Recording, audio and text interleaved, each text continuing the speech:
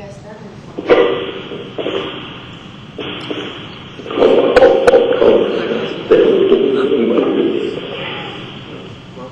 We won't see that all here.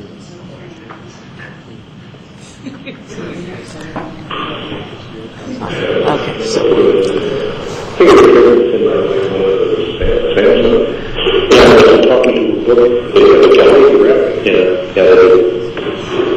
need to tell them their mic is on and that we can hear the mumbling.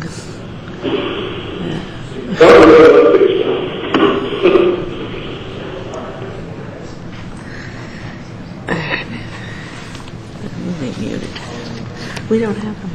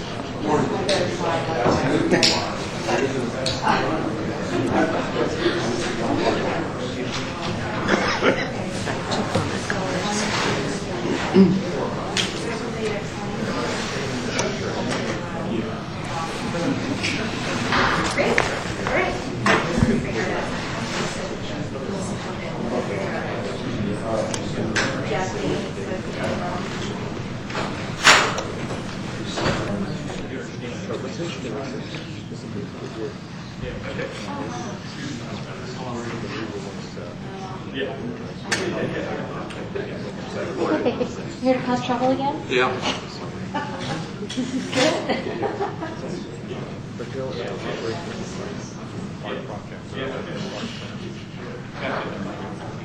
Yeah.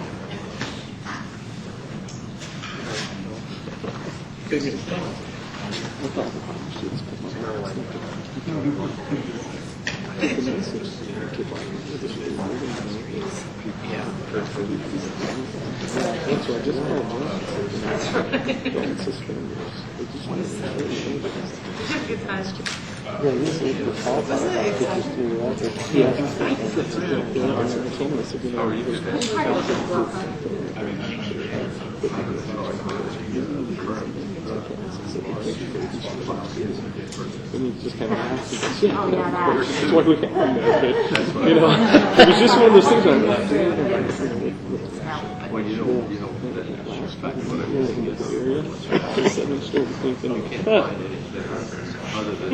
yeah, they should put a wrinkle on this thing. No, Yeah. really. LA Times, nothing in the I reported the station. I know well. He said, of course, I said, Right, I get it. No, I totally get it. It's not what's reported, it's our editors. I understand. Okay, I'm just letting you know. No, I try. I watched the, I watched your coverage. Oh, last time? Yeah, I just go online and do the sequence. Oh, thank you. Yeah. Thank you. I'll use you this time. So you better say something good. Dave always does.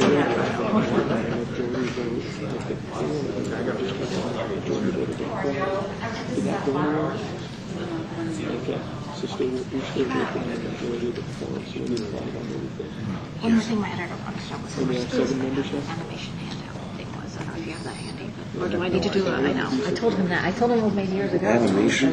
Yeah, I have no I found out idea. that all us TV people use channel passwords. I have no idea.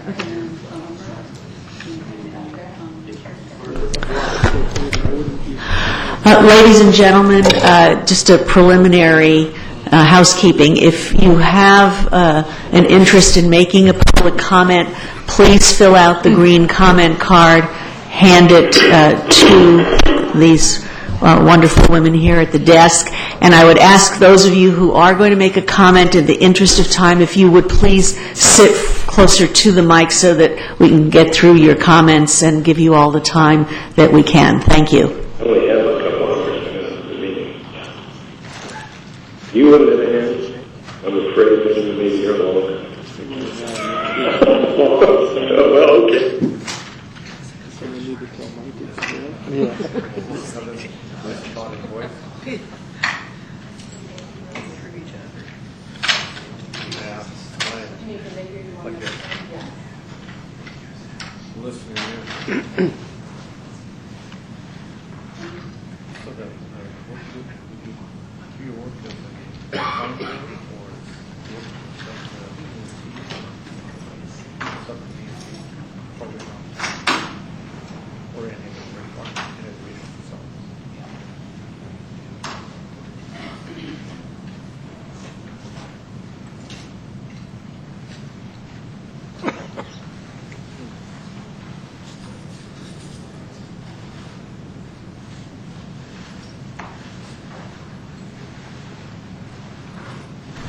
Again, just for your information, we are waiting for the technical difficulties to be resolved. In Fresno, is it? Yeah, because we will be tied in with Fresno and with San Francisco this morning.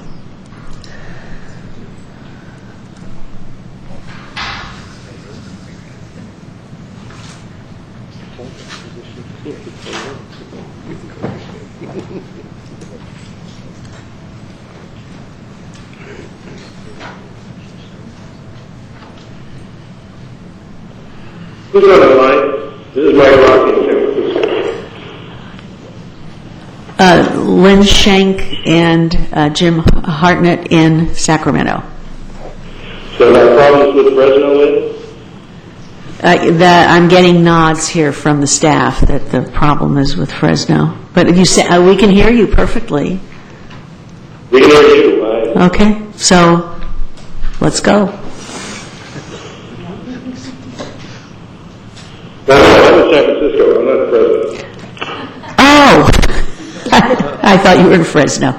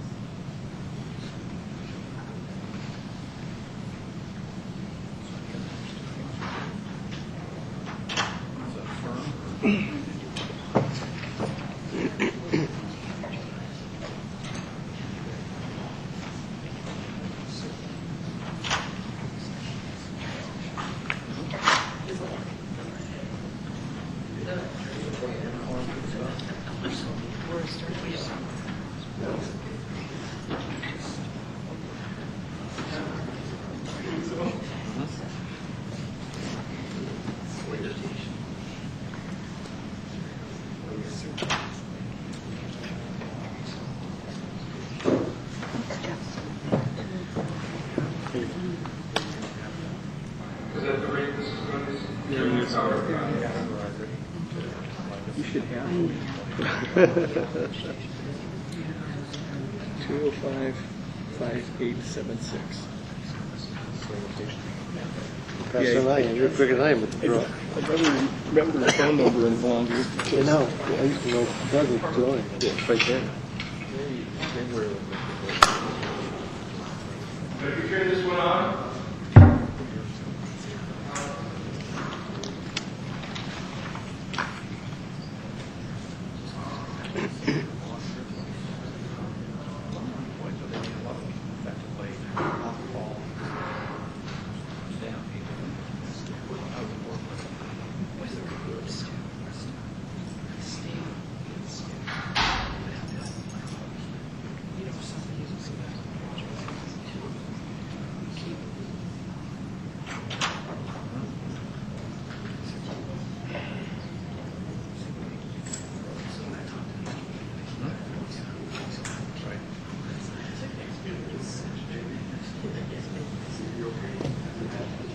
Well, we're looking not to be competing with Kevin Jones in the press conference.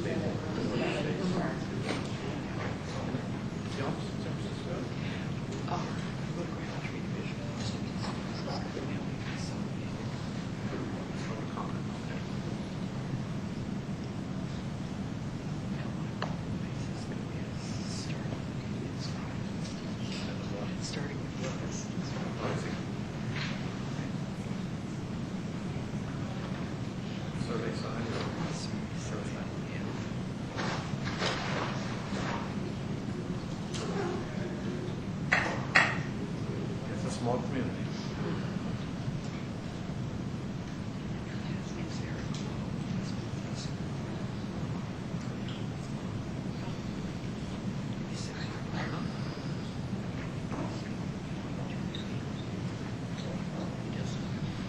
Yeah.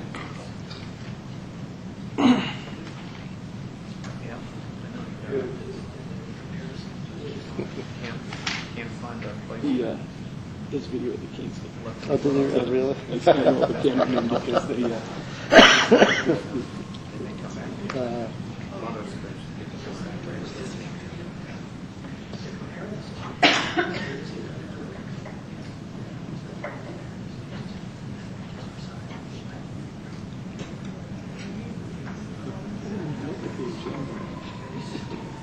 I just know that we're running too. Yeah, so it's public comment from the floor. They got started. Is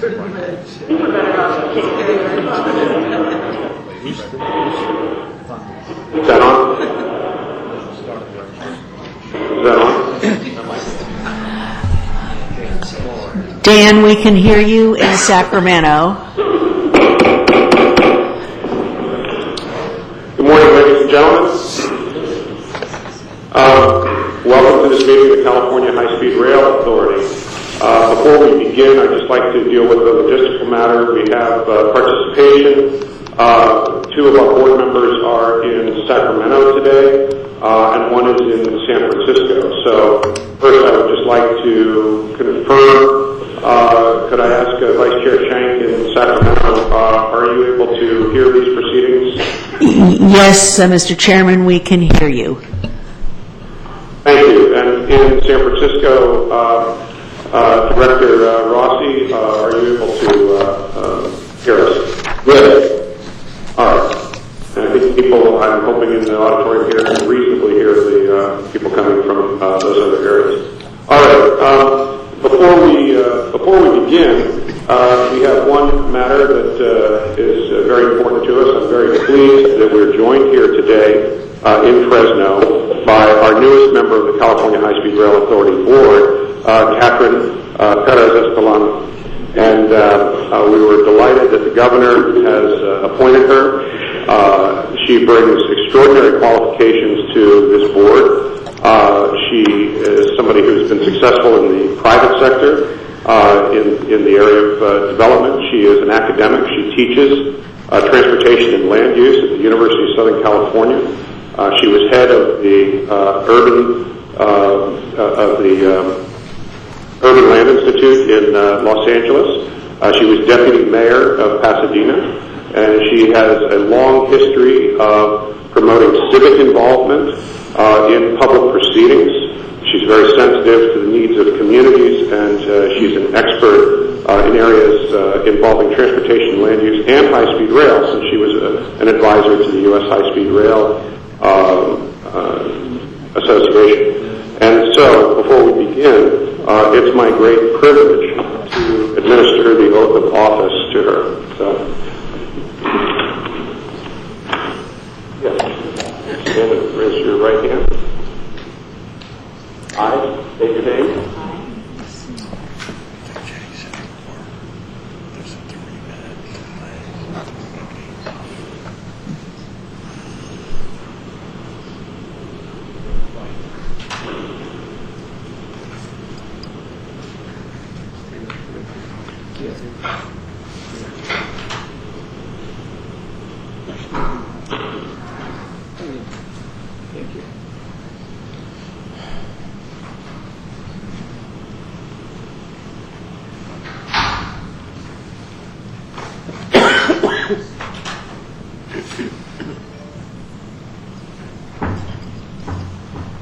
Just got a text from Fresno. They need you to be right on the mic. Just having trouble hearing. Hey, why don't you stay up here? Okay. Sure.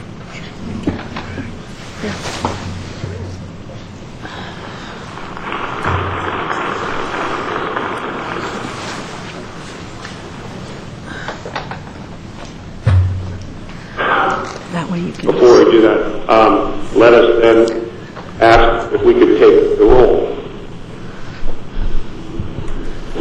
Vice Chair Shane? Here. Vice Chair Richards? Here. Mr. Umber? Mr. Hartnett? Here. Mr. Rossi? Here. Ms. Perez-Estolano? Chairman Richards? Here. Ms. Perez-Estolano, would you lead us in the Pledge of Allegiance?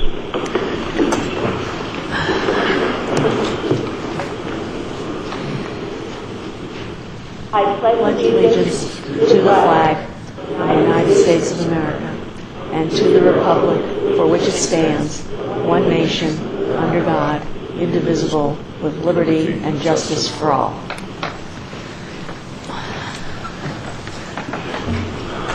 Before we start our meeting today, why don't I ask our newest member to just say a few words and introduce herself. And she's, by the way, very well known to the Fresno community from past work here. So, Am I okay on that? Good morning, everybody.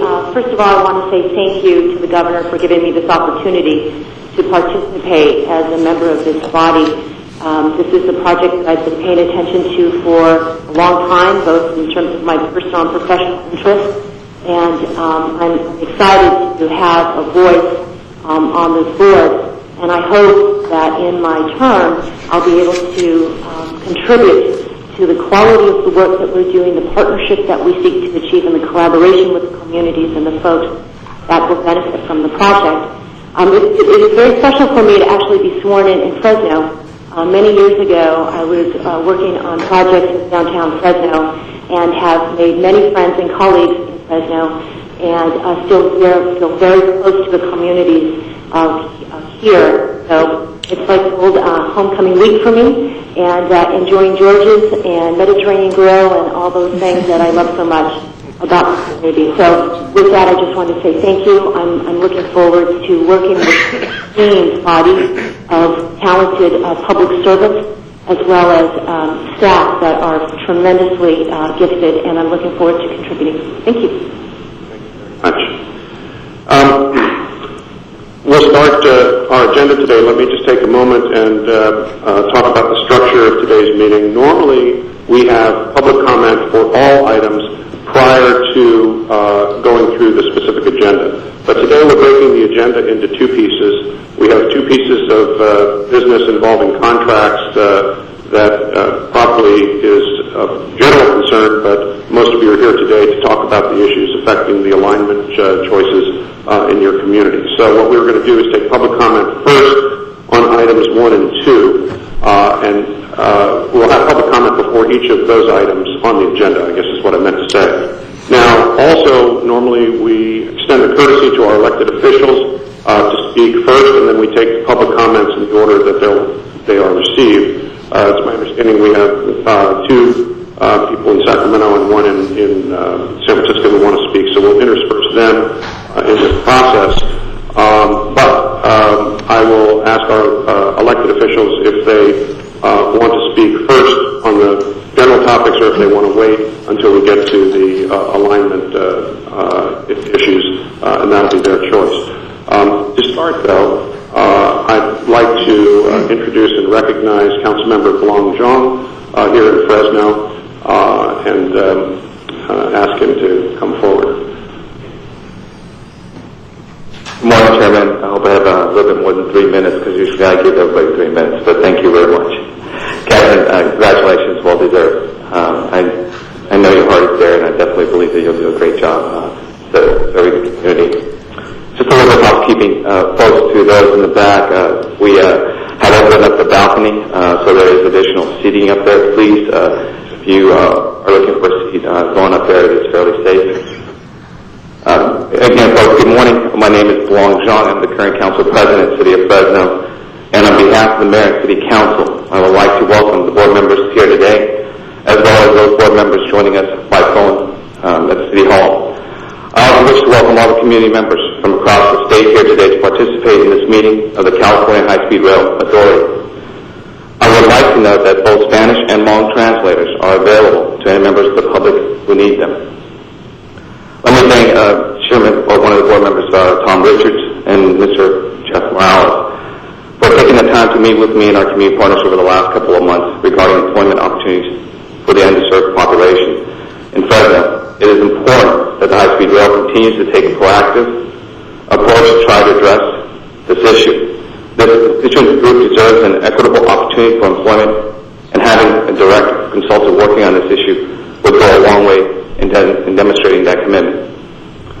I would also like to thank Diana Gomez for all the work she has done in our community. Since her arrival, her and her staff have worked actively with me and the community involved, and especially with property owners along the Highway 99 stretch from Ashland and Clinton that runs in the heart of my district. From her staff, I would like to thank Robert Padilla for always being available to me and with business owners to assist them in preparing for the HSR project. And no matter what people may say about the relationship between the county and the city of Fresno, I want to acknowledge the partnership and the two entities in working together in support of the maintenance facility here in Fresno County. Finally, I want to wish and thank the board for continuing to make Fresno, the Valley, and the starting project for this important project. Thank you and enjoy the day, folks. Thank you very much, and we extend our appreciation to the council for allowing us to use the chambers today. So, thank you. Next, going through our elected officials, we'll start with Supervisor Henry Perea, Fresno County Supervisor. Good morning, Supervisor. Good morning, Mr. Chairman. Welcome to Fresno. Welcome to Fresno County. Commissioner, also, it's an honor to see you up there. Very proud to see you sworn in, and I know you're going to do a lot of great work with this commission because they've done a great job, and there's a heavy lifting. There's still more to do, and you're going to be right in the middle of it, so welcome. The county and the city, as Councilman Blong indicated, we're working very closely together on this issue of high-speed rail. We recognize not only the importance of high-speed rail for California and the future of moving people up and down the state in a more efficient manner, but also the jobs that have been committed to this project. And we're working closely, as Councilman Blong indicated, with Diana Perez. She's done an amazing job here in the Valley, bringing everybody together, and things are moving forward. And we also certainly are working with all of our community partners to make sure that Fresno County is positioned to have a selection made by you all early next year on the high-speed maintenance facility. So we're working hard. We welcome you. We know you're making some very tough decisions coming up on route selections. Today is a great presentation in terms of all the hard work you've done the last 6 months, and we stand with you all the way. So welcome again. Thank you. And if you ever have any ideas about where that maintenance facility should go, just be sure to let us know.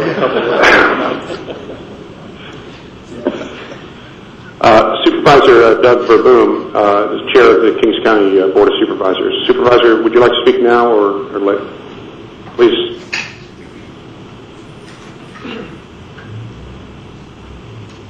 Chairman, members of the board, thank you for having us here today. First off, I'd like to enter into record a letter that I sent to Chairman Richard 2 days ago, and I'm going to read off a couple of points. First off, I'd like to say that I'm not here to... Excuse me, Supervisor, could you step a little closer so that... Sorry. Thank you. First off, I'd like to recognize today that I'm not here to go against high-speed rail or go or for it. My concern is the lack of communication, the lack of coordination, and the absence of high-speed rail in our county. And I want to read a couple of quotes from the letter that I'm submitting today. I'll intend to spend some considerable amount of time in the Valley in general, and I will spend that time that needs to be spent here in Kings County. Dan Richards, April 3rd, 2012. This is a time over the next couple months we can really limit the number of issues that your staff will have to dig through in the draft EAR, EIS documents, because we will try to be working with as many of them as we could in advance. I don't want to give you any happy talk, but I think we should at least roll up our sleeves and try to see how far we can get, and we will. Dan Richards, April 3rd, 2012. We will commit to the vote all the time at our staff level that has available to ensure that we do everything we can to catch up for the last month that we have not communicated. Dan Richards. These are just a few of the comments from you, Mr. Richards, to Kings County over a year ago. And, the lack of communication, the lack of coordination in our county is absurd to have a route go through our county without any consideration for our local government. As a local official for the people of Kings County, I represent them at a government-to-government level, and I believe the staff has failed us to do so. Whether we're for or against it, we still need to have a line of communications open at all times. And whether or not we continue to have the route go through our county, we need to talk. As far as high-speed rail, the main facility, I think Kings County would be a great place to have it. I think due to all the lack of respect that we've had in our county, we deserve something. But right now, today, I invite you back to Kings County to continue where you left off June 10th, 2012. You made a lot of commitments to our county and have failed us in that matter. So with that, I submit this letter, and thank you. Thank you, Supervisor. Let me just say, while this is your time to speak to us, I may disagree with you on some of the history, but we're certainly committed to working going forward. And you and I had a conversation this morning. I'll follow up with you on that. Yeah, and the record too that we said that last year. So we're looking towards you for leadership, and I welcome you back to Kings County. So I hope you can make. Well, as I said, I know my way around Kings County. I've spent a lot of time there, but we'll be seeing you soon. Thank you. Supervisor Richard Valley from Kings County Board of Supervisors.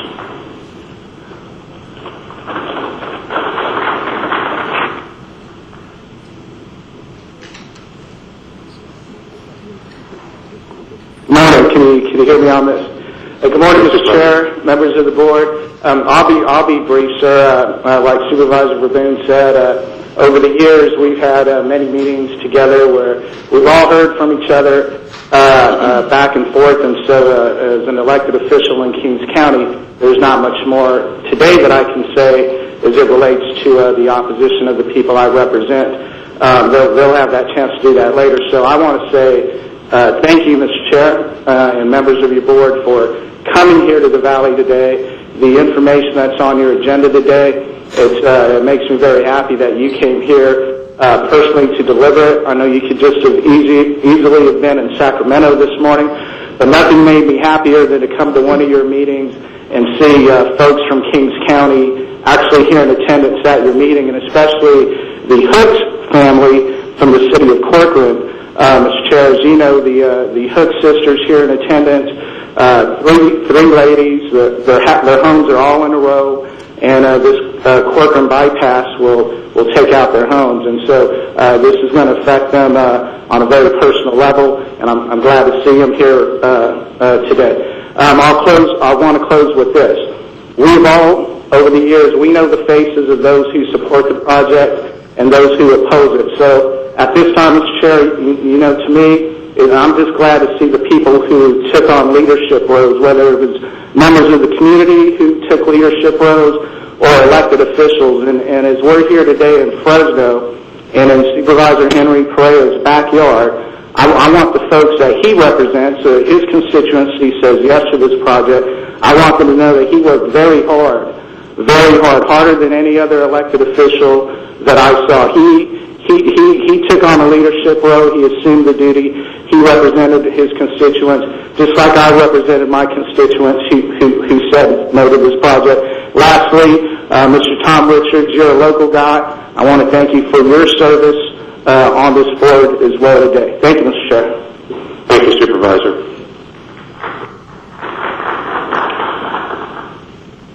Next, we have Supervisor Manuel Navarez from Madera County. Would you like to address us now or on the other items? Great. Welcome. Good morning, members of Chairman and members of the authority. My name is Manuel Navarez. I am a little bit nervous. This is my first big public meeting. Well, actually, there was one prior to, but I'm still a little nervous. I'm obviously the newly appointed board supervisor for District 1, and I am here to express my joy with our recent board decision to get out of the lawsuit our county was a party to against the high-speed rail. I want to publicly thank Diana Gomez and Jeff Morales from California High-Speed Rail for their hands-on approach in addressing our county's concerns with regards to unavoidable impacts to Madera County. They have exceeded the call of duty by being flexible to personally meet with staff and decision makers from our county, which ultimately gave our board members the good faith and trust and comfort level to make the decision to exit the lawsuit. And I'm just really overjoyed. This is a very monumental day. I feel really proud to be part of a monumental decision that I know positively is going to impact our whole valley and the state in a positive way. There's a couple things I'd like to point out. Madera County is bearing the burden of the only Y in the system, not getting a station, but thus far has not seen any really benefits if we don't get something of this magnitude. The authority has mandated that wherever possible, communities that are accommodating the high-speed rail should have the opportunity to receive the benefits of high-speed rail, such as stations, maintenance facilities, etc. We have a site for the heavy maintenance facility called Gordon Shaw, which is offering 250 acres that would accommodate heavy maintenance facility, command, control center, maintenance way facility. This site is in the middle of the two largest metropolitan areas, which are Fresno, Madera, and Merced and Stanislaus counties. So I'm just basically making a plea for our site, obviously. Thank you for your time. Supervisor, thank you very much. Congratulations on joining your board. Next, Supervisor Max Rodriguez of the Madera County Board of Supervisors.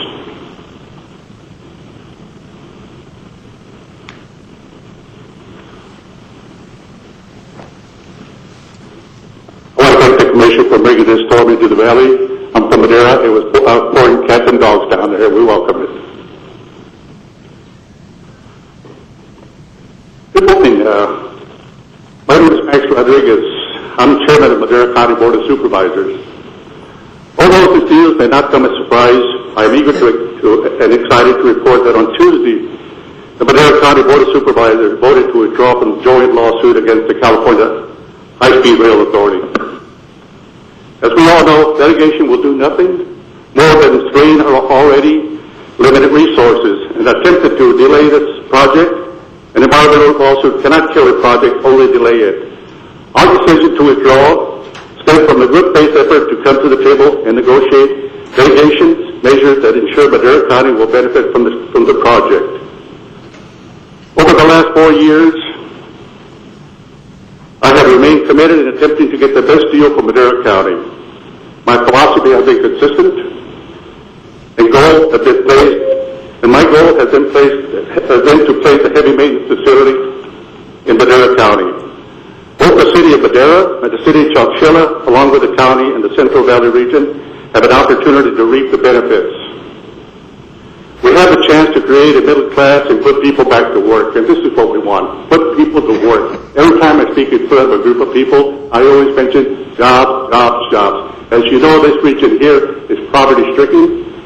We just have to do something about it, and this is a project of the future. It is a project that we must support. We must all come together and build this project here and make it project that everybody can be so proud of, because it's just a start. I would especially like to commend your CAO, Jeff Morales and Diane Gomez. They have met with me and my county staff and expressed a willingness to work with us and engage with all the stakeholders. Thank you very much. Thank you, Supervisor. Next is Fresno City Council Member Steve Brandon.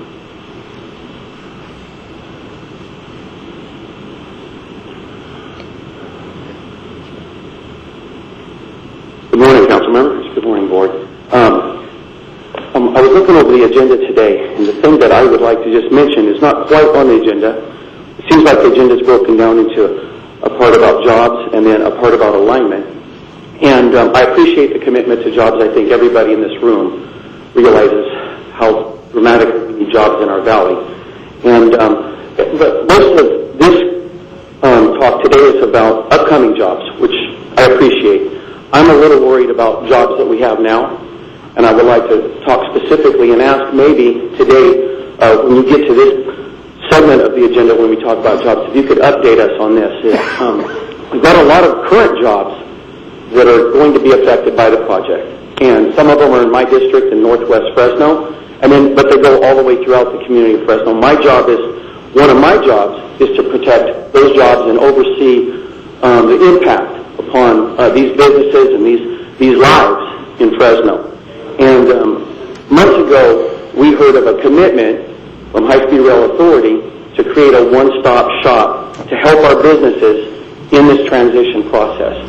And it just seems like, and you might have a surprising update for me that I haven't heard, and I would gladly like to hear about that, is we are just about to start this project. You guys are going to start this summer, from what I understand. But we still have not seen that spot where businesses can come. We're supposed to be in this building, I believe, where businesses can come from Fresno and ask and find out what they're supposed to do next, how they're supposed to move their company, how they're supposed to move their people, how they're supposed to inform all the people that work for them. And so I appreciate the commitment to new jobs. I'm also committed to our current jobs, and I'm asking for an update on that one-stop shop for our local businesses on how they can make this change in their lives. Thank you very much for being here this morning. Thank you, Council Member.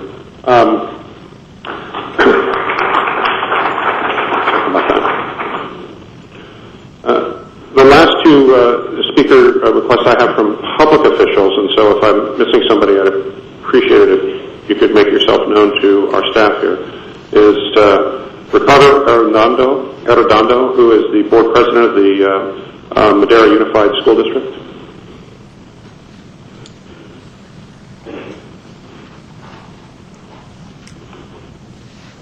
Morning, Chair. Members of the board.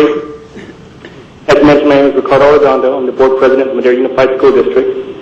And I first want to thank Ms. Gomez for taking the time to meet with us as we focus on improving our career pathways with a focus on science, technology, engineering, and math related and associated with this project especially.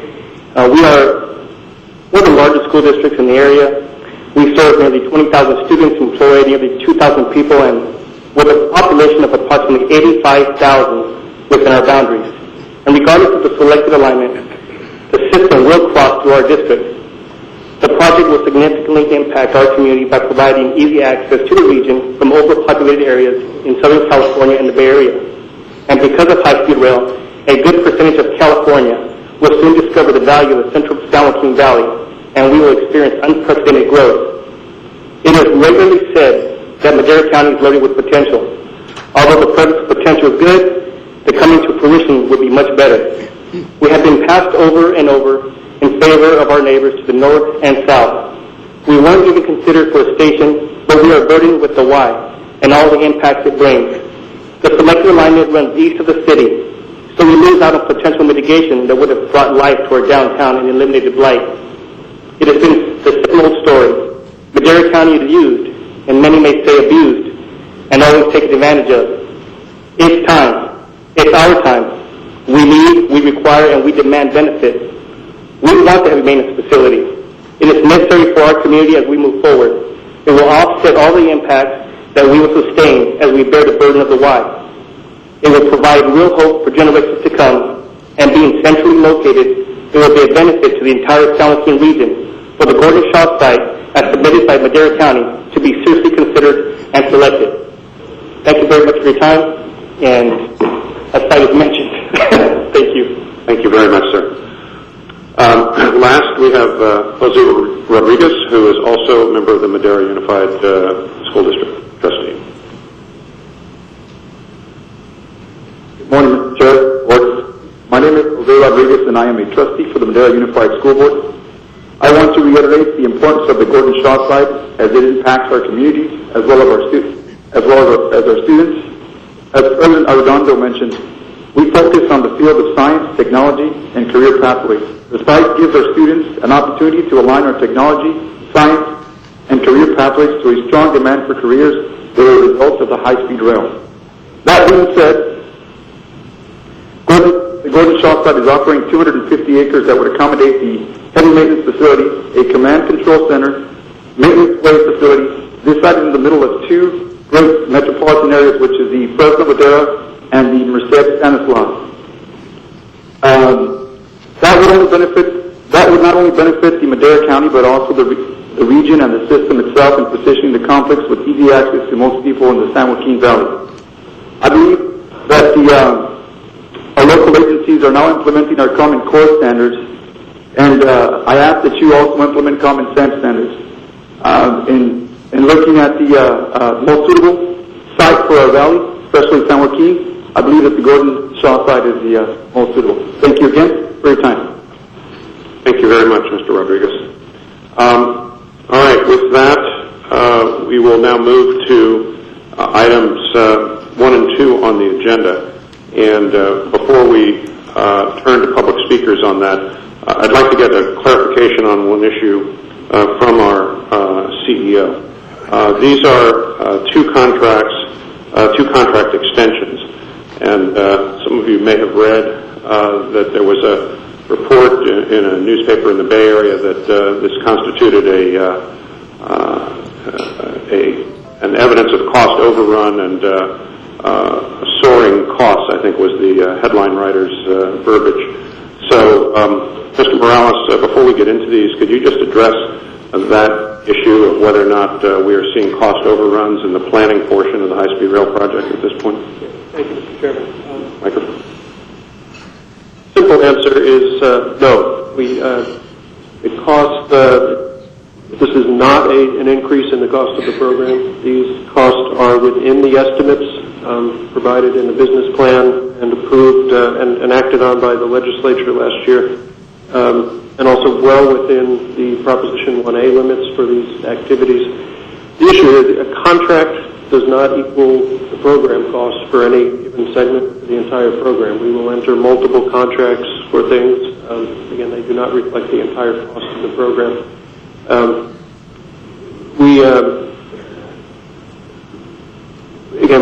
This is well within the contingencies that we've allowed. This allows us to continue the work, responding primarily to public concerns and local government concerns about additional reviews of alignments and additional studies. So it captures those costs, but again, it is absolutely not an increase in the cost of the program. Okay, thank you for that. I just want to say, and feel compelled to say, having been on this board for a year and a half, there are many controversial issues with high-speed rail. The things that brought many of the people here today involve impacts that high-speed rail would have on communities or on their homes or farms. There are questions about whether this is a program that the government should do or not do. There are questions about whether it's the right kind of thing, whether the alignments are right. Let's have those debates and discussions in a free society. But it is really frustrating and vexatious for me to read things that inject into the public debate things that are just simply flat out not true. So, we live in a free society with a free press, but the purpose of the press is to inform the public. Actually, having been married to a journalist for 27 years at one point in my life who reminded me that the job of the press is not to write stories that I particularly like.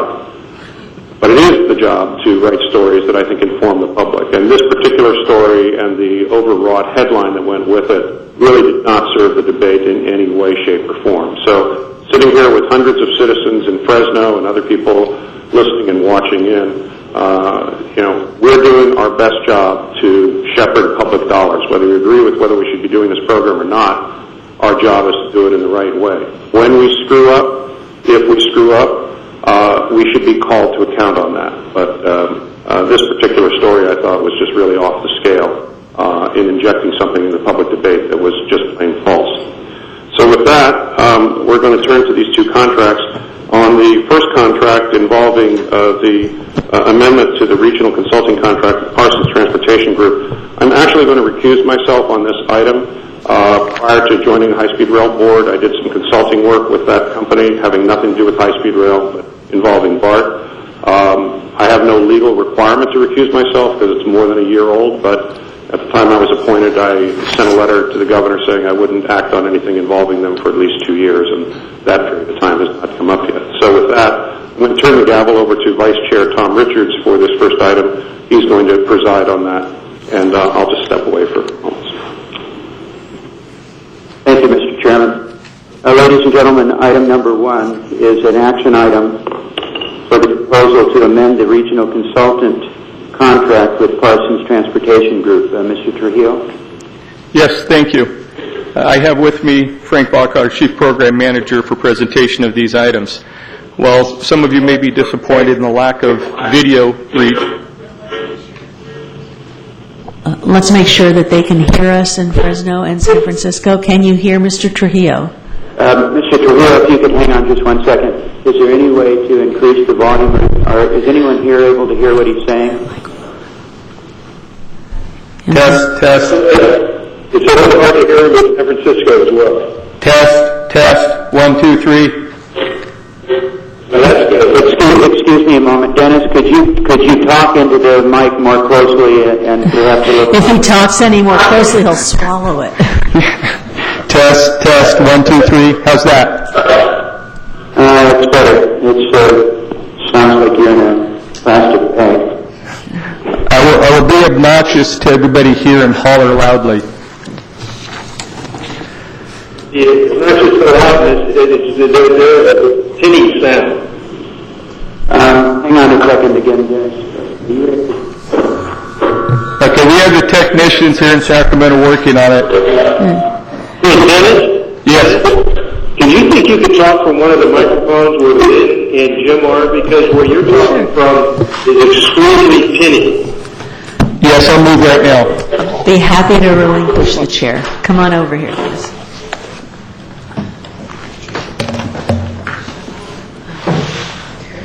I don't know that microphone. All right, I understand Mr. Trujillo, as the City of Fresno is working on improving the volume and clarity on the teleconference in the interim, so as not to hold people up. But I want to make sure he's at another mic. What you're saying, if you can talk more slowly and closely into the microphone, please. I've moved out to the dais at the Sacramento City Council chambers. Does this help? Here. How about this? Dennis, hang on a moment, please. I just want this. Mr. Trujillo and in San Francisco and Sacramento, as well as here in Fresno, we're going to change the presentation, and our CEO, Jeff Morales, will handle the presentation of item number 1. So, Mr. Morales. Thank you, Richard. The item before you is an amendment of an existing contract with the Parsons Transportation Group, which is conducting the work related to the environmental analysis, planning work, and the preliminary engineering and design on the San Jose Merced section, and in particular this is tied to the work done Y section, which was the topic of discussion on item 3 coming up. This is an extension of the contract and an addition of funds in order to cover the remaining work that needs to be done, the study of additional allotments that has been undertaken, and to get the program through to the record of decision, the notice of decision, and permitting associated with this section.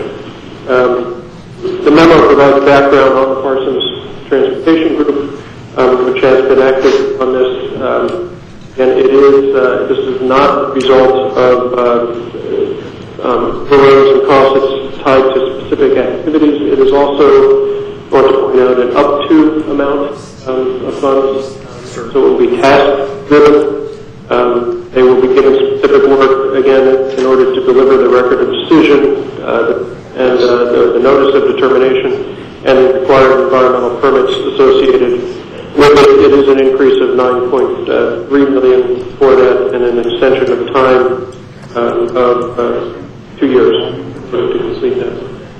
Thank you very much, Mr. Morales. Yes, sorry, Mr. Chair. One thing I do want to point out, very important because it's been such a priority for the board, in making this amendment, we are proposing to include within it the 30% small business goal.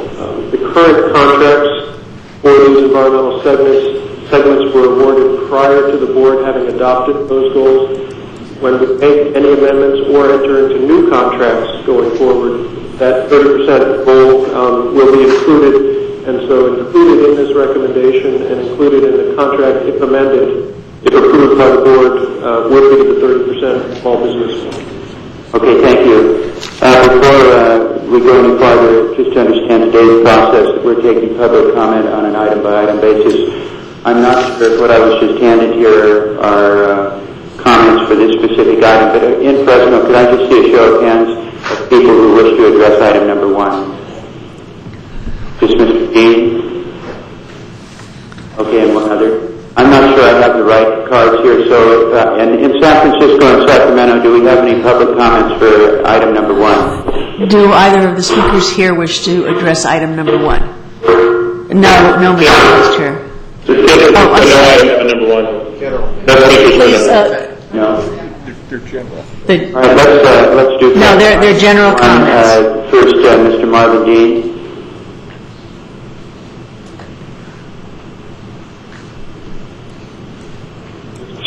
I'll address both of my comments. Are going to be item 1 and 2, so I don't have to come up again because I put on my card item 1 and 2. I'm here representing the Kern County Minority Contractors Association and my members. First of all, I should say welcome to the Valley and welcome to the new member for willing to serve. A lot of times not a lot of money involved, but you commit a lot of time, and I, for one, understand public service, and I appreciate people willing for themselves to do that. My purpose for coming up here is for twofold. One is I wanted to comment in support of what the CEO talked about with the 30% goal included in these contracts. I am a part of the Small Business Advisory Council for the High Speed Rail Authority, and that was one of our concerns, that these new contracts going forward would capture that 30% goal for small and minority-owned businesses, because of BBE businesses, because, as you know, in the past, many of us supported the project, but we weren't being included in the subcontracting and so forth. I support this, but I have to also say this. I've been asked by a lot of people saying, well, why do you support high-speed rail? Are you being paid? Do you have a contract? I said, no. I support it because of the benefit of what high-speed rail does to this valley, and also that they're making progress to include small and disadvantaged businesses. But in closing, I have to say this, and I'd be remiss to say this because I hear it from my own community. There's no people of African-American descent that I know of that have a subcontract, as a subconsultant, or anywhere included in any of these contracts, or included in the process. I hear that. So as a supporter, I defend the fact that we're going to do better as this project goes forward. But I have to put that part of the public record. But again, I do support this project. So thank you for giving me the time. Thank you. One other thing, I'm going to leave this handout because this is an event we're doing in Bakersfield. I forgot to say that. Thank you. I'm back.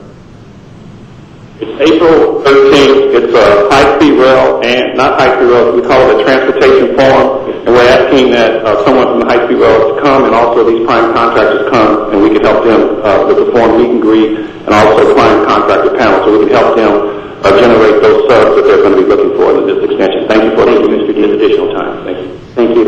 Ms. Beverly Rodriguez, please.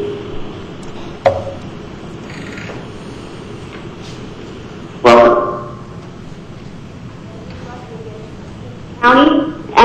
president, I wanted to share that I am a stay-at-home mom, and I've raised 3 boys that are now men.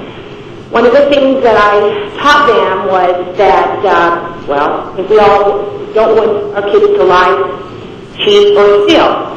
And so one of the things that I learned through this process is that the ballot initiative called for, $31 billion or something. I don't know the exact numbers, but the numbers have skyrocketed. To me, that was a lie to us as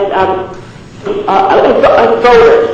So, and then the stealing, Kings County didn't vote for high-speed rail. That was a coastal thing. So when I learned that the track was going to go through Kings County, it made no sense to me. So that's why I looked to see what were the voting blocks. Tulare County didn't vote for it, nor did Kings or Madera County. So to me, that is, you're going to have to steal the land. That's lying and stealing. Now the cheating part, and I don't know if it's the fact that Jerry Brown is supposed to sue the state to get this railway through, and to me, if he sues the people of California, to me that's cheating. And it's one thing when your kids do it, but I imagine us, like, we're the kids in the state of parents. If the parent lies, steals, or cheats, I mean, that's a real twist. And that's all I have. Thank you. Thank you, Ms. Rodriguez. Thank you. Mr. Russell Waymeyer.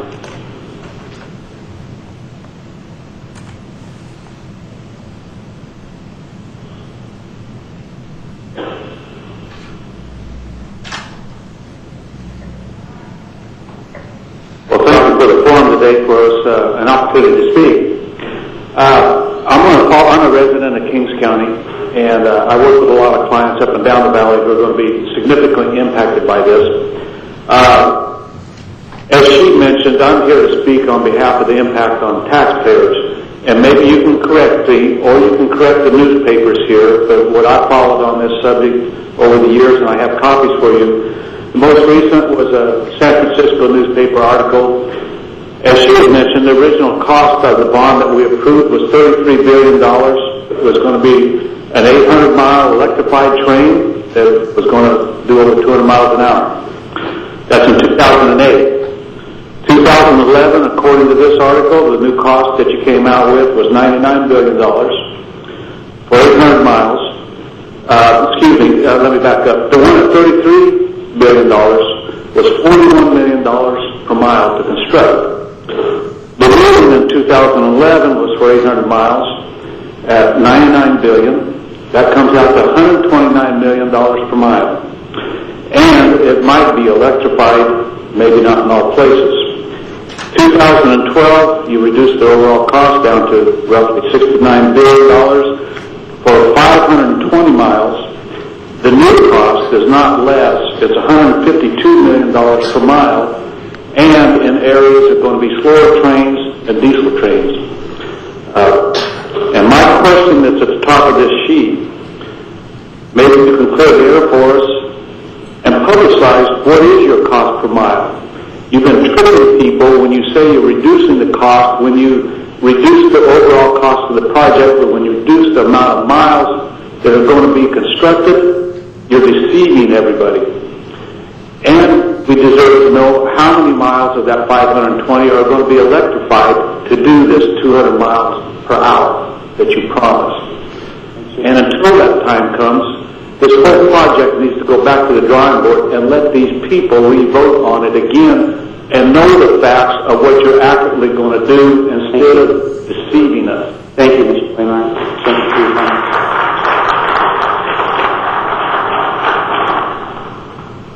Yes, sir. Thank you. Thank you, sir. Thank you very much. Is there anyone else here who wants to speak on item number 1? I have a number of comment cards. It's general comments, but I don't have anything that I'm showing in specific item 1. Is there any, by a show of hands, anybody else have any comments on 1? To clarify, in San Francisco or Sacramento, anybody from the public wish to speak on item number 1? No, Mr. Vice Chair. Okay, thank you. We'll bring the matter to the dais, and Members, any questions or comments for staff? Before a motion for approval or disapproval here. I have some questions from San Francisco. Yes, Director Rossi. Thank you. As I look at the number here, where we're going, the $9.3 million, is that right? That's the increase we're talking about? Correct. It's approximately 20%? The amendment is for $9.3 million, correct? That's approximately 20% over the existing contract. This additional monies, Mr. Morello, are still within the overall budget as we sit and are not indicative of any type of cost overrun or additional costs that weren't conceived possible as we put the budget together? That's correct, Mr. Russell. The cost estimates that were included in the business plan last year had estimates for the cost to complete the environmental planning, preliminary engineering work, and there are contingencies within those estimates that are intended to deal exactly with these kind of circumstances. This is standard practice in developing estimates, and that was reaffirmed and reinforced by the Federal Government Accountability Office in its report recently issued that these contingencies are appropriate. So within the $26.9 billion estimate for the initial operating section, there are 18% contingencies for these activities. These costs are well within the contingencies and so do not in any way reflect an increase in the program costs. Thank you. Thank you. Any other questions or comments from members of the board? Mr. Vice Chair, this is Jim Hartnett. I have a comment and a suggestion. First, Mr. Rossi's comments and questions are well taken. I think in the future for our staff reports, the report for contracts such as this and other expenditures should be more Excuse me, Director Hartnett, we're having a really difficult time understanding you. I don't know if it's you're too close to the microphone or not close enough, and maybe it's actually turned up a little too high. Could you start again, please? Sure. I'll withdraw my laudatory comments if Mr. Rossi does. Can you hear me okay now? It's still pretty difficult. I can't understand anything, but I may not be the microphone. Can you hear from this microphone?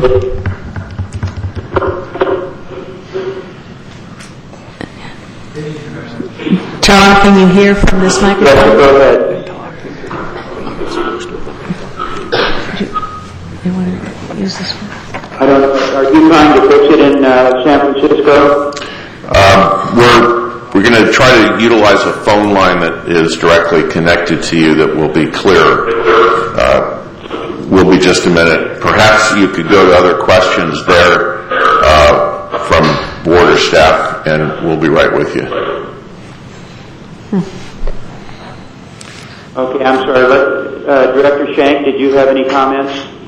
I did not. I just wanted to ask if you could hear on this microphone. We have not understood Okay. Director Hartnett's comments, so are you trying to get a landline to... Yes, and I'm asking if you can hear this microphone.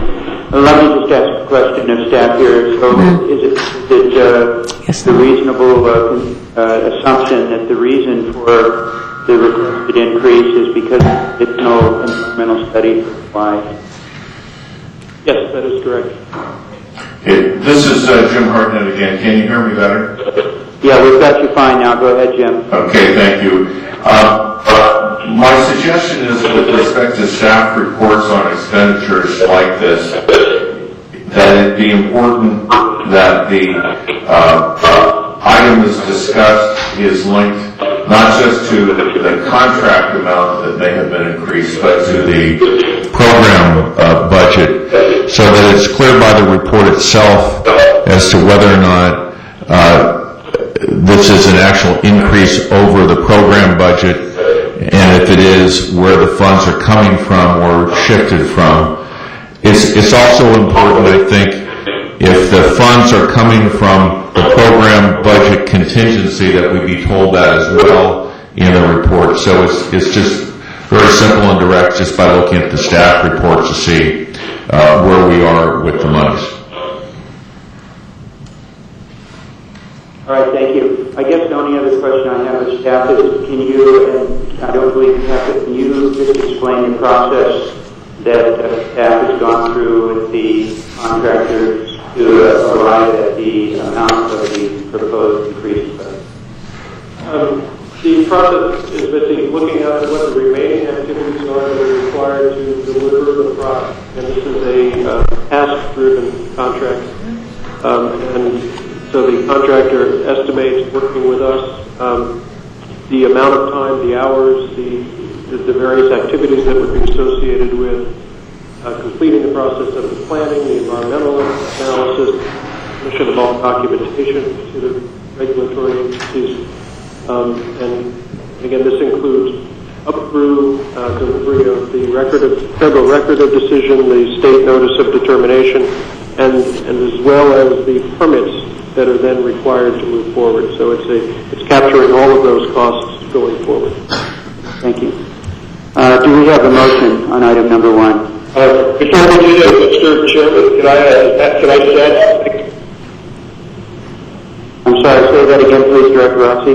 I'd just like to add a comment before we go to the vote, if that's okay with you. Sure. Along the lines of what Director Adams talked about is, I think that we do need to, as we present these things in the future, instead of presenting them in memo form, they ought to be presented in budget form, where we show what's been approved, why it's been approved, what the changes are, and we can do that. I mean, I don't want to go into depth here, but I think we're going to need to do with the audit committee, just so these things are easier to read.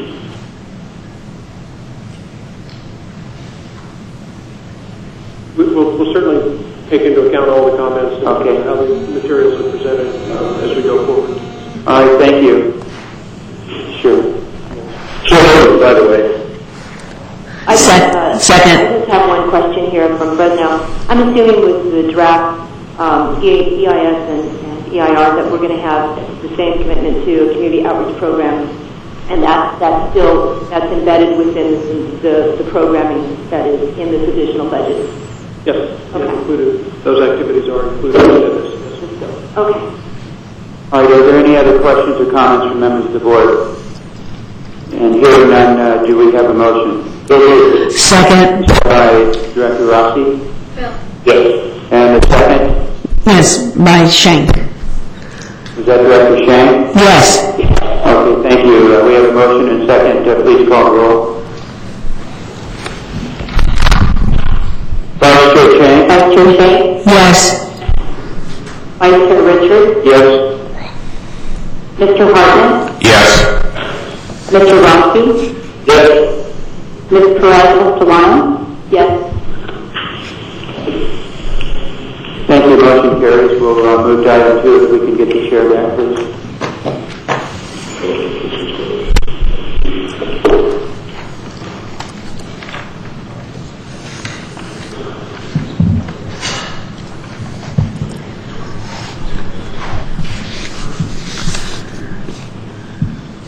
Thank you. Okay, now for item 2. Mr. Trujillo, we're just going to have our CEO, Mr. Morales, present this item here so we're not dealing with logistical difficulties. Apologize to everyone. The staff assures me that it all worked perfectly last night, so it's just the way things happen. Maybe the rain. Mr. Chairman, this contract similar in the need for it, its intent to the item just taken up, and this is for the work Fresno to Bakersfield and Bakersfield to Palmdale, those two sections. And it reflects the increased costs associated with outreach activities, with study of additional alignments, and such activities. It is covering two segments, again, Fresno to Bakersfield, Bakersfield to Palmdale. The bulk of that date has been concentrated and will continue to be concentrated in the Fresno to Bakersfield section. The two segments are being done by a joint venture of Hatchmont, McDonald, and Era are the firms. The request before you is to increase an amount not to exceed $38.25 million over 2 years, and in order to move the program through additional planning, environmental review, record of decision, notice of determination, and associated permitting work. I do want to point out that we will be coming back to the board with some recommendations in future meetings regarding all of the environmental segments, many of which are up for the contracts on them will be expiring in the near future, and we will have proposals for the board on how to move forward with those, which could include the Bakersfield-Palmdale section because it's on a different time schedule than Fresno-Bakersfield. But again, moving forward, this is important in order to allow us to continue the process and be able to complete it and carry out all of the activities associated with item 4 today as we go forward the Fresno-Bakersfield EIR-EIS.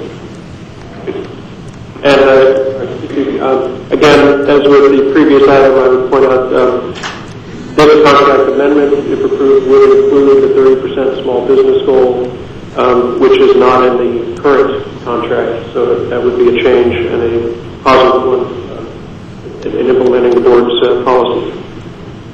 Okay. Thank you, Mr. Morales. We'll now take any public comment specific to this item. And frankly, I had speaker cards that said item 2, but they're all general to me. So can I just ask if there are members of the public who want to speak specifically on this item? I suspect maybe the comments on the prior item might have covered this as well. Please come forward. I'm sorry that I managed to get these out of order.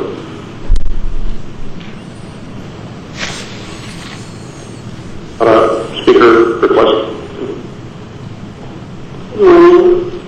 Appreciate you being here. I know this is a really hard thing to deal with. Reading about... My name is Martha Kolstad. Could you give us your name, please? I'm from Fresno, Martha Kolstad. I'm a citizen and a small business owner here in Fresno. I've been before you several times over the last few years, trying to follow closely what's going on. On the proposal for amendment number 2, I'd like to know if I read properly that this was a requested $38 million increase, and we're talking about consultants. Are we talking about pretty much consultants? And I'm curious why that would be such a huge increase if we've been going over this for several years. Wouldn't that part of it have been established already? And here, like number 1 and number 2, we're bringing up the environment part of it again. Are we talking consultants again? What percentage of environmental studies are we talking about in this? And I'm curious exactly how much has been spent to date of the money that were requested for the original program. It seems to me we started at 2008 with the $68 billion, and I think the citizens would be very, very curious to know how much actually has been spent to date. Ms. Kolstad, this is your time to speak to us. We generally don't respond there, but I will tell you in the back and forth, we'll have questions for the staff, and I'll make sure that those... I do think we would all appreciate it because the fiscal part of it, though we're addressing this number 2 at the $38 million, I'm concerned that we're looking at a $50 million projected shortfall in funding, that the government is requesting another additional $4.8 million for rail authority staff, and most of that I read was going to 44 staff members, 826,000 of which would be to salary increases when the rest of us can't even give increases to our staff and so on, and we're cutting back. I think it's a noble idea. I don't think it's the time, and I don't think California has the money, and the citizens don't have any money extra in their pockets to give. Thank you, Ms. Kolstad. Thank you.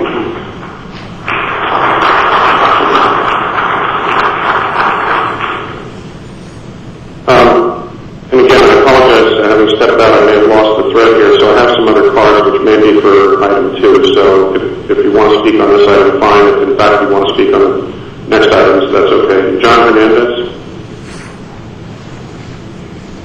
Morning, Mr. Hernandez. Good morning.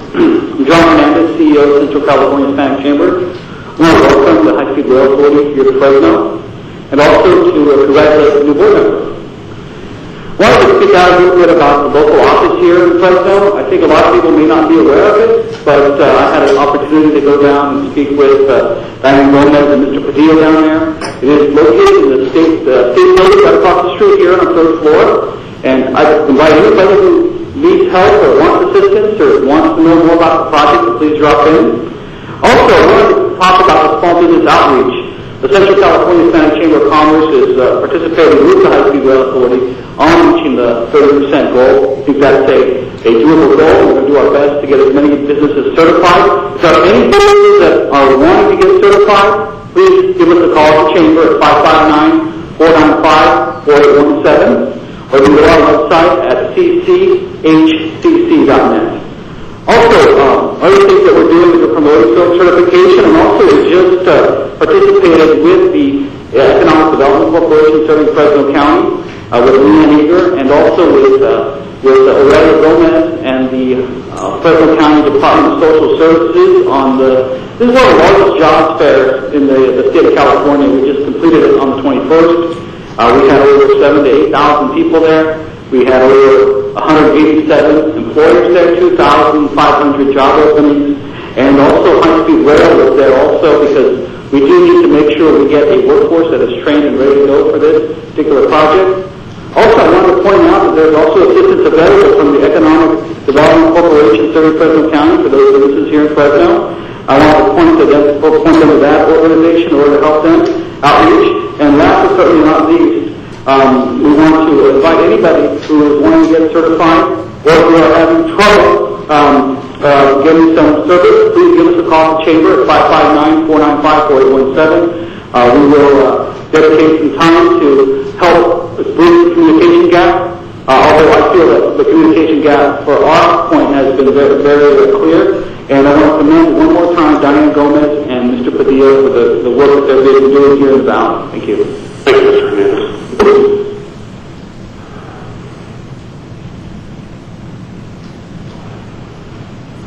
Next is Randy Gahn, followed by David Mercer.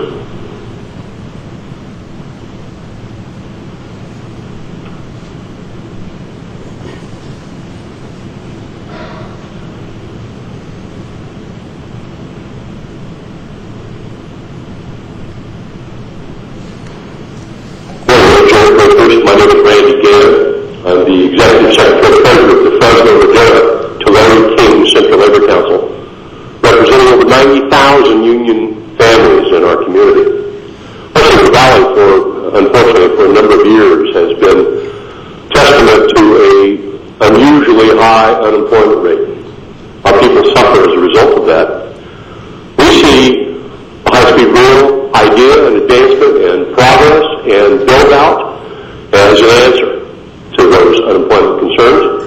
We thank you for being here. We thank you for bringing high-speed rail to our community. We applaud your good work. We thank you for your efforts. Full speed ahead. Thank you so much. Thank you, Mr. Gann. I think I slightly mispronounced your name. I apologize, sir. Dave Mercer. Hi, my name is Dave Mercer. I'm a district representative for Operating Engineers Local 3. And my main point today, I just wanted to come forward and say thank you for all your hard work. The authority has worked tirelessly on this project. Whatever your opinion is about high-speed rail, I don't think any of us can deny the hard work that the authority and the board, that you all have done on this. And we appreciate that, and we hope you guys have success. Operating Engineers Local 3 supports the high-speed rail, and we support the authority and the work that you all are doing. Also appreciate, and I want to mention what Mr. Rodriguez from the Madera County said. Appreciate him coming forward saying he was dropping a lawsuit. And one of the things that he cited, one of the reasons was because of our unemployment rate. And Fresno County, we're at 16, 18%, somewhere around there in our unemployment rate. and that's probably a conservative estimate, and we feel that the high-speed rail is definitely going to help out not only our members, but the citizens of the Central Valley get back to work, get back on their feet, and help our economy. And again, we just want to say thank you and continued success. Very much. Let me just turn now to Sacramento. Are there people who wish to speak on this item, item 2?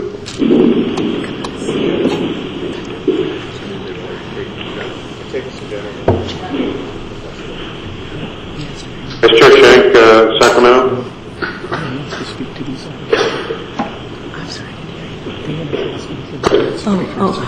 There are no speakers in Sacramento to this item. Thank you. I just heard you say there are no speakers on this item. Mr. Rossi in San Francisco? No speakers. All of the other speaker cards I have here in Fresno are either general or other items. If I'm incorrect on that, could you please come forward right now?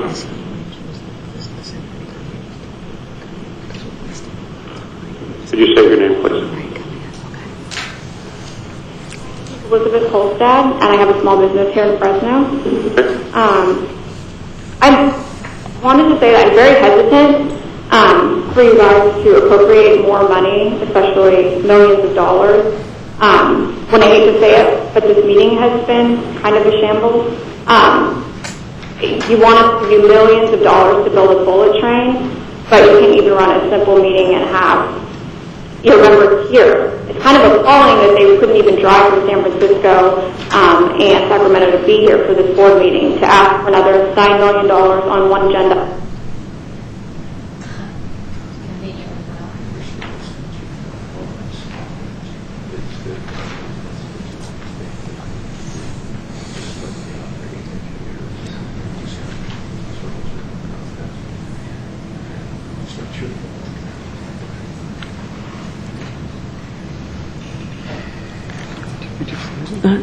Are we still connected?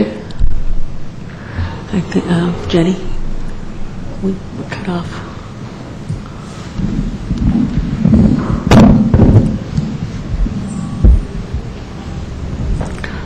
Great technology.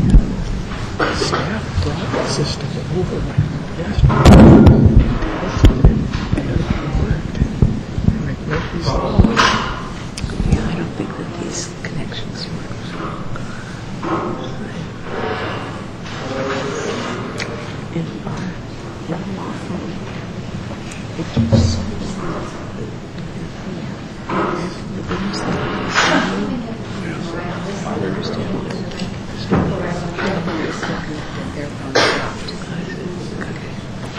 Do they know? That's what Philip was telling Tran. It seems that Fresno has dropped off, so we're trying to get reconnected. Can you get Silicon Valley to fix this?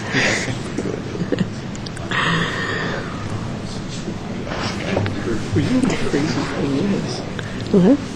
we just did a seminar with FRA. FRA was in Washington. We did PowerPoints. I actually watched it from home because it was 6 o'clock our time. We had people in the office doing it, so you do. We just got to get the technology. I know.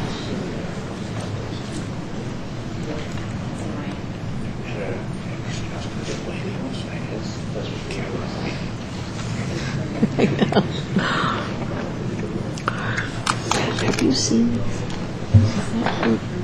That's It's very cute. Help yourself if you want.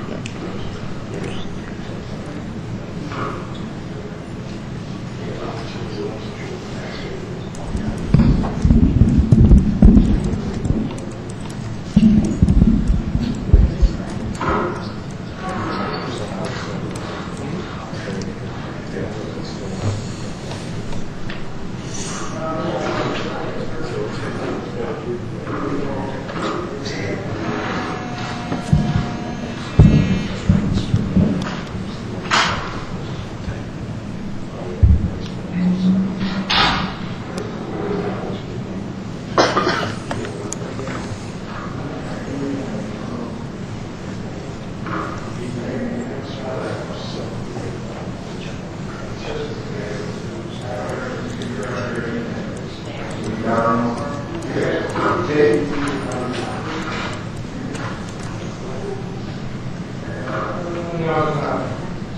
hear something. I don't know.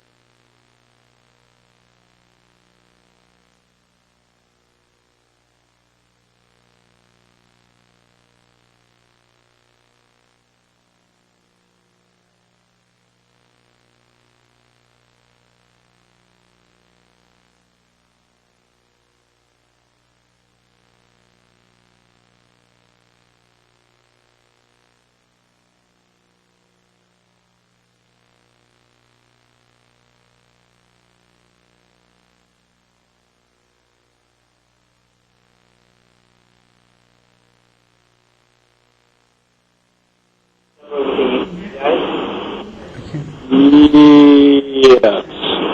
we might use that. Yeah, I'm with Dave right now. Let me, hang on 1 second.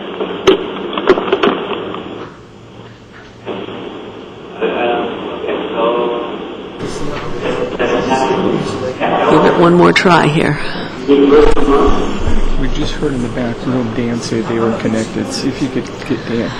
Dan, this is Sacramento. Can you hear us?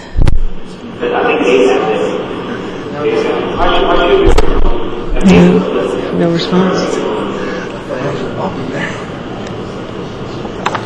We have a microphone in the back that for Jim that takes you guys away from the day. Yeah, I didn't think so. I want to let you know that.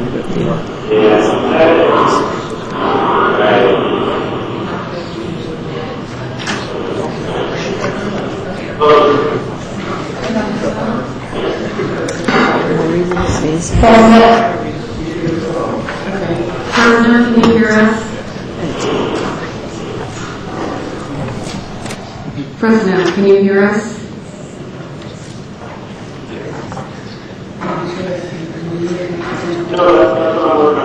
You're much clearer in San Francisco. Hi, this is Jane in Sacramento. Can anybody hear us? John, you're much clearer in San Francisco. It's a lot better connection. Okay, great. When I'm in Sacramento.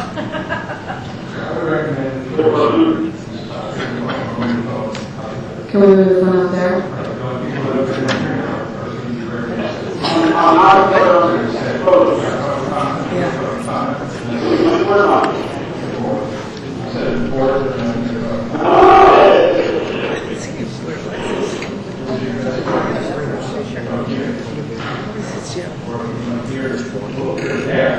Right, that's what we care about right now. We want to hear them because it's time for them to talk to us. We don't really talk to them. We have 2 public comments. 2 people with public comments on our side.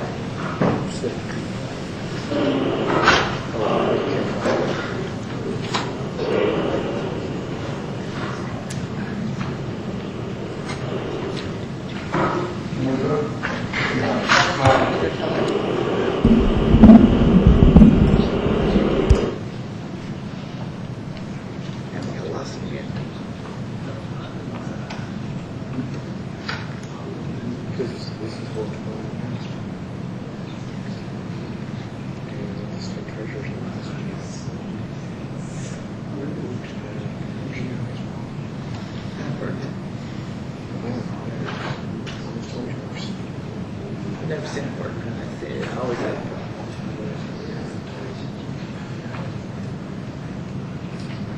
Like in our church, we have a guy who's a radio station, does all our volunteers. You pay.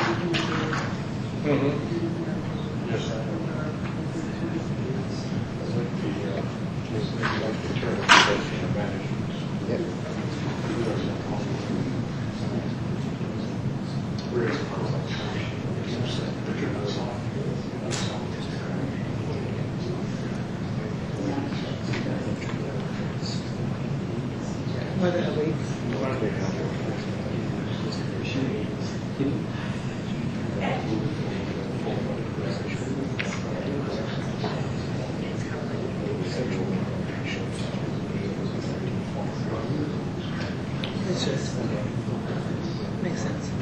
If we're going to build it, that's what they should have built. That's the best.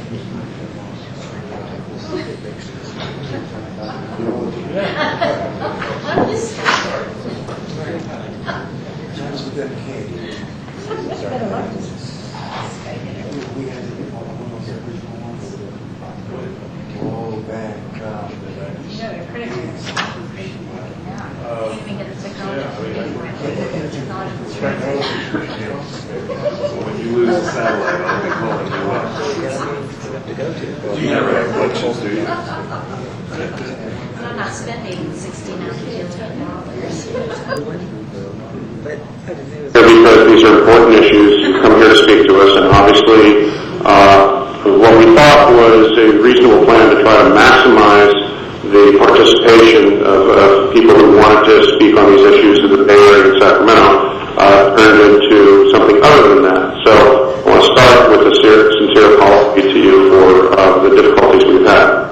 I'm told I cannot promise you at this point that the speaking from members of the public from the other locations will be any better. However, we're just about done with the second item, and when we finish that, the rest of the meeting will be focused on the issues right here in the Valley with the comments that you have. And the other change we're going to make is that I'm simply consolidating all the comment period, all the comments. We'll take all comments on the remaining items all at once, so there'll be no confusion about who's speaking on what item. You can tell us which one you care about, but we're going to make sure that nobody gets left out. So we'll consolidate all the comments up front. So again, my sincere apologies, and on behalf of my colleagues for the technical difficulties this morning. Before we move back to the agenda, Vice Chair Richards has an announcement he'd like to make. Thank you, Mr. Chair. I just wanted to let you know that with regards to where you're parking, I don't know where it might be, but on the north side of the City Hall building, parking has been relaxed. So if you're parked elsewhere and you're concerned about being here for too long, parking on the north side of the City Hall is relaxed, and you shouldn't have problems with meters or anything over there. So thank you.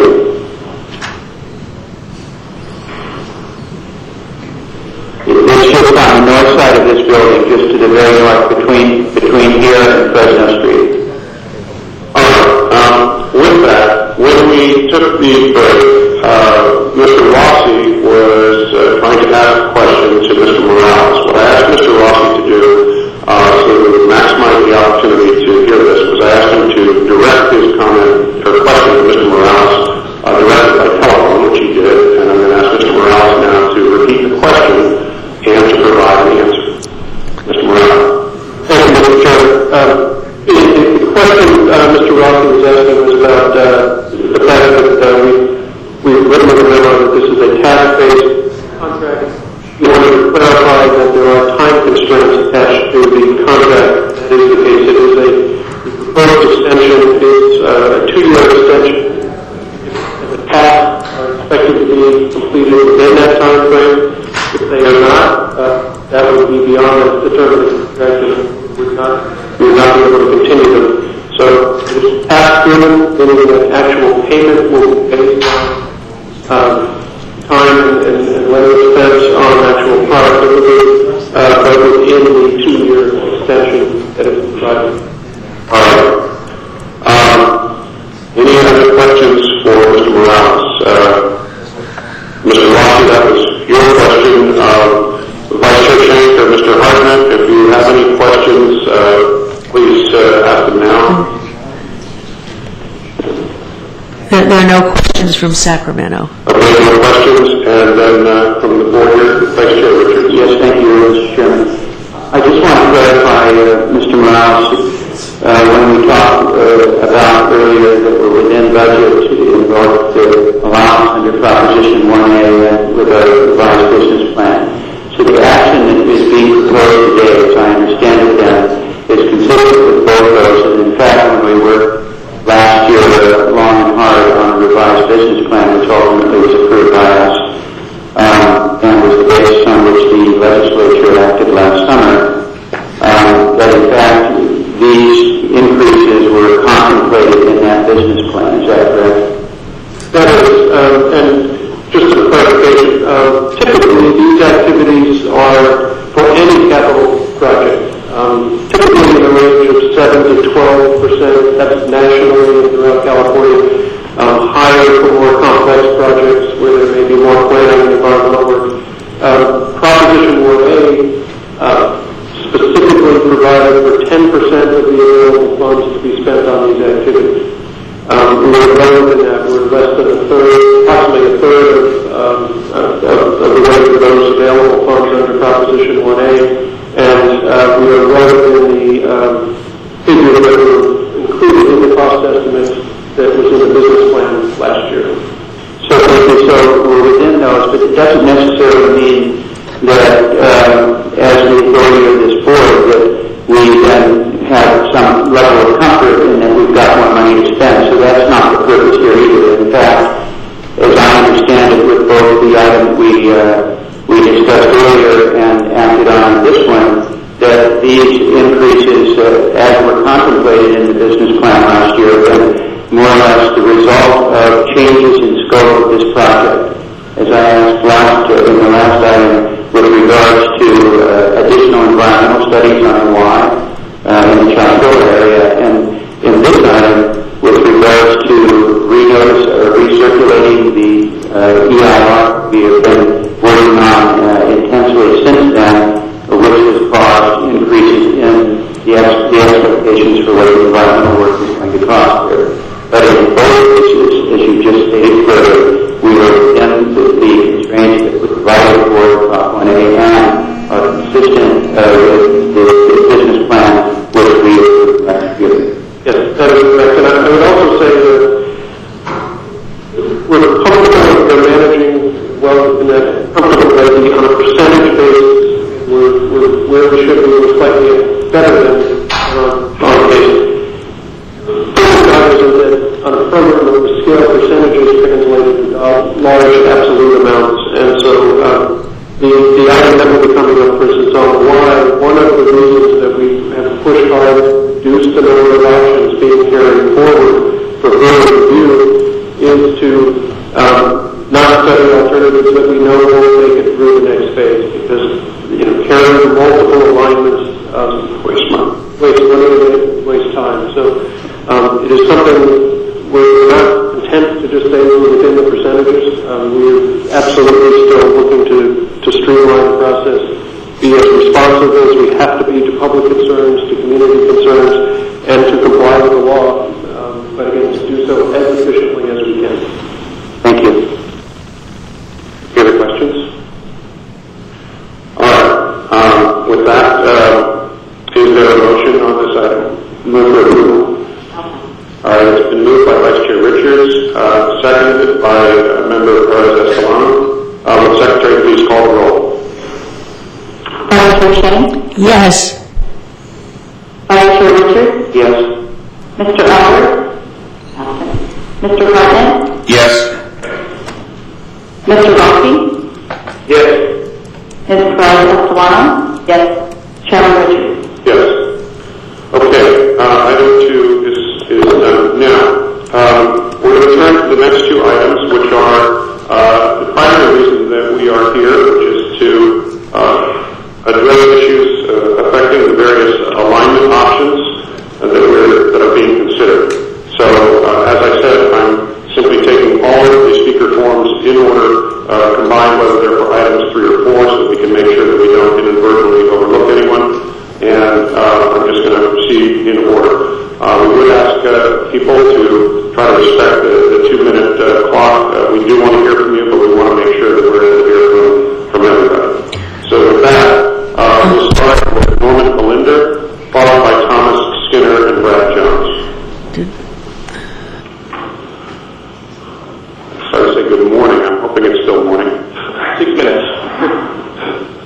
And I have a lunch appointment, so I think Norman Allinger, Madera County Planning Director, here today to speak on item 3 about the why. As some of our supervisors said earlier, eloquently, we're at the intersection of this thing, right? It comes in our county. I don't know any other jurisdiction that have a Y such as this that can have up to 1,000 acres inside of a triangle. So we, as we said, do receive a lot of impact without a station. But we are at the perfect site to have a heavy maintenance facility, a lighting facility, a dispatch center. What better spot to be more efficient than at the intersection of the north-south and west, or north-south and east, right? So we would suggest wholeheartedly that the rural nature that you chose to put the Y in also lends itself to these types of facilities, and these are the most efficient places to put them. Our staff stands ready to work with your staff to make that come to fruition. With that said, the details regarding future opportunities. We would love to have more details as soon as possible. We appreciate Mr. Morales and Diana and their being forthcoming with this, but we keep learning more and more as the day goes on. So the more technical information we can get sooner, it's helpful to Madera County. And with respect to business relocation, that's been talked about earlier, if you're a displaced business and you're looking for a favorable regulatory environment, there's a one-stop shop for you. That's Madera County, 675-7821. Call my department. We'll be happy to accommodate you. Thank you very much. Thank you very much, sir. We appreciate that. Thomas Skinner, followed by Brad Jones, followed by Mark Williams. Good morning, Mr. Chairman, members of the board. My name is Thomas Skinner, Valley Planning Consultants, Madera, California. We've submitted written material to back up this summary statement. With regard to the board's consideration of the supplemental alternative analysis for the Central Valley Y, I request that the board direct an additional east side alternative be recalled for analysis. The smarter alternative is the A4 alternative considered in 2009, modified to utilize the western route as proposed in Road 18Y in the study we're considering today. We've submitted a diagram for your use and consideration. We feel, along with several major property owners in this area, that the Road 21 and Road 23Y are superior, following reasons. They do not conflict with the Chowchilla General Plan. They support General Plan growth, balanced growth policies. They require few street overcrossings. They are located on poor agricultural soil, preserving the west side quality soils. They need only 2 crossings of Highway 99 and UPRR. They have fewer bridge crossings, street crossings of bridges, or bridges and street crossings, excuse me. Utilizing an existing railroad corridor for a longer distance, more than a mile.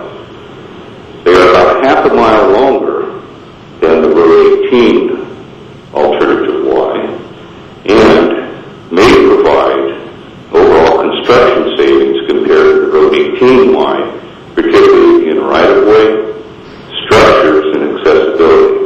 Thank you for your time. Thank you very much, sir. Excuse me, Mr. Chair. Yes, Mr. Rossi? We do have one gentleman here for public comment, San Francisco. Yes, what I was going to do, I had announced these next 2 speakers. I'm going to let them speak, and then I was going to turn to San Francisco and Sacramento, so I'll be right there. Thank you. Okay, so next is Brad Johns, followed by Mark Williams, and then we'll go to speakers in Sacramento and Good morning, I'm Brad Johns. I'm the third generation father from Kings County. I support my Republican intent, and I really am urging you to go for an eastern alignment. Hold on 1 second, Mr. Johns. Can everybody hear Mr. Johns? Could you speak into the microphone more close? Okay, can do. Thank you, sir. I'm Brad Johns. I'm the third generation farmer from Kings County. I'm urging you to adopt an eastern alignment as it goes to Kings County. There are multiple side issues that can bring to our county that are positive things that will happen for us.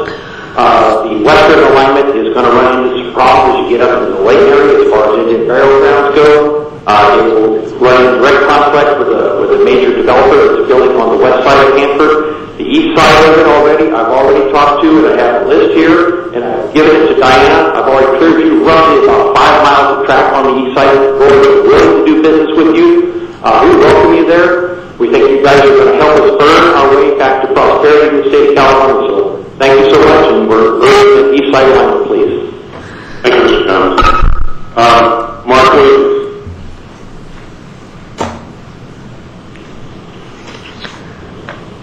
Yes, I work at Del Monte at Hanford. I worked up for 25 years, and I've lived in Hanford for 46 years. I'm speaking for Captain Ferguson. It has 15 members who has her speak for the chair of the Kings County Democratic Central Committee. As a longtime resident of Hanford, I would like to address this commission concerning the selection of the route for the high-speed attended a Hamburg City Council meeting in September 2012 to request that the council send a route preference to your commission, and that preference to be the eastern alignment. Our reasons were as follows. One, the eastern route would be less disruptive to the city of Hamburg. The growth of the city is mainly to the west, and the route to the west would be more disruptive to the city service. Two, the city of Hamburg has received a large amount of developer fees for development to the west, and we were very concerned that the train going to the west would cause legal liability to our city. Three, the eastern route would be more regional route and would be used by people from West Tulare and other communities to the east of Hamburg. Four, we have a large, mostly empty industrial park on the east side of Hamburg, and there has been at least one large company interested in bringing in jobs related to the rail system and locating in the industrial park if the route is to the east. When we went back to the council in January, we hoped that they would decide to submit a preference. However, there was a large constituent from the anti-HRS group, and the majority of the council did not have the resolve to make a decision in the face of the group opposing the project. There was one great person who wanted to select the eastern route, however, the others did not have the courage to act. Excuse me, Mr. Wood. Could I just ask you to wrap up so you can certainly submit that letter to the record that will be submitted to the board? So. Right. Okay, thank you. Okay, thank you very much. All right, Mr. Rossi, I understand we have one person in San Francisco who would like to address these issues. Yes, Mr. Benjamin Hammond. Good afternoon. Benjamin Hammond of Lakeland, Watkins, on behalf of Coffee Brim Hall LLC and World Oil Corp. World Oil and Coffee Brim Hall understand the importance of your efforts to build a viable high-speed rail line and appreciate the benefits that could accrue to the Bakersfield region by being better connected to other economic centers in the state. However, we are concerned that the proposed alignment will create significant but avoidable impact to Bakersfield and is creating unnecessary opposition. World Oil has a long history with the Bakersfield community and is working to help her recover from the Great Recession. Working with the city and the community, our property is being developed with a fabulous new mixed-use project on over 250 acres that includes a new shopping center, theater complex, and a new state-of-the-art baseball stadium for the Bakersfield land. The proposed alignment cuts right through this property and threatens a significant investment as it does homes, churches, and businesses. The good news is that there are solutions. We think that this board and your new executive director, Mr. Morales, can work with the city and the community to create an alignment that serves the city's residents and HSR. We ask that the board direct staff to bring forward an alignment option that stops the staff. We believe that staff can bring forward an alternative in the final EIR to have the interim segment to SAC and move any decision on the Bakersfield segment from the Palmdale EIR. Other alignment options, including options outside the city center that can avoid significant environmental and community impact, should be studied. We would like to work with your staff and legal counsel to solve the issues that will allow this board to move forward under the segment after now, while protecting the interests of HSR and the community. We respectfully request that you direct staff to work with us. We can accomplish this in a way that avoids impact to communities. Thank you. Thank you very much, sir. I understand we have, I believe, two speakers in Sacramento. That is correct, Mr. Chairman. Vice Chair Shane, and I think we're having most of our audio problems from Sacramento, so if you could ask these people to please speak slowly and as much into the microphone as possible, that would be appreciated. I will do so, and they heard your admonition. Our first speaker is Mr. Ted Hart, followed by David Schwegel. Yes, well, it's now good afternoon. Yes. After 2 years of attending all of the board meetings and most of the hearings, I've come before you in a different situation. I'm a defendant now in a lawsuit, along with all the other people in California. I want to address the fact that in finding out about this, I had a friend of mine call me from over in the San Jose area and said, did you know that you had been sued by the high-speed rail? I said, no. Where on earth would you get that? He then gave me the Mercury News information. So I thought, well, I'm going to go to the horse's mouth here. I'll look at the website for high-speed rail. There is no information whatsoever concerning this lawsuit, and I think that information should be up there. In addition to that, there's no information from the Sacramento Bee. So the folks here in Sacramento, in reality, unless they picked up the Mercury News, don't know what's going on. I then phoned the Attorney General's office to figure that if I'm being sued, I'd like to get the cert papers on that. Calling the Attorney General's office in this particular situation is like dealing with the Department of Motor Vehicles.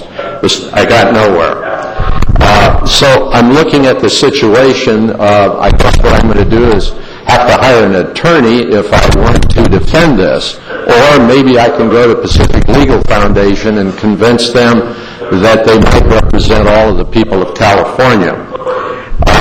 The sad part of all of this is that this particular issue, which is this is a lawsuit that's against all the people. It says the High-Speed Rail Authority versus all persons interested in the matter of the validity of the authorization and issuance of general obligation bonds.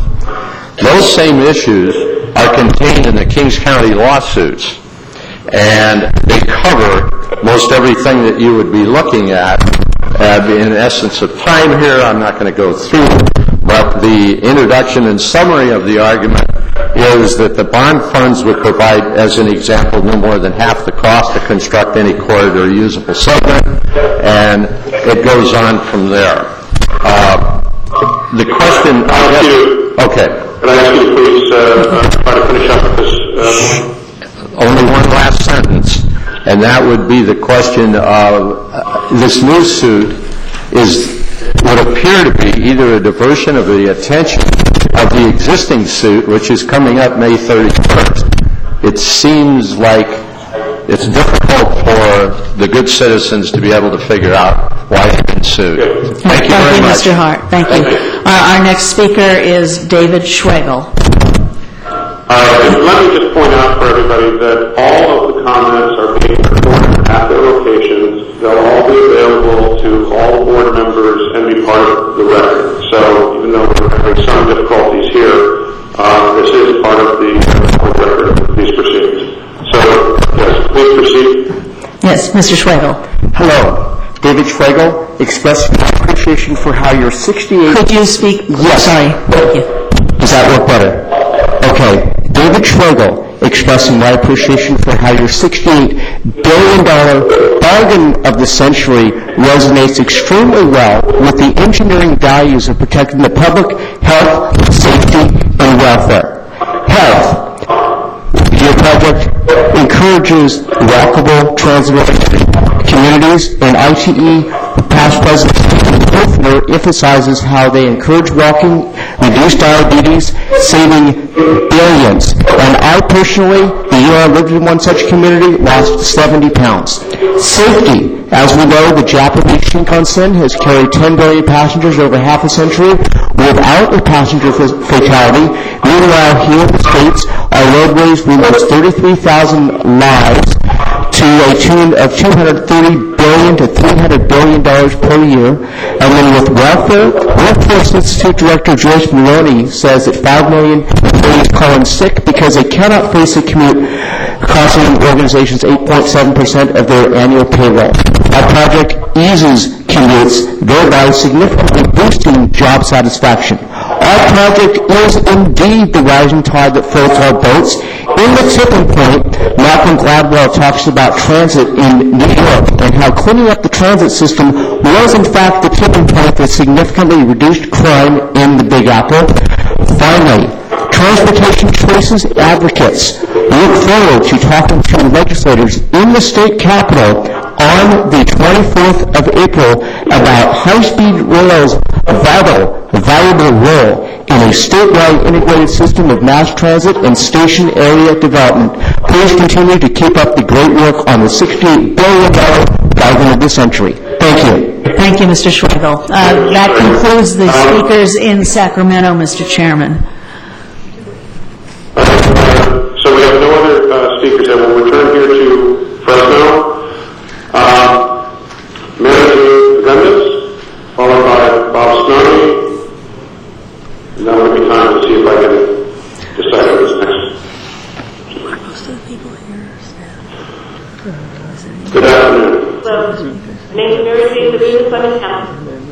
I went to my first board meeting of High Trail in Bakersfield in 2011. I will reiterate what I stated then, and that is that you, the High-Speed Railroad Authority, are like a snake slithering on the ground.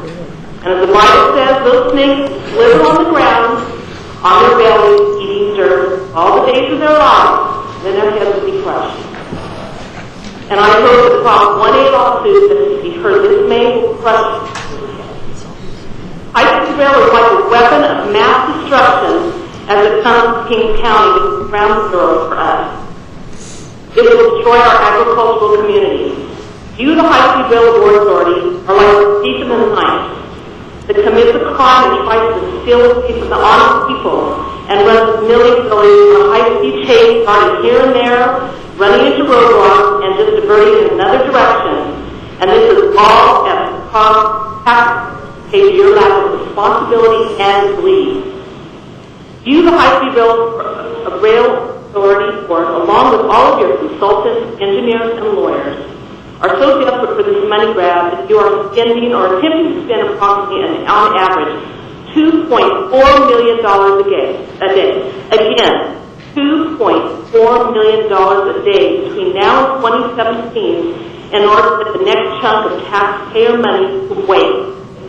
Again, high-speed rail is a weapon of mass destruction and needs to go away, even if under cloak of darkness, much the way it attempted to come to our county in January 2011, when no one at the time was wiser. But fortunately, as we are a small community, one person talked to another and discovered then that you, the board, were already slithering and snaking your way in under our noses with that first EIR attempt. So whether you make your recommendation for either the east or west alignment of King County, just know this: we don't want you in our county, and our fight for good against evil will continue and just will prevail. Thank you. Hey, Bob Snoddy. Thank you. Good afternoon. My name is Bob Snoddy, and I am a regional planner for Kern Council of Governments. First, I want to remind the authority members that Kern Council of Governments, the cities of Bakersfield, Shafter, Wasco, and the County of Kern's elected officials and staff have supported and worked closely with the High-Speed Rail Authority and staff for over 20 years. However, today I am here to inform you that Kern Council of Governments will be drafting a resolution to inform you that for our board in May opposing your staff preferred alignments through Kern County. I am also here to report inconsistencies in your staff's reporting of our collective local comments regarding the preferred alignments you are considering this afternoon, and to urgently request continued cooperation in planning efforts to avoid unnecessary harm to communities and properties in Kern County. In the California High-Speed Rail Train Project EIR-EIS preliminary staff recommendations document that you have before you today, your staff states on page 2-1, section 2.0, and also on page 2-2, section 2.2, the project area local governments, the following. The City of Bakersfield, Kern County, and the Kern Council of Governments do not support a high-speed train alignment through the downtown Bakersfield with a downtown station. They wish to see an alignment that bypasses downtown Bakersfield with a station on the outskirts of the city. I personally checked with the staff from the City of Bakersfield and County of Kern to confirm this claim. Although both agencies have identified in resolutions and also with meetings with your staff concerns about properties located in the downtown area that would need mitigation, neither agency or Kern Council of Governments has taken an official position to that effect. Today I'm providing you with copies of a letter our staff sent to Chief Executive Officer Morales on March 20th, 2013, explaining exactly what concerns Kern Council of Government staff. the authority staff alignments for Fresno to Bakersfield section and what we recommend is a possible mitigation. We have also shared this information with staff from the BNSF rail. We also would appreciate delaying your fourth RFP to our area until these issues can be resolved. We appreciate the opportunity to speak to you today and appreciate Mr. Morales' invitation to meet with our executive director next week to discuss our concerns in more detail. Thank you. Thank you, Mr. Stoney. We appreciate that and look forward to working together on these issues. I believe the next person, and I apologize, is it John Gwynn of Shafter?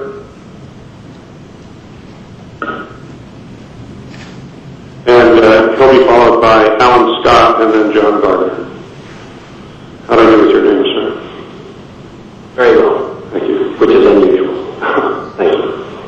I am John Gwynn. I'm the city manager for the city of Shafter, and I want to thank the authority for this opportunity. I'm here today with our mayor, John Johnston, and councilmember Fran Flores. As many of you know, councilmember Flores was a long-time member of the authority. I know a number of you have been to Shafter and seen the various alignments that are being considered. Today, we want to emphasize that the city prefers the BN alignment rather than the bypass alignment. The bypass alignment has very devastating impacts on our community. For those of you who have been at our industrial areas where the community has put a lot of effort into developing rail infrastructure, freight rail infrastructure, as well as jobs. We have areas that have well over 5,000 jobs with numerous companies coming today.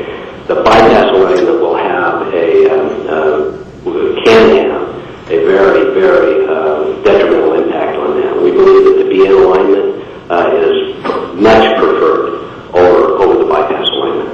I did read a letter that just re-emphasizes some of the resolutions and letters that you received previously that says the city of Shafter prefers the BN alignment over the bypass alignment. Thank you. Great. Thank you. And first of all, I believe we met the day that Mr. Morales and Vice Chair Richards and I spent reviewing these issues in the Wasco Shafter area, and we certainly appreciate it. You're doing that. And thank you also for reminding me of something I was very remiss on, which I meant to do at the outset, which was to recognize and acknowledge our former colleague, Fran Flores, who spent 9 years on this board. So I apologize, Ms. Flores, for that, and thank you, Mr. Gwynn, for reminding me. So, thank you. Scott, good afternoon, and followed by John Gardner.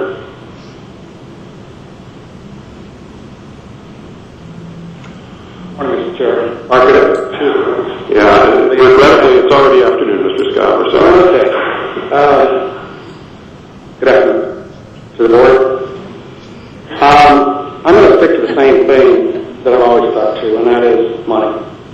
I'm going to address this to the governor. He is in charge of our taxpayer money. Yes, there are people that are under him, subordinate to him, to take care of, supposed to give him a report. Ms. Elaine Howe, the state auditor, who I think is just a champion for the taxpayer of the state, issued a report the other day on a balance sheet. Very simple process. This much in, this much out, this is how much we're worth, and then she says in the end we're at a negative $126.2 or $127.2 billion in the negative. So let's just pause for a second and say, does that include the high-speed rail? And I say no, because we haven't done it yet. But we know what the projection is going to be, and the Bay Bridge was built at a 7 times cost, making it from going from 1 to 7 billion. So anticipating it's 68 billion times 7, we're up to 400 and some odd billion dollars of cost, not counting interest and not counting the repayment of the loan. So my concern is, I think we're premature. I don't think we have a good plan. With this money talking that's going on today, I have no idea where this money is coming from, what funds. Is it our issue? Is it borrowed? Is it whatever? It's a mystery. It's like we said in the service, what we having for breakfast, mystery meat. Well, I think we're having a lot of mystery meat. I'm not picking on anybody. I'm just saying that you have a responsibility to me and everyone behind me to spend my money right. I'm not going to leave this earth in a few years, but my kids are going to take a hit. And I'm tired of it. And two of your directors, Mr. Umberg and Mr. Plinkle, that their grandchildren are going to enjoy this. I'm sorry, they're going to pay for it. And that's all I have to say, and thank you for your time. Thank you, Mr. Scott.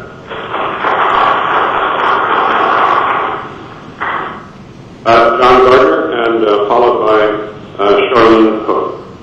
Good afternoon. My name is John Gardner, and I'm the manager of Heritage Equipment Company based in Wasco, down in Durham County. We're a custom farming service provider, providing service for about 11,000 acres in the Shasta Wasco area. One of our biggest concerns is the number of road closures in the Shasta Wasco area. These closures clearly support selecting the BNSF, as we would have 11 closures in the rural area, significantly impacting movement of cars, trucks, tractors, equipment area. On the BNSF, there are no road closures, which means no one in our community will be impacted. We have requested information on the locations of the road closures, but have not received any information yet. So it's difficult at this time to present any it's difficult at this time to attach costs to this impact. Thank you. Thank you, Mr. Gardner. Charlene Hook.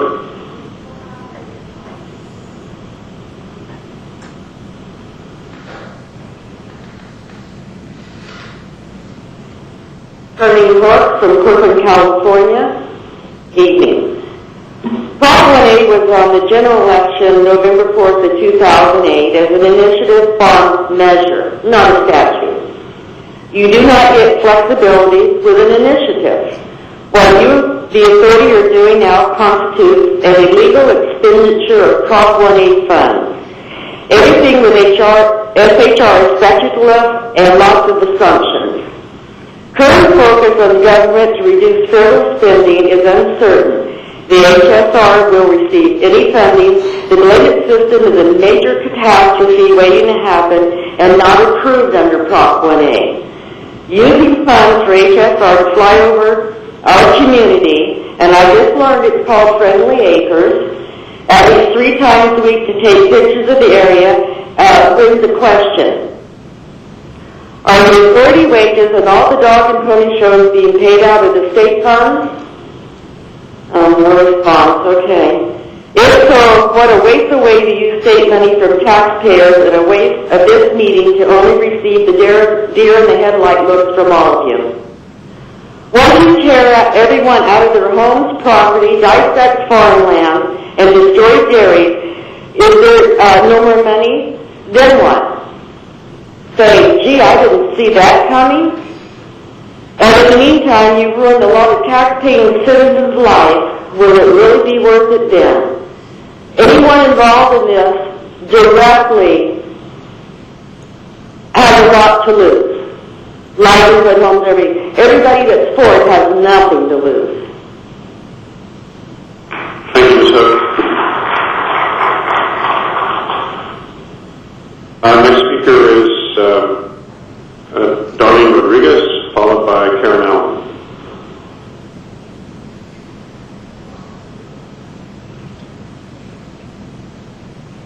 My name is Darlene Rodriguez. I live in Corcoran, in the Corcoran bypass area. And I am one of the 3 sisters that's going to be affected that Richard Bauer told you guys about. I understand what's going on, but I have a question for you. It's a very serious question. Farmers can go out and plant their fields, but it's not affecting us a whole lot. But have you guys done any studies at all on the valley fever fungus that you're going to be bringing up when you start digging in the ground? What it's going to do, it's going to affect those people whose health problems right now are already in great demise. Myself, personally, 2 family members. I almost lost my son to valley fever. I have a brother-in-law who's had valley fever twice. What's it going to do to some elderly individual who's already ill? It's been proven with the valley fever fungus. Look at the prison system when they started building, and it affected all the inmate population, and it affected staff and members also. I don't want to be one of those individuals. I don't want my sisters to be one of those individuals. I don't want any of my family members to be one of those individuals. It's horrendous, the treatment they have to go through. So if you can answer that question for me, I would greatly appreciate that. What is the health effect? That's what I want to know. Thank you. Thank you.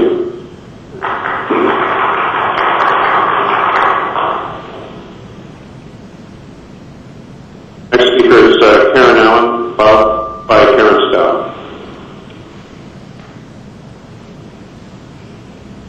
Good afternoon. My name is Karen Allen. I said this all before, but you didn't listen then, so you're probably not going to listen now. I live in Kings County and the Corcoran bypass alignment. For over 2 years, we don't know what's going on, and that's making all of us physically and mentally sick. We don't know if we can fix our roof, if we can plant a tree, or what. In our community, people there have lived there for 20 to 60 years, and they're all elderly. And for them to try and move is really going to be hard on them. California is broke, and still you insist on going on with this rail. Put this rail money towards the bridges and the roads that we need. Okay, the speaker from Madera said, let's all come together and make this project work. Well, I wonder if he would have a different outlook if it was going through his business, farmland, and his living room. And a lot of towns around California, they're going bankrupt. Tell him, forget this rail. It's not the time to have it right now. And Mr. Richards, you said, just at this meeting, you were trying to do it the right way. According to Proposition 1A, you're not doing it the right way. Do it right. Stay out of Kings County. We don't want you, and we don't need you here. Please, just go somewhere else. Thank you.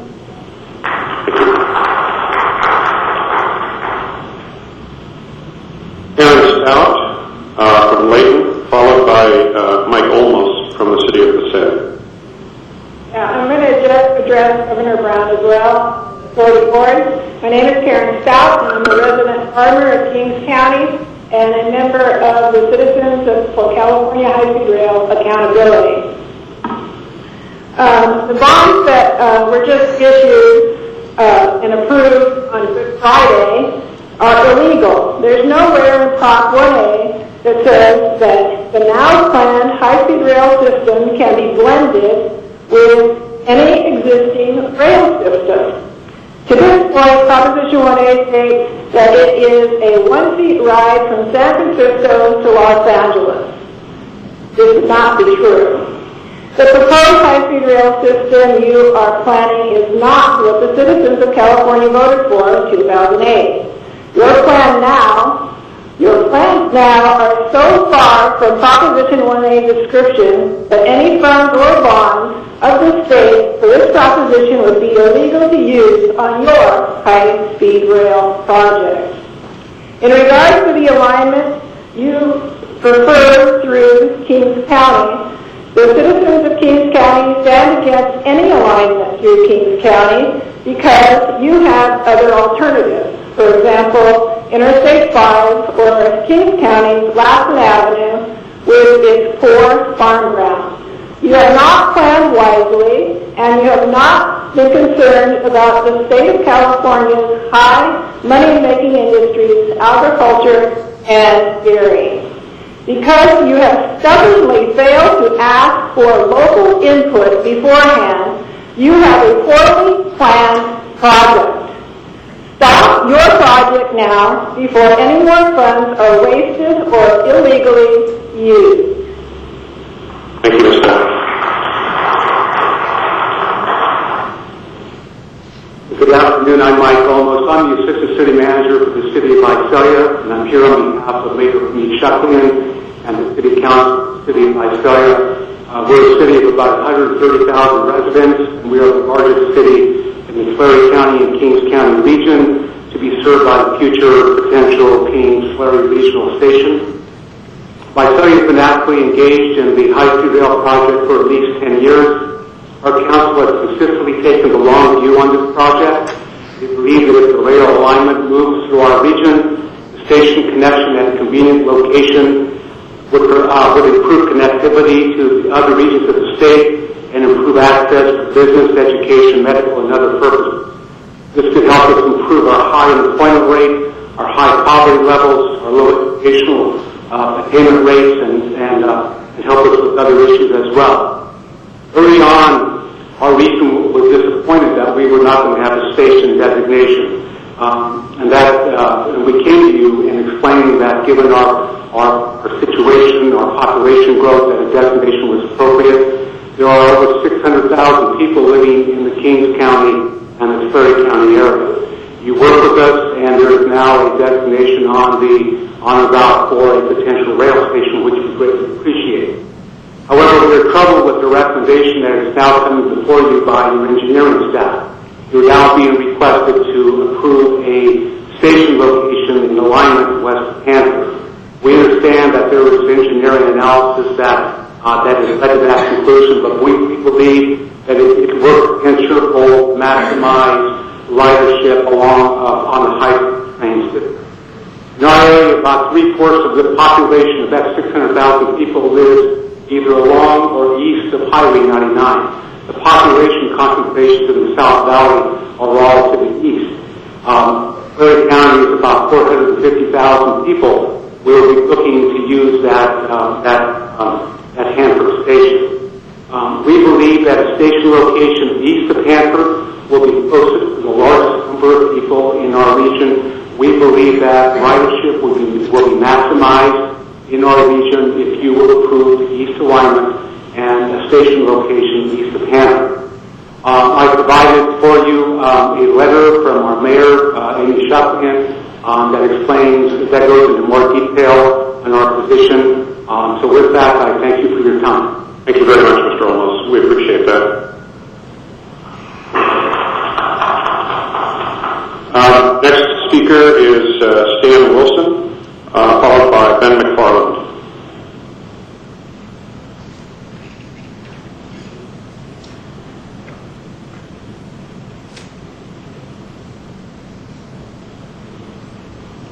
My name is Stan Wilson. Speak into the microphone, sir. A mineral rights owner. I'm sorry, Mr. Wilson, could you just pull the microphone? Thank you, sir. My name is Stan Wilson, and I'm a landowner and mineral rights owner on the Wasco Shafter bypass. And my family's farm is greatly impacted by the proposed bypass right-of-way. However, other members of my neighbors and friends will speak to the impact on agriculture. I would like to speak in particularly on the impact of, as a mineral rights owner, of the bypass going through a producing oil field. The imprint of the right-of-way plus the construction of overpasses will eliminate probably 6 or more oil wells.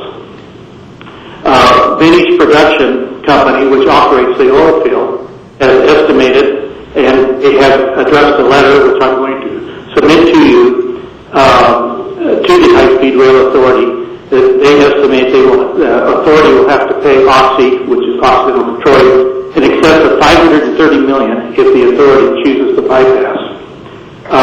There are other facilities that may incur even additional cost. But I ask you how you will compensate the mineral rights owners from their loss of revenue from producing oil wells. These costs are not calculated in the vintage estimate, nor do they appear to be taken account of by staff.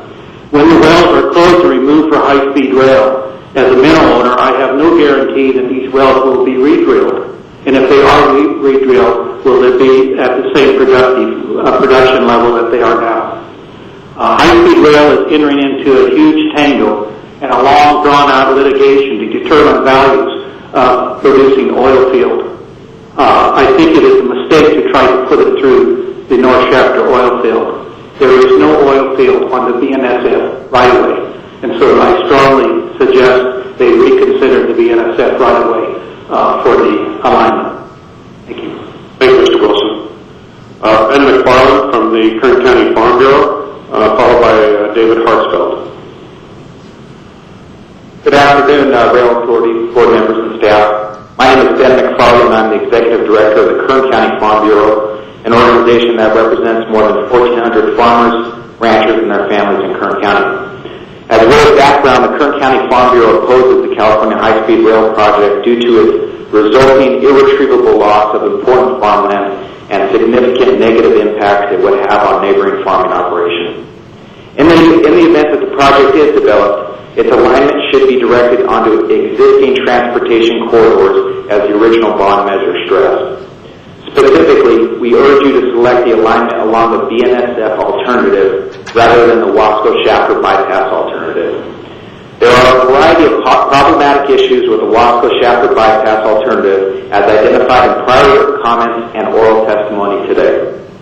Specifically, as it relates to impacts on local farming, the true cost of mitigation, realities of actual farmland loss, and the misleading process of defining water of the United States. I'd also like to present today a letter from our Kern County Supervisor, Mick Gleason, who also urges the BNSF alignment. It is our hope that the submission of this information, as well as the farming community's unified opposition to the Wasco-Shafter bypass, will help guide your decision on a preferred alternative. Thank you for your consideration. Thank you very much, Mr. McFarland. David Hartsville, followed by Holly King.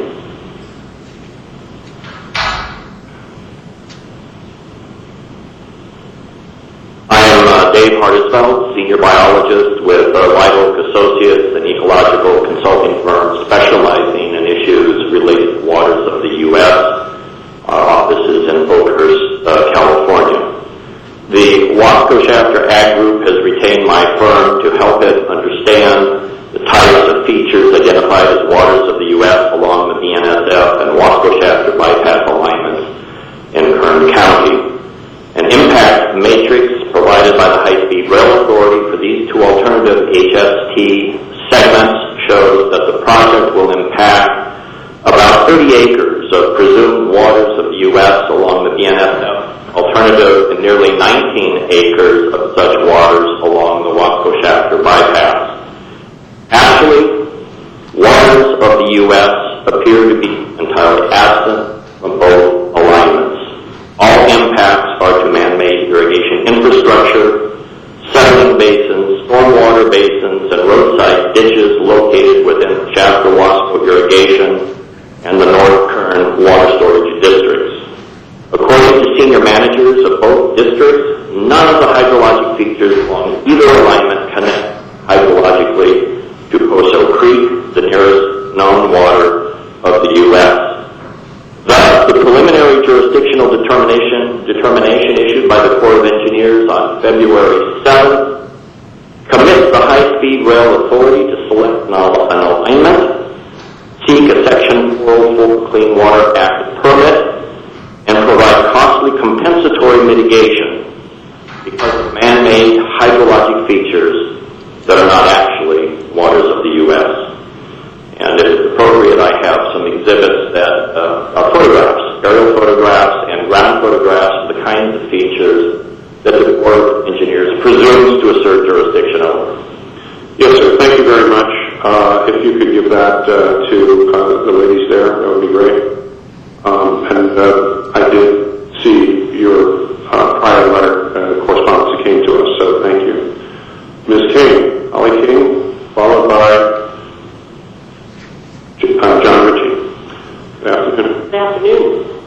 I'm Holly King. I farm with Kindergarten Farms in the Wasco area, but I'm here today representing the Wasco-Shafter Ag Group, which is, as you know, an entity that represents about 126 farming and agricultural businesses in the Wasco-Shafter area.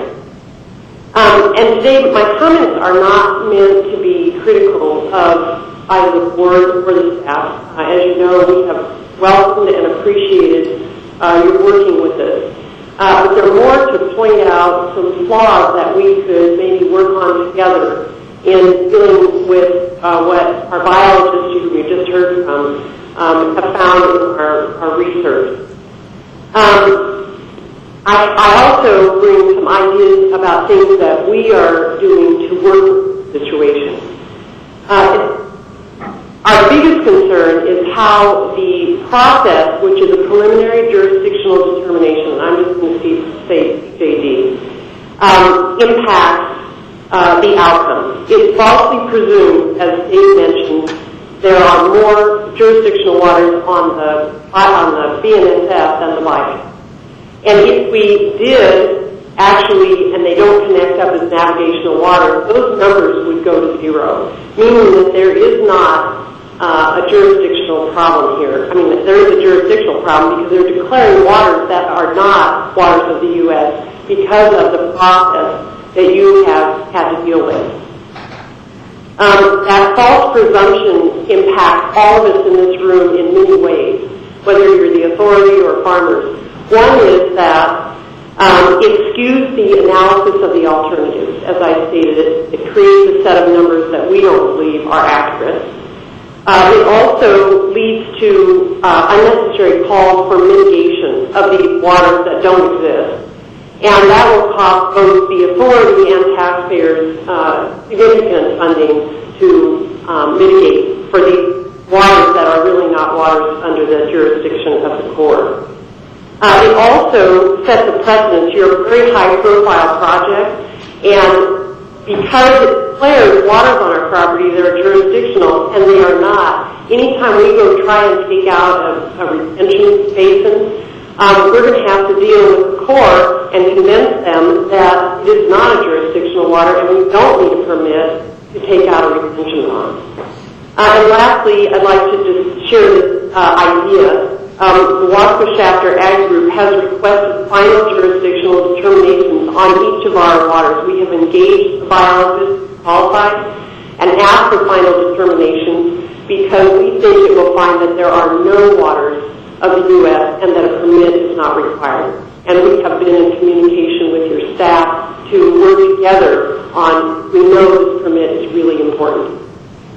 Thank you. I just want to tell you that we're taking this issue very seriously. You had your correspondence that we saw, and so we understand it, and we'll work together to try to address it. So. Thank you. We appreciate that. Thank you. John Ritchie, followed by Eric Miller.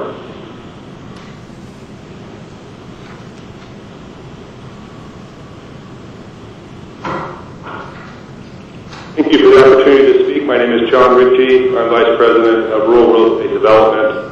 Rural is the parent company for all the paramount entities in the valley. As Holly spoke about the criteria that was used to make the decision on whether or not the Wasco Lighthouse was selected, the BN alignment was selected, I was told by staff that the jurisdictional water issue was the trump card on all this. That the taking of prime land wasn't as important, the disturbance of existing businesses, the basic elimination of rail service for the 1,400-acre industrial park, not a consideration. The fact that the oil production in our area would be greatly compromised, job potential, job creation, one of the poorest areas in the entire state, did not equal the importance of taking irrigation ditches and considering them as jurisdictional parks. I find it to be tremendously flawed, and it's created a domino effect where we're looking at increased costs to taxpayers. We will have a situation in our industrial park where the BN is going to be restricted from serving a transloading facility that will be the major economic driver in our area. There's been no analysis done of what the cost is going to be, what the mitigation to the BNSF is going to be. I know those talks are in progress. That's going to weigh this thing above and beyond the billions of dollars already incurred to increases in the taxpayers happen if this thing does not go on to be in alignment. So on behalf of the Rural and Paramount, we urge that we consider and select the BN. Thank you very much, sir. Eric Miller, followed by Keith Gardner. Good afternoon. Eric Miller, here as part of the Wasco Chapter Ag Group. I want to speak about the ag land impact. We have requested GIS data and methodology used in creating the numbers in the matrix entitled Comparison of Environmental Effects between BNSF Alternative through Wasco and Chapter and Wasco Chapter Bypass Alternative. We've received the GIS data, but we have not yet received the methodology. So I'm not able to recreate the numbers in the matrix like we'd hoped to. We've tried to come up with the numbers in the matrix and cannot, so we are unable to respond in a complete way. But it's counterintuitive that going through town has more of an impact on ag land than a bypass going through ag land. Although the BNSF is no longer, is a little bit longer in distance. We do know that when it makes the Kimberley curve, the proposal is to straighten the curve and move the BNSF over to the high-speed rail track, leaving an island of 25 acres, or a little bit more, which we are told is being considered land taken out of production because BNSF has not yet agreed to the movement. In reality, the 25 acres can be farmed and is not, in fact, taken out of production. This acreage differential would flip the findings related to the important farmland and would then show less impact to important farmland on the BNSF. This demonstrates the importance of understanding what is behind the numbers, which we're trying to do so we can understand it. Regarding the Williamson Act impact, Matt Brady, our GIS professional, used the 2011 data, and it indicates that there is more impact on Williamson Act land on the bypass than on the BNSF alignment. This data is significant and changes the choice of alignment from the bypass to the BNSF alignment. I think it's really important that your staff look a little closer at the details behind the numbers so we can get the right decision made. Thank you. Thank you, Mr. Miller. Keith Gardner, followed by Roger Christensen.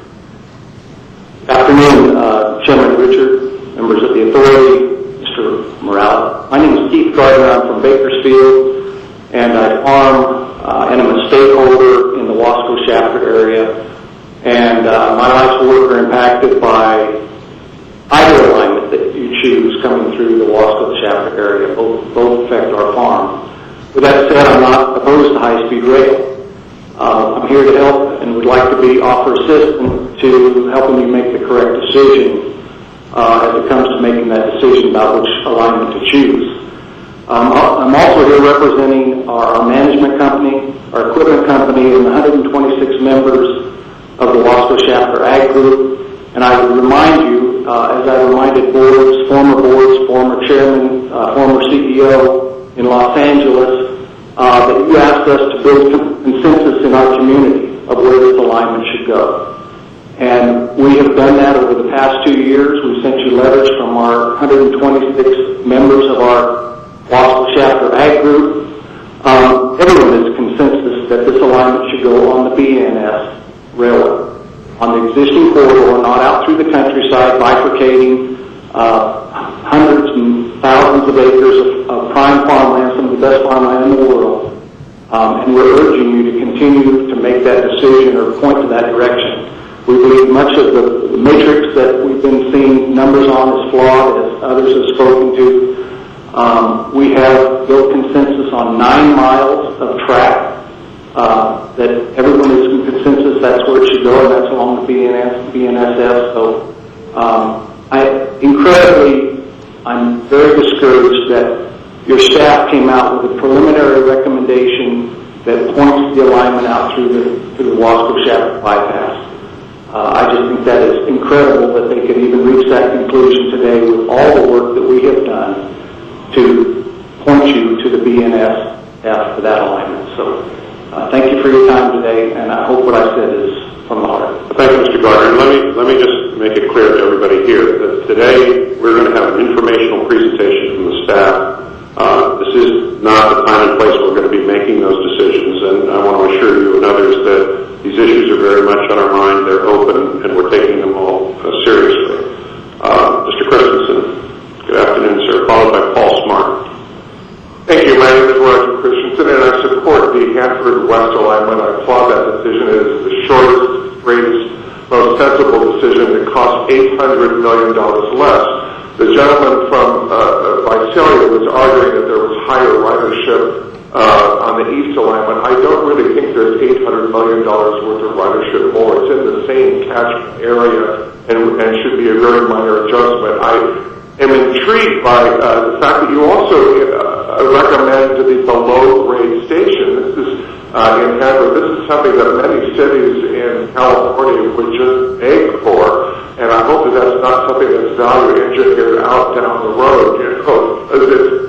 That would mean that if I assume right, a 2 to 3 mile trench near the station, it would mean no overpasses in the city of Hanford, and it would blend in very nicely with future development plans of the city if they weren't obstruction. So, thank you. Mr. Christensen. Paul Smart, followed by Jim Neufeld.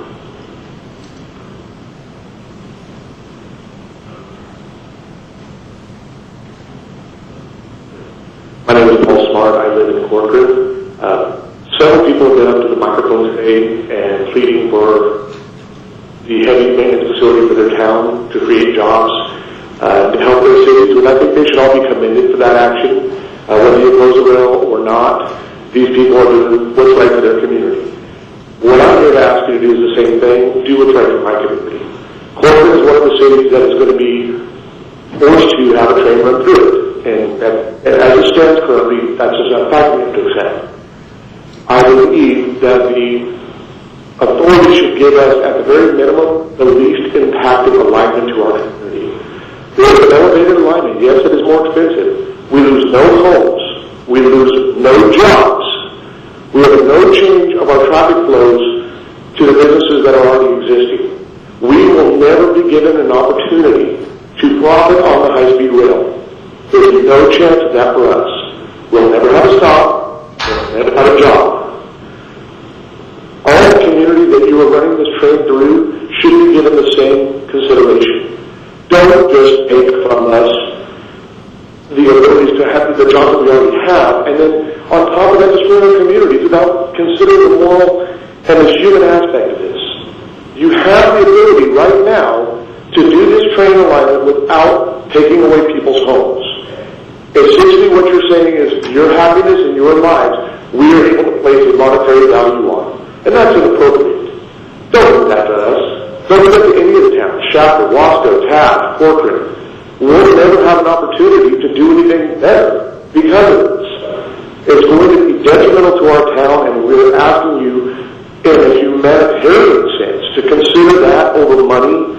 And let the towns that are going to be able to profit from this cover the difference. If they want to stop, they want a heavy maintenance facility, find a way to raise money to help people. Don't destroy us. Thank you for your time. Thank you, sir.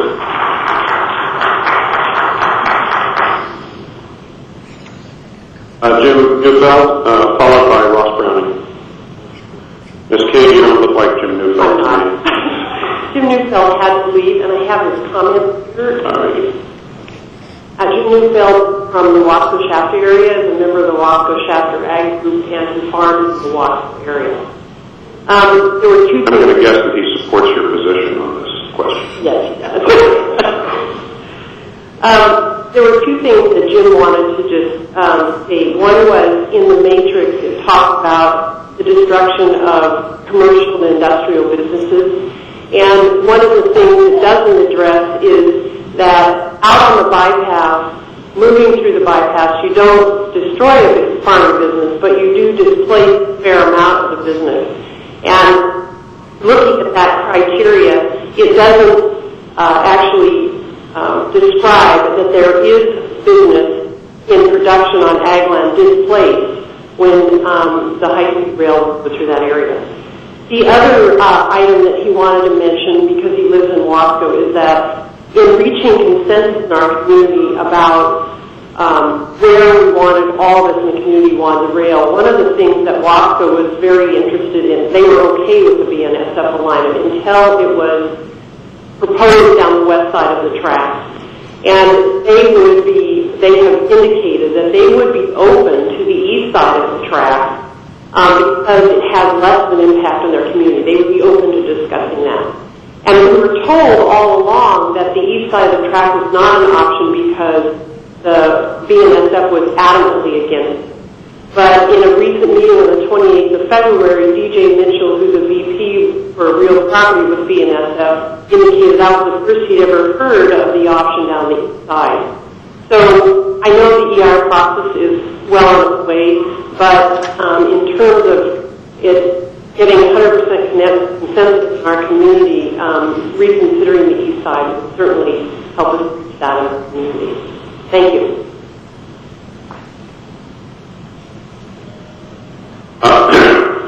Ross Browning, followed by Jeff Taylor.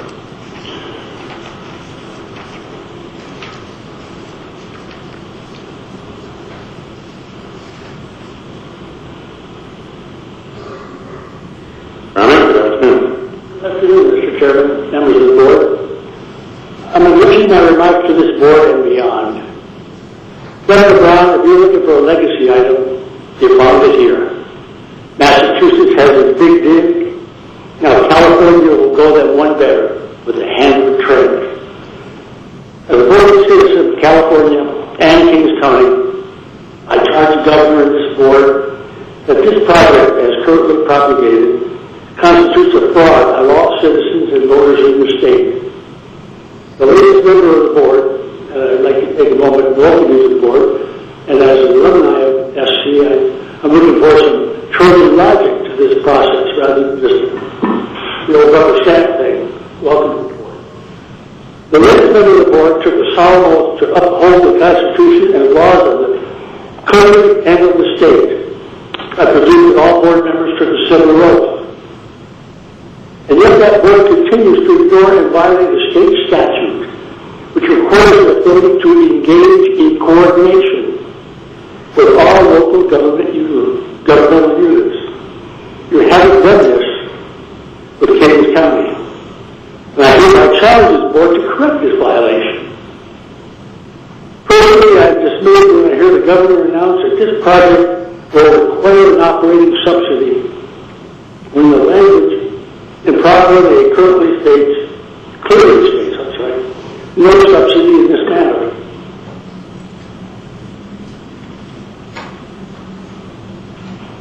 Is this a matter of ignoring Prop 8? Or is this just another example of our governor who is on video proudly stating that he lies to get things to the people, to get things done? Is he simply telling another whopper to have his way and not that of the law?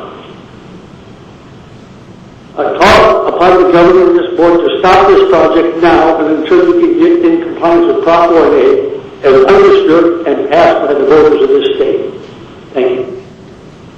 Thank you, Mr. Brown. Jeff Taylor, followed by Carol Jacoby.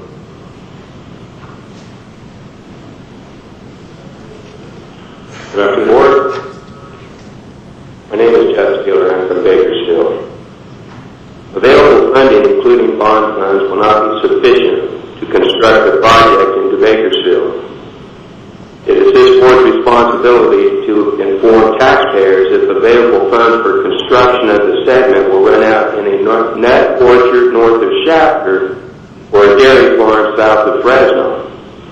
As the project currently stands, the city of Bakersfield is not even a part of the Merced to Bakersfield corridor or usable segment for which construction funding exists.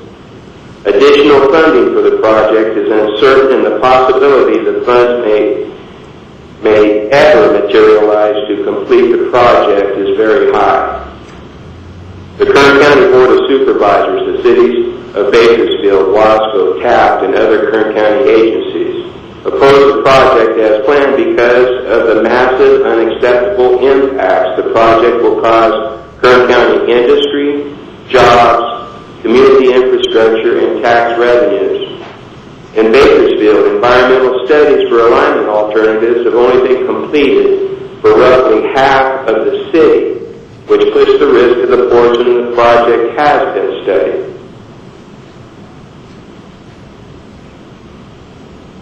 The Prop 1A lawsuit is scheduled to be heard on May 31st, and that litigation will thoroughly address whether or not bonds can legally be sold for the high-speed rail project. It is irresponsible for Governor Brown to waste tax revenues in civil court proceedings against everyone in the state seeking validation for issuing and spending bonds for the high-speed rail project when the matter is expected to be resolved in the May 31st Prop 1A litigation. According to the Prop 1A bond measure, the authority shall prepare and submit to the legislature and the Department of Finance a detailed funding plan for each corridor or usable segment proposed for construction at least 90 days before the funds will be appropriated for construction of that corridor or segment. However, the construction bids have not been released by the authority, and there is no detailed funding plan to complete the proposed corridor into Bakersfield. Due to these circumstances, it is irresponsible for this board to choose a preferred alignment for Bakersfield. I should finish up. Okay. Thank you. Okay. I'd like to submit further comments to the board, please. Thank you. We'd be happy if you did that, Mr. Taylor, and if you could give them to the staff there. They'll be distributed to all of us on the board. Thank you.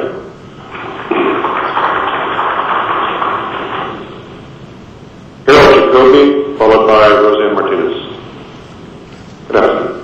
Good afternoon. My name is Carol Jacoby. I am a real estate broker here in Fresno County. Thank you so much for having this meeting that we can all come down and voice our opinions.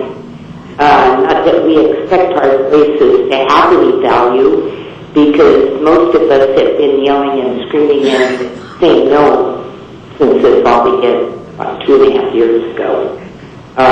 But we can come here and speak out in hopes that maybe our prayers will be answered. And first of all, I'd like to talking about the high-speed rail in its entirety. I believe that this should be aborted. It's not what we voted for, not at all what we voted for. Our local, our city governments are in serious trouble throughout the state. Fresno is. The state of California is in trouble. The counties are in trouble. Federal government's in trouble. We keep writing checks, printing money, borrowing money for what?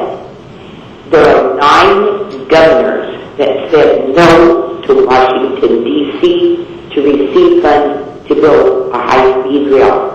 I consider these to be intelligent people. That they made wise decisions in this economy not to do that. Not to build, if ever. It will take, I hear that the authorities ready to turn the soil and stuff. It's going to take years for all these properties to be appraised and thousands of dollars. It takes months to appraise this and our farm. And then once these appraisals are all completed, then you have to go and negotiate with those property owners and try to get them to take your bid, and very often that ends up in litigation. If I felt for 1 second there was anybody that was going to ride this trail to nowhere, I would be all for it, but I won't leave it for a minute. If you don't mind, imagine you've got Mr. and Mrs. Jones up in somewhere north, and they've got 3 little kids, and they're going to Disneyland. It's going to cost them a fortune to get on this rail and get down there. Then it's going to be stopped at Bakersfield, because I don't know where the rail's going. It's not going over the Grapevine. So I don't know where the rail is supposed to end up. But imagine Mr. and Mrs. Jones and their kids and getting off of this speeding rail onto a bus at Bakersfield and have to travel over the Grapevine on the bus. Get down there, call her, and say, bring us a car. It is crazy. Please, I beg of you, let's get rid of this for this point in time. There's just, I also believe... Mr. Jacoby, could I just ask you, since we're trying to give everybody the same amount of time? One part of the thing. I just ask that we give consideration as to who's going to ride the rail. We are told all the time, if we don't have the rail, we're going to have to spend money on highways. Even with the rail, you're going to have to spend money on highways. Thank you. Thank you, Mr. Jacoby.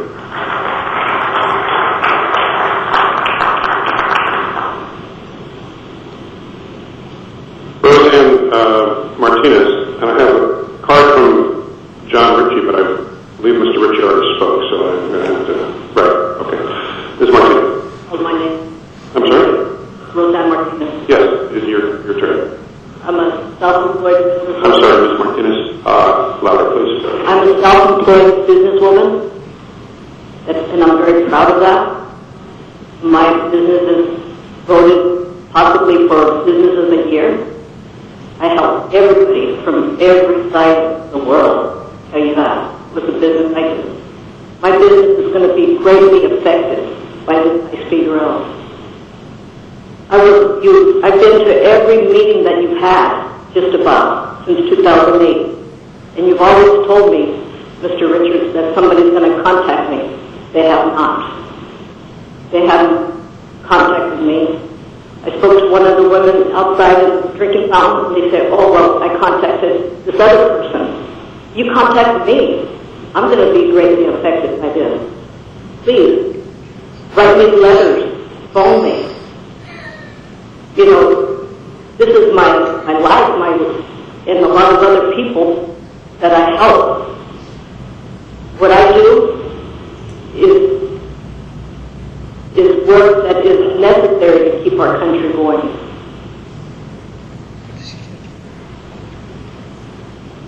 And this day, you haven't sent a person to me. Is there a reason for this? I don't know what the situation is. I'm going to ask our CEO, Mr. Morales, if he could ask a staff member, whether it's Ms. Gomez or someone else, to contact you before you leave here today so we can make sure. As well, any changes or anything, contact me, please. Thank you. Thank you, ma'am.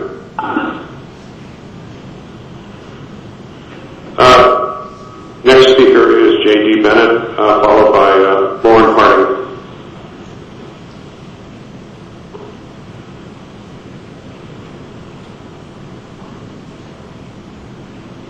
Good evening, Lord. My name is J.D. Bennett. I am a Fresno County resident and taxpaying citizen of the state of California.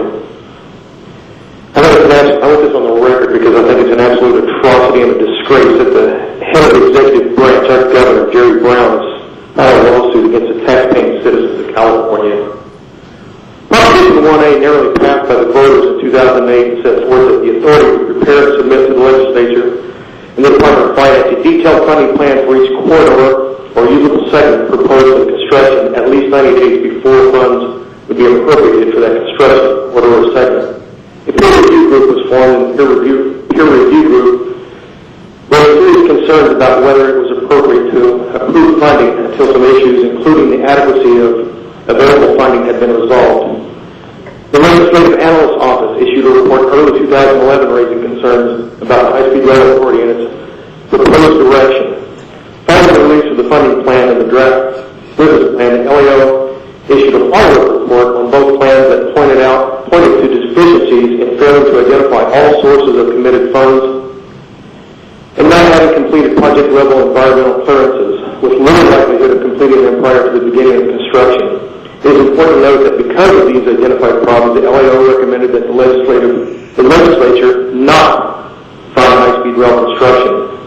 Governor Jerry Brown, as head of the executive branch of California, has a duty to administer the laws of the state.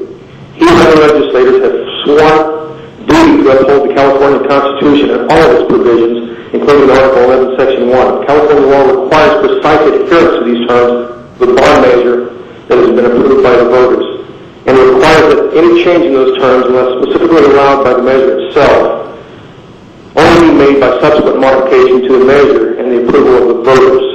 That has not been done.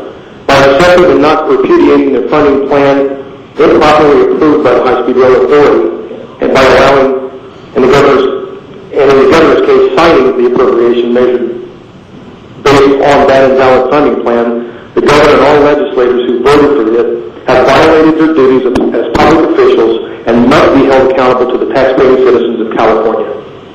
Thank you. Thank you, Mr. Bennett. Thank you. I would like to echo it's in my interest as the first meeting on this authority that you know and I know that folks are here at other locations, that their comments are all part of the official public records after this meeting, and all the board members will have access to that as well as the public, and that's very important. So just want to make sure that everybody understands. It's important to me that if you have written comments, oral comments, that you know that they're being heard and that those are on the record. So thank you. Lauren Harding, followed by Aaron Fukuda. No, Madam, it's Lauren, Loran Harding. Thank you, Mr. Richard. Good to see you. You're doing a masterful job. I don't think the governor could have chosen a better person to fill your role there. I appreciate that, Mr. Harding, but I'm going to suspect that's not a universally held view. Anyway, I'm Lauren Harding. I live in northwest Fresno, about a mile and a half northeast of where your tracks will cross Shaw Avenue. So I've had an interest in the noise issue, but I'm told I'll never hear the trains at a mile and a half. First, I'd like to address the safety issue, several safety items coming through Fresno. I've asked for years. By the way, I was here in this chamber about 10 years ago when the board had an information meeting right here, about 2003, and I've been to every public meeting you've held. I've asked for years for a bypass out between Fresno and Kerman, because most of the 20 trains per hour we'll have through Fresno will be express trains. They won't stop in Fresno. They're going 217 miles an hour with 600 people in them. So I think we should have a bypass, or at least build a bypass for the express trains. Next, put it in a trench. Well, that costs too much. The intrusion barrier between the UP and the high-speed tracks for an additional 13 miles through Fresno. I wish you could do that. If not, at least build something around the bridge supports. You'll go by many bridge supports. As you know, on June 3rd, 1998, the Deutsche Bahn ICE train derailed at Eschede, Germany, knocked out the bridge supports. The 300-ton Strassenbrücke fell on the train, killed 101 people in the worst high-speed rail train accident in history. So I hope you'll be protecting bridge supports. I wish you'd look into the Sandia Seraphim linear induction plan. I sent you emails about that. I just wish you could build a prototype and look at that. Here's a piece of advice. Prop 1A said you can do it in 2 hours, 40 minutes from San Francisco to LA, and now you're being sued because with the blended approach, it looks like that would be tough to do. I would go into court and try to change that if I were you. I would say, listen, we know we can't do it in 240. Let's say 3 hours 15, maybe 3:30.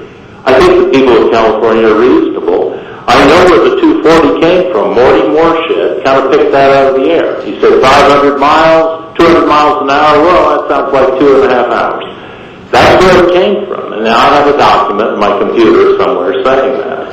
So why don't you go into court, petition the court if you have to go back to the legislature and say we just can't do it. Now with the blended in LA and on the peninsula, we'll have to go 217 through the Central Valley to make it. And I think I suspect you can't do it. And, somebody's dug in their heels and said, we're going to stick with that. Now you're being sued based on it. So if I were you, I would change it. Where does the money come from? We spend $700 billion a year to defend the whole world. And all of Europe, Germany, France, Spain, Korea, Japan, they all have high-speed rail. They all have national health care. They all have affordable universities. We pay for all of that. I say pass the hat. Pass the hat among them and get the money. We need high-speed rail. They all have it, and we don't have it. So I think Jeff Denham, Leo McCarthy, John Bonner, and Paul Ryan should all resign from Congress and apologize to the American people. Thank you very much. Thank you. Aaron Fukuda, followed by Shelley and Benito. Good afternoon, Chairman. It's hard to follow that up, but I'll go a little off track and try and... I just returned from Italy on my belated honeymoon. Can you imagine that? 3.5 years late. Spent 2 of that dealing with high-speed rails. We decided to take our honeymoon this year. It's funny because we took the main highway between Rome and Venice. Every time I looked over his shoulder, something was whizzing by me. that was high-speed rail. We started talking about high-speed rail with the local tour guide, and she says it's fantastic. But when you start delving into the details, you go, okay, wait, we followed that whole stinking thing all the way from Rome, pretty much close to Venice, and it veered off just a little bit, and then we came back together in Venice. That thing followed a highway the entire way we went through there. Really didn't see too many trains, and I couldn't figure that out. Well, what it came down to was basically Italy's in no better position than we are. They're in a worse position with 30% unemployment rates, economy tanking. They're really relying upon tourism to hold up their economy. So the local people don't really access it as much as tourists to get their Eurostar pass, whatever, to use it. And then we went into the cities like Florence, and they were talking about the pollution because of the increased traffic, and they were having to clean all their old buildings. And by the time they get around to one side cleaning it, they're back cleaning the buildings again because there's that much pollution. So my thing is, this is supposed to be the panacea for California. Are we sure it's the panacea? Sorry, I'm off topic a little bit, but I'll get back. I apologize, I haven't seen you guys in a little while, and I haven't been in front of you. It's been kind of busy. A few thoughts I want to bring up. Chairman Richard, when I first met you, one of your first comments to me was, Aaron, there's nothing that says I love you more than a lawsuit. And here we find our leadership and your authority suing the entire state of California. You're cheating on me! I thought we had a relationship, albeit a love-hate relationship. And this is a message for people, the state of California, and everybody in this room. They're trying to cheat you of your opportunity to challenge this project. I challenge all of you to take up the challenge in the validation case. You can do it individually. It's not hard. You must do it in order to put this project. I'm not against high-speed rail, but it must be done right. For Chairman Schenck, I hope you're still on the line. I want to thank you as a taxpayer of California. A couple of meetings ago, you did something that this board has never seen before. You voted your conscience, or you began to try and vote your conscience, and were cut off. That's what we need in leadership, is to ask the tough questions, do the gut checks, take steps back in order to go forward. If you keep plowing forward, the human nature of this project is absolutely gone. And people ask me, well, you're going to Italy, you're going to ride high-speed rail. I said, I'm either going to ride it or I'm going to throw myself in front of it. I'm back here today, and I want to thank you, board, for one thing, because you've given me the opportunity to represent a group of people that are near and dear to me. You may not see them, I see them. They call me, they cry, they worry. One of these days, I hope you can feel that human emotion of the darkness that hangs over you every single day. And we wonder, is this project going to be successful? I'm an engineer, I do projects all the time. I'm telling you as the public, this is not how you carry out a project.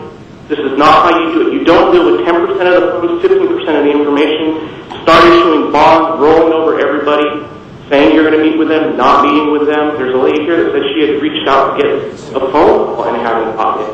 We have landowners in Kings County that are still waiting for their phone calls. We have landowners that are waiting for phone calls with the forced sales on their property right now because they couldn't hang on long enough. So it's a black cloud that I think all of you should experience at one time in your life in order to better your own process. Because I want to thank you. You bettered me by allowing me to know what I should and should not do with my life. Thank you. Thank you.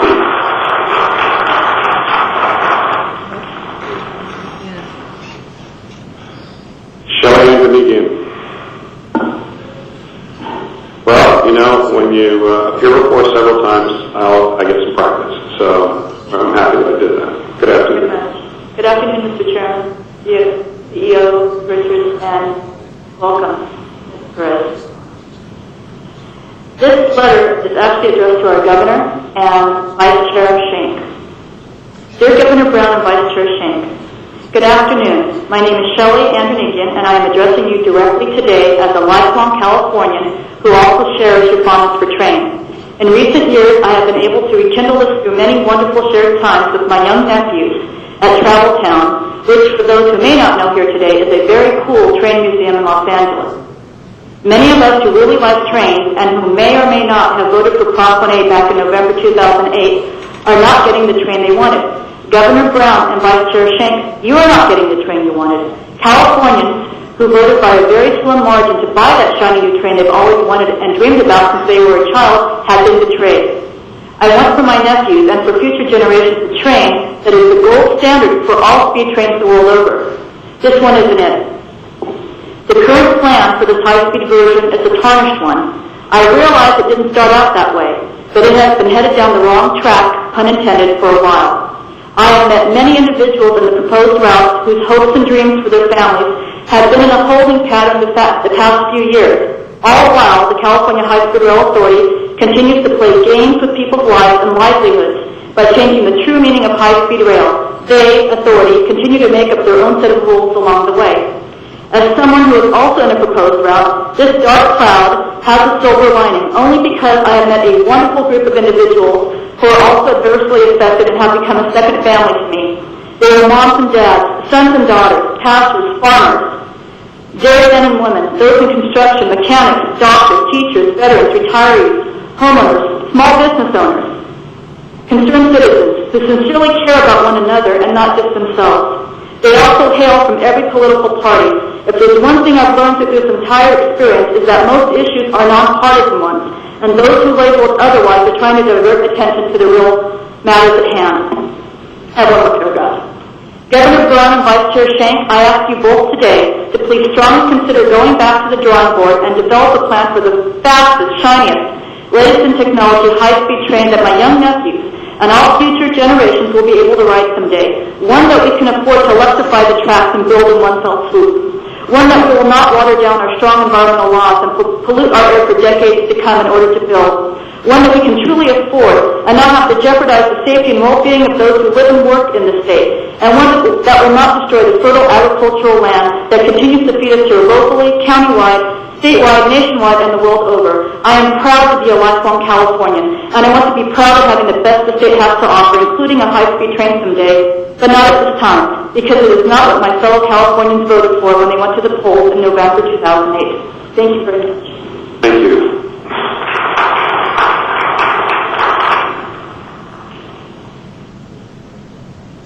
Kevin Cole, followed by Cassandra, I think it's Maria. Cole? Okay. Cassandra, is it Moria? I'm looking from Kings Canyon Road in Fresno.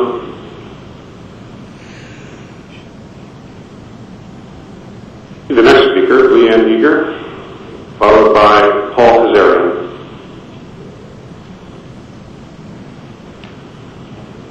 Good afternoon. Leanne Eager, I'm the President and CEO of the Economic Development Corporation right here in Fresno.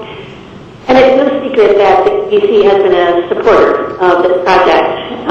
One of the reasons that we have been a supporter is because we see the opportunities that will bring to this valley. But I certainly understand those who are here that it's going to affect them greatly as it goes through their business or their homes. But one of the things that we have done in the last 3 years, at least here in Fresno, has been looking at what effect that has and how can we help businesses and homeowners who are along that alignment. And I know that there are some of us here who have been talking a long time. Mr. Oliveira and I have talked numerous times. Supervisor Maloon and I have talked numerous times, and we've agreed to disagree on whether or not this project is appropriate for this time. But one of the things that we have agreed on is if this is coming through our communities, let's make sure we prepare for it. Here in Fresno, what we've been doing is meeting with all of those businesses along that alignment, making sure they know what's coming, making sure that if they need to move someplace, that we help them do that. And I have to say that Diana Gomez and I have been taking our show on the road and making sure that we meet with all of those in response. And I was hoping that Councilmember Brandel was still here so that we can tell him that even though we don't have the one-stop shop here yet, we are meeting with all of those businesses. And if we need to bring in the big guns, Mr. Morales comes down and helps us meet with some of those folks. And I know in all of the communities we need to do that. We need to make sure that our businesses and our homeowners are prepared for this and that we help them through this process. And we have been doing that here in Fresno. And just a real quick note on the heavy maintenance facility. In Fresno, we have been preparing for this for 3 years. We have been supportive of the project for 3 years. that we certainly understand about the jobs and the need for the jobs in the Central Valley. This project will bring jobs to everyone in the Central Valley. The high-speed rail heavy maintenance facility will also do that. If you have 1,500 permanent jobs that are coming out somewhere here in the Central Valley, here in Fresno County, that there will be jobs coming from every which way. And as much as I love my brothers and sisters in Madera and Kings County and Kern County and Merced, the best place for that maintenance facility is right here in Fresno County, and we welcome folks to come here and work on it with us. Thank you. Thank you, Mr. Chair. We have, I'm sorry, almost skipped over that. Paul Kazarian. Mr. Kazarian, are you still here? Mr. Kazarian? Anya Rodwell from the Madera Farm Bureau, followed by our last speaker, Frank Olvera.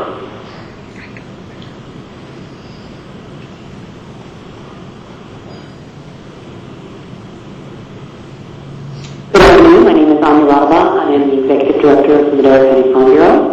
I would like to thank the board for having a meeting about the valley, in the valley.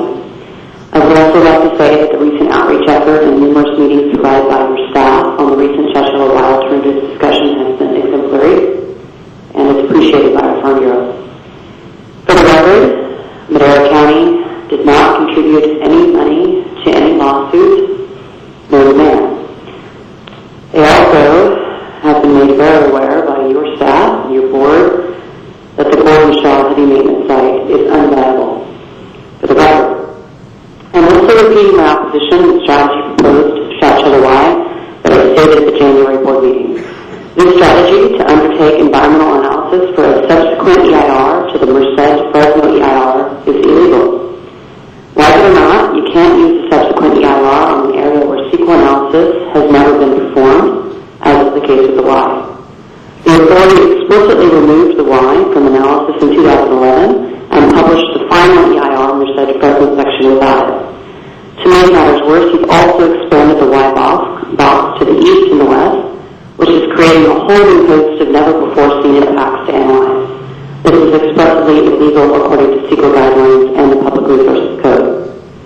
The board also needs to recognize that since the Merced-Fresno EIR is in pending litigation, you cannot consider that EIR to be valid from which to subsequently layer from. I'm alarmed that the strategy has been devised to expedite the means the authority has to proceed with construction as early as possible. I'm also highly alarmed that the use of the subsequent EIR for the Y is a means to skirt analysis and fast-track the only public process available to stakeholders who wish to comment on the project. Your staff's response has consistently been to tell me that they actually are proceeding with a separate EIR and not a subsequent EIR. If this is the case, that's fine, but then we need to label it as such and strictly adhere to statutory timelines and standards of review for standard EIR, making no attempts to rush, shorten, or silence any formal means of providing public input. All I want is for my membership and the citizens of Madera County to have the same timelines for review and the same opportunity to participate in this project for the other major segments you've analyzed. If you're going to say you're going to do something, then please do it. Don't hide the ball. I'd like to know why and how you intend to proceed with the process, because we're listening. I will give the rest of my comments to the lady. And Ms. Rodwell, let me just say, I know we continue to have contentious issues with the Madera and Merced Farm Bureaus. It is our sincere hope that we can find some common ground here. And if we can, that's great. Can't, I understand it. But I appreciate that. I think it's really important to note that agriculture is not just a land use designation that's used until something better comes along. It's a very valuable use that a lot of people put their lifeblood into. Thank you. Thank you. Mr. Olvera, did you deliberately hold back and so you could get the last word? Did you do that? Yes. You're a smart man.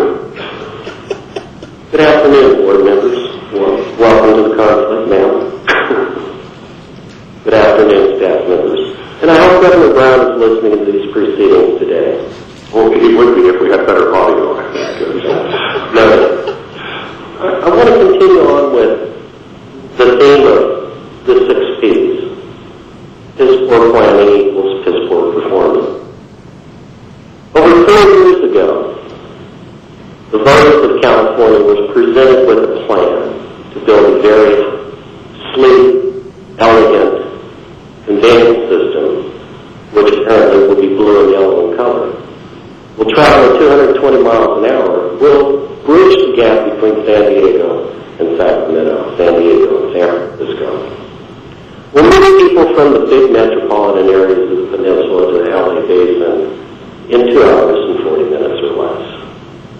We'll operate on those subsidies, being operated on green power, and it won't cost the taxpayers very much money in the realm of things, but they do have to borrow some money to make this work.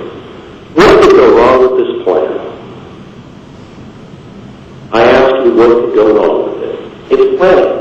Piss poor planning equals piss poor performance. We're here today in 2013 talking about 2008, a project which was supposed to bring us all these benefits. By building this project, the side benefit would be people would get jobs, communities would prosper, the air would be cleaned, fewer people would drive on roads, we wouldn't have to invest in roads and airports. But let's talk about the reality of what we're doing. Our money is going to run out. We will have illegally given money to the basin, the LA Basin. We will illegally given money to the peninsula because we would be spending crop-wanting money on things that are not high-speed rail. We will extinguish our money here to build an Amtrak line, to follow an existing Amtrak line. There will be no electric trains. We'll still have to invest in roads when the money runs out. So, this is what I have to say. You have sued us to prevent us from exercising our due process to criticize this or to challenge this project under bond considerations. You sued everybody in this room. You sued everybody in the state. Why? This will all be settled in 2 months. Stop spending the money. It's illegal. If you take somebody's money, it's a crime. And it should be a crime for you to do it also. Thank you. Stronger.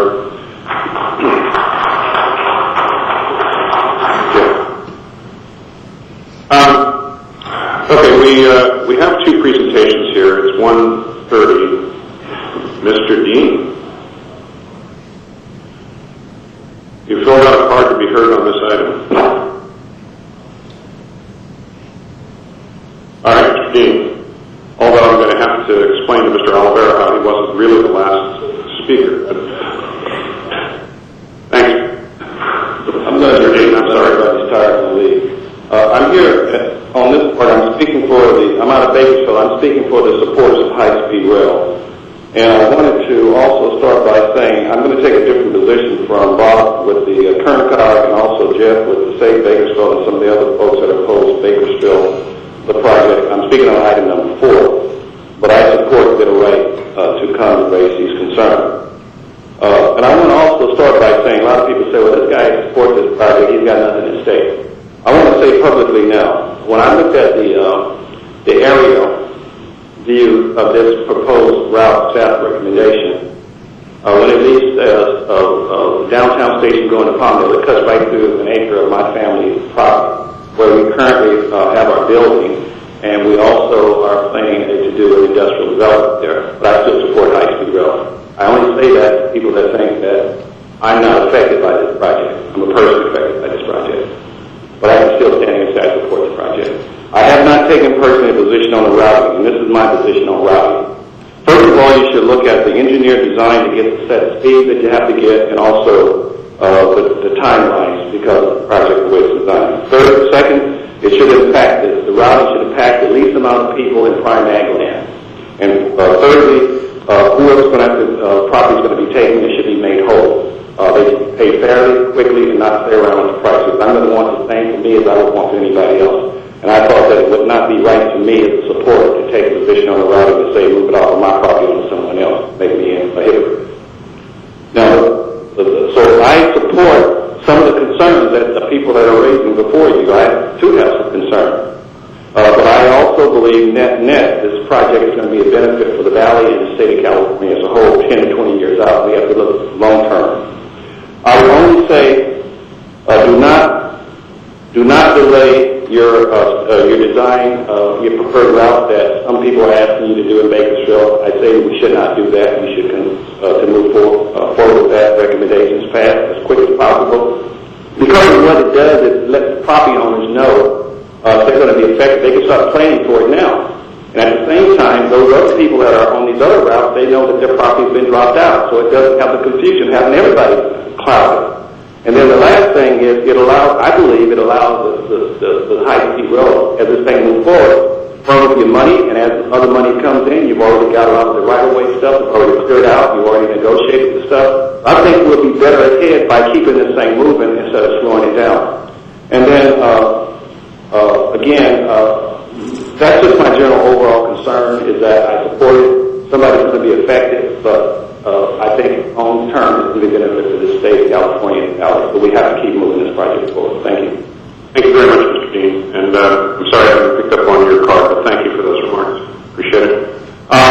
We do have two presentations, and of course they go to the issues that the public is talking about. But it's 1:30. I didn't want to break up the public comment period, but I'm going to suggest we take about a 15-minute break, give people an opportunity to stretch their legs, run downstairs if they want to get something, and come back and we'll have a staff presentation at that time. So we'll be in recess for about, why don't we say 2 o'clock? We'll say until 2 o'clock, and we'll come back. Thank you all.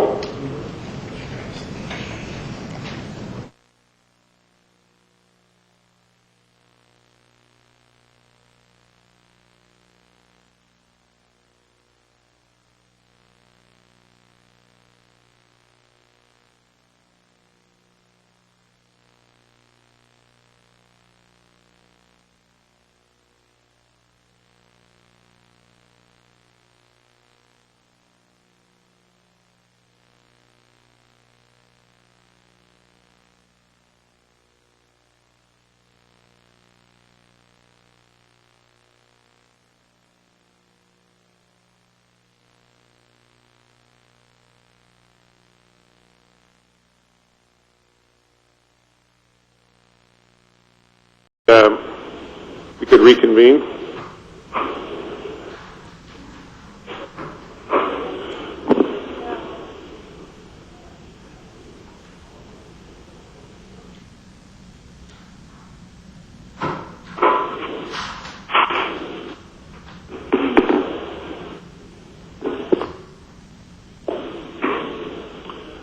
All right.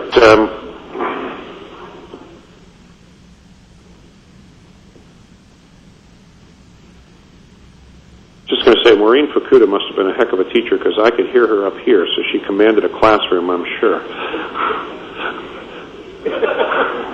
Well, that's a problem.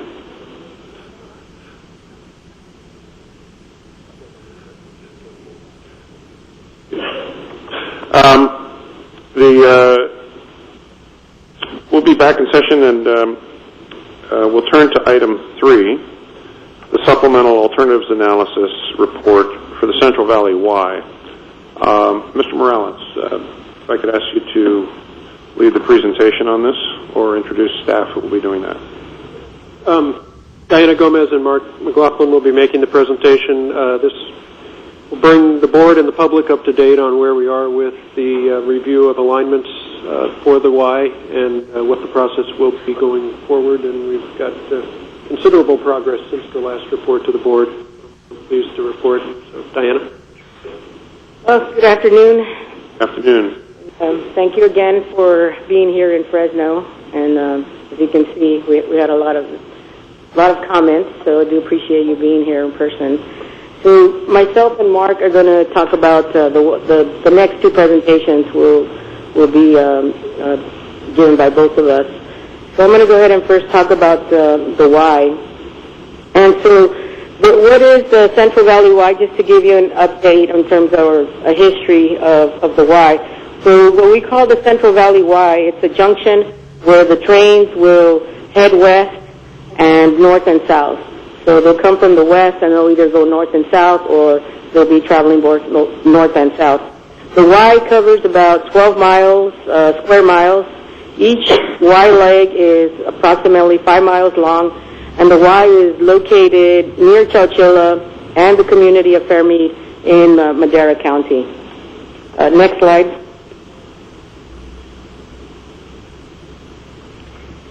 So and I'm saying next slide because on the other sites they need to change their slides. So in San Francisco and Sacramento. So the history of the Central Valley Y, since 2009, the authority has worked with residents, stakeholders, and others to identify a range of Y alternatives. The Y was originally analyzed as part of the Merced to Fresno section environmental process. In 2011, the authority decided to carry forward the Y area for study as part of the San Jose to Merced section EIR-EIS process. At that time, 14 alternatives were initially identified for further evaluation. And those are the 14 that you see up on the presentation. So next slide, and then next slide. So in Sacramento and in San Francisco, you should be seeing the 4 alternatives that were initially identified for evaluation. The next slide. As part of the process, we've had quite a bit of stakeholder engagement. Specifically, we've met with the resource and regulatory agencies, the EPA, the Army Corps, and we've had several technical working groups that were created as part of the environmental process. We've had numerous public and stakeholder meetings, specifically with Caltrans, who would be impacted in terms of our proposed alignments along State Route 152 and over 99, the California Department of Corrections and Rehabilitation, which has 2 facilities near in the city of Chowchilla, cities and counties, elected officials and staff, school districts. There are several school districts that would be impacted, the 2 farm bureaus, Merced and Madera County Farm Bureaus, several of the irrigation districts, and the local community groups as well. Now I'm going to go ahead and turn it over to Mark, who's going to talk a little bit more in detail of the actual criteria.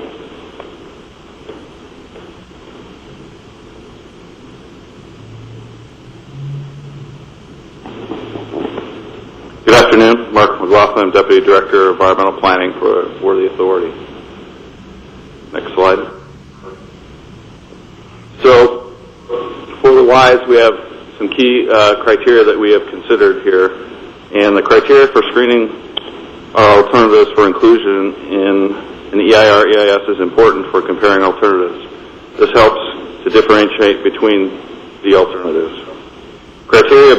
The criteria based on requirements of NEPA and CEQA that an EIR-EIS have a reasonable range of alternatives that can meet, 1, meet project purpose and need and most of the project objectives.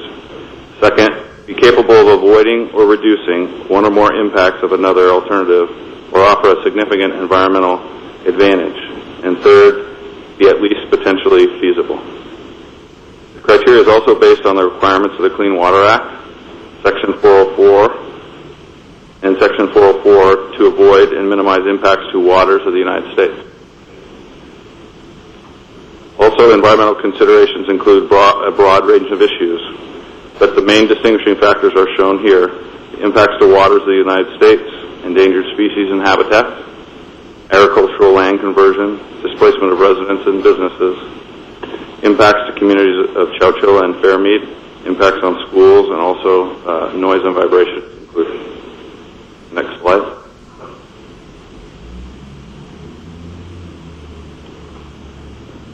So the original, as Diana had mentioned, the original range of alternatives from 14 to 6 and how we got there.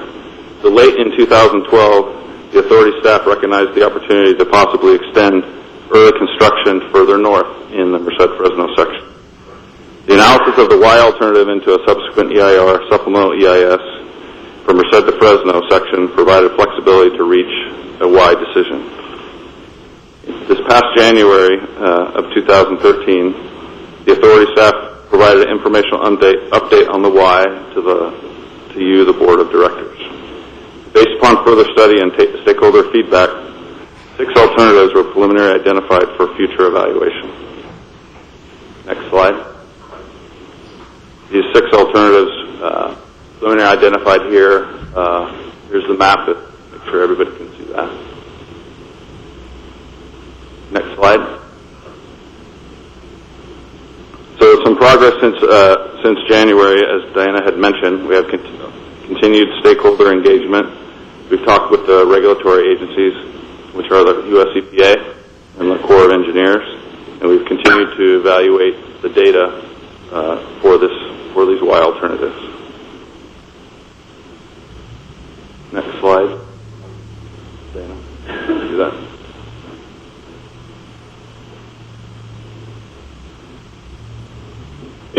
We started, since January, we have convened roughly 15 stakeholder meetings. We've had 2 community meetings so far, one in Fairmead, in the community of Fairmead, the other one in Chowchilla. We had roughly about 500 people in attendance.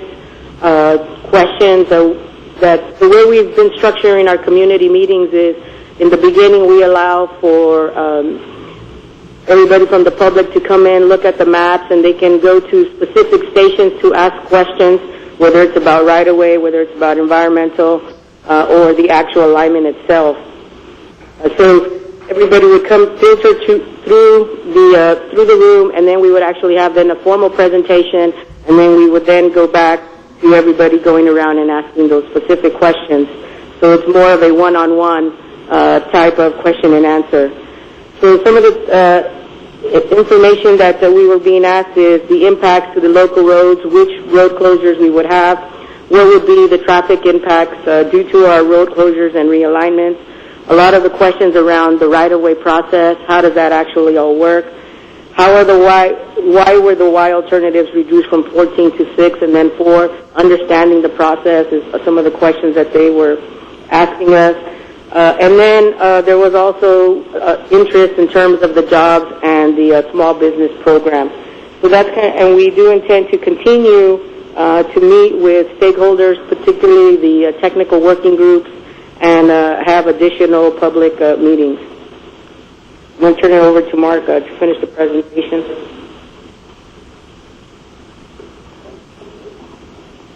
Thank you, Diana. Next slide. So on this, how we got from the range of alternatives, how we got from 6 to 4. So the data gathered for the alternatives was refined and further analysis performed since January, since the prior staff presentation at that time. This is also for the purpose of submitting to the U.S. EPA and the Corps of Engineers for their concurrence of these range of alternatives to carry forward in the environmental document. This additional analysis has led staff to the recommendation of studying the 4 most promising alternatives. And I wanted to go over the original 6 that was included in January, and then I'll touch on the top of the slide. The original 6 alternatives in January included Avenue 24 to Road 11Y, SR 152 North to Road 11Y, SR 152 North to Road 18Y, SR 152 South to Road 18Y, Avenue 21 to Road 11Y, and Avenue 21 to Road 13Y. So one thing I wanted to point out on these 4, 152 North to Road 13 is a new alignment that came forth during our reevaluation since January. So I want to make that clear that everybody sees that. It became a performing alternative. So the 4 alternatives that we are bringing forward for further study, again, is SR 152 South to Road 18, SR 152 North to Road 13, SR 152 North to Road 18, and Avenue 21 to Road 13. This is the map. This next slide, this map depicts those 4 that we're carrying forward. It's much less of a spaghetti bowl, as Diana refers to it. It's much cleaner, simpler, And, there's been pretty strong reaction to it in a positive way. Next slide. So this is a table, and I'm sure, hope people can read it, for the center of this Y. And these are the 4 alternatives that we're bringing forward. So I'll touch a little bit on the detail of that. In our staff view, the 4 alternatives being recommended for carrying forward into the supplement EIR, supplement EIS represent a reasonable range of alternatives for study in light of the additional work that has been done. The alternatives are each capable of meeting the project purpose and need and most of the project objectives. Of those 14 originally considered, the 4 recommended here include options to avoid impacts to one alternative through locational differences, as well as options that involve more or less impacts in a particular resource area, depending on the types of those impacts. The variation among the 4 recommended alternatives are relatively modest for aquatics and biological resources due to largely to the importance of avoiding and minimizing impacts on these regulated resources under the Federal Clean Water Act and the State and Federal Endangered Species Act. Next slide. So for our next steps, there are a couple or several important next steps for us to highlight. First, our staff plan on continued regular communication with local stakeholders and to keep them apprised of the SEIR and SEIS and when they can expect the document to be available for public comment. The authority must also submit its recommendations again to the U.S. EPA and the U.S. Army Corps of Engineers and obtain their concurrence on these range of alternatives for study. This is a procedure that must take place pursuant to the authority and FRA's MOU with the EPA and the Corps to integrate Clean Water Act Section 404 process with the NEPA process. We as staff are very hopeful that these regulatory agencies will concur in this range of alternatives, so they could potentially ask for more to be studied. Staff will report back to the board as to the outcome of that consultation process. Staff will prepare the draft SEIR, SEIS, and hope to release for public comment and hold workshops in the fall. The final SEIR and SEIS would then be prepared and decisions by the authority and FRA planned for the spring of 2014. That closes the presentation. If you have any questions, technical nature, we have technical staff available also. Are you technical staff? Hope I can answer your question. All right. Yes, I'm sure. Questions from members of the board at this point? Vice Chair Richards. Thank you, Mr. Chairman. I think more than questions, a couple of comments and a request. First of all, over the last 12 or 18 months, the outreach and the work that's been accomplished has been the kinds of things that it's nice to look back on and say you're proud of, because I believe our CEO, Morales, and your field staff and Diana Gomez have accomplished some really amazing things in dealing with stakeholders and solving problems. And it's a perfect template for what we would like to do everywhere we go. With regards to, and bringing this down to 4 alternatives helps alleviate a lot of the concern that people have raised over the last 12 months. In addition to that, however, because we are now taking a hard look at 18, and it falls out as one of our final 4 that is being studied, I'd like you to be equally as sensitive to people who are now addressing their concerns that I'd not heard before. And I would ask Mr. Morales if you would ask staff to ensure that they talk with Pembroke Development, and specifically again Glenn Pace, the developers of Green Hills Estates, as well as Don Kojima and Mr. and Mrs. Ping Ho, all of whom have indicated to me that they're major landowners along Road 18, and to do whatever you're able to do to help mitigate the impacts and concerns that they have as you study that alignment. But beyond that, I just want to frankly say with great praise phrase, thank you very much for how you've handled a number of issues in that area, and it's a very complex part of this alignment. I think you should be congratulated, and I would hope that as we work through problems in issues in other parts of the valley and across California, we can have similar kinds of successes that I see here. Richard, if I could, I appreciate your comments and would echo that the staff has done a great job of moving this along. I have to note that, again, it's been a two-way communication that's allowed this progress to take place, and the constructive engagement of the stakeholders along the various alignments, and that's really helped facilitate progress. One of the advantages now of being down to 4 alignments is that it allows for much more targeted outreach and consultation with potentially affected stakeholders. So what you've asked for absolutely will happen.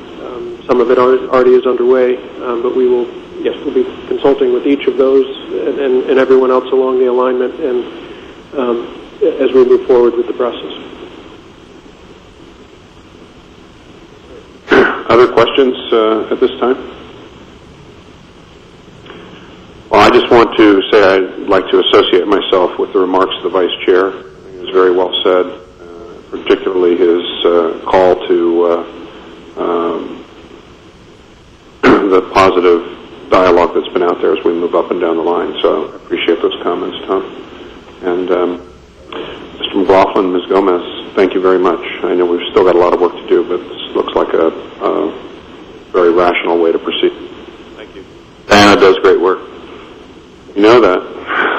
But you did pretty well yourself on this. Mr. Morales? Mr. Chairman, just one other comment, and it will apply for the next presentation as well. I think one of the things that was pointed out in the slides was the criteria involved in the evaluations are derived from both federal and state statutes and regulations. Much of the evaluation at this stage is very much objective, based on quantitative analysis of particular impacts. In the materials that have been provided to the board and to the public are details of all 16 of the alignments, how they ranked against each other. So all of this information is available, and it lets people see exactly how and why decisions were made as we go forward into this next process. Very good. Okay, with that, we'll move to the next item, which is the informational update on the identification of preferred alignments and station locations for inclusion in the Fresno to Bakersfield final EIR-EIS. Okay. Ms. Gomez. So, again, myself and Mark will be sharing the podium and making this presentation.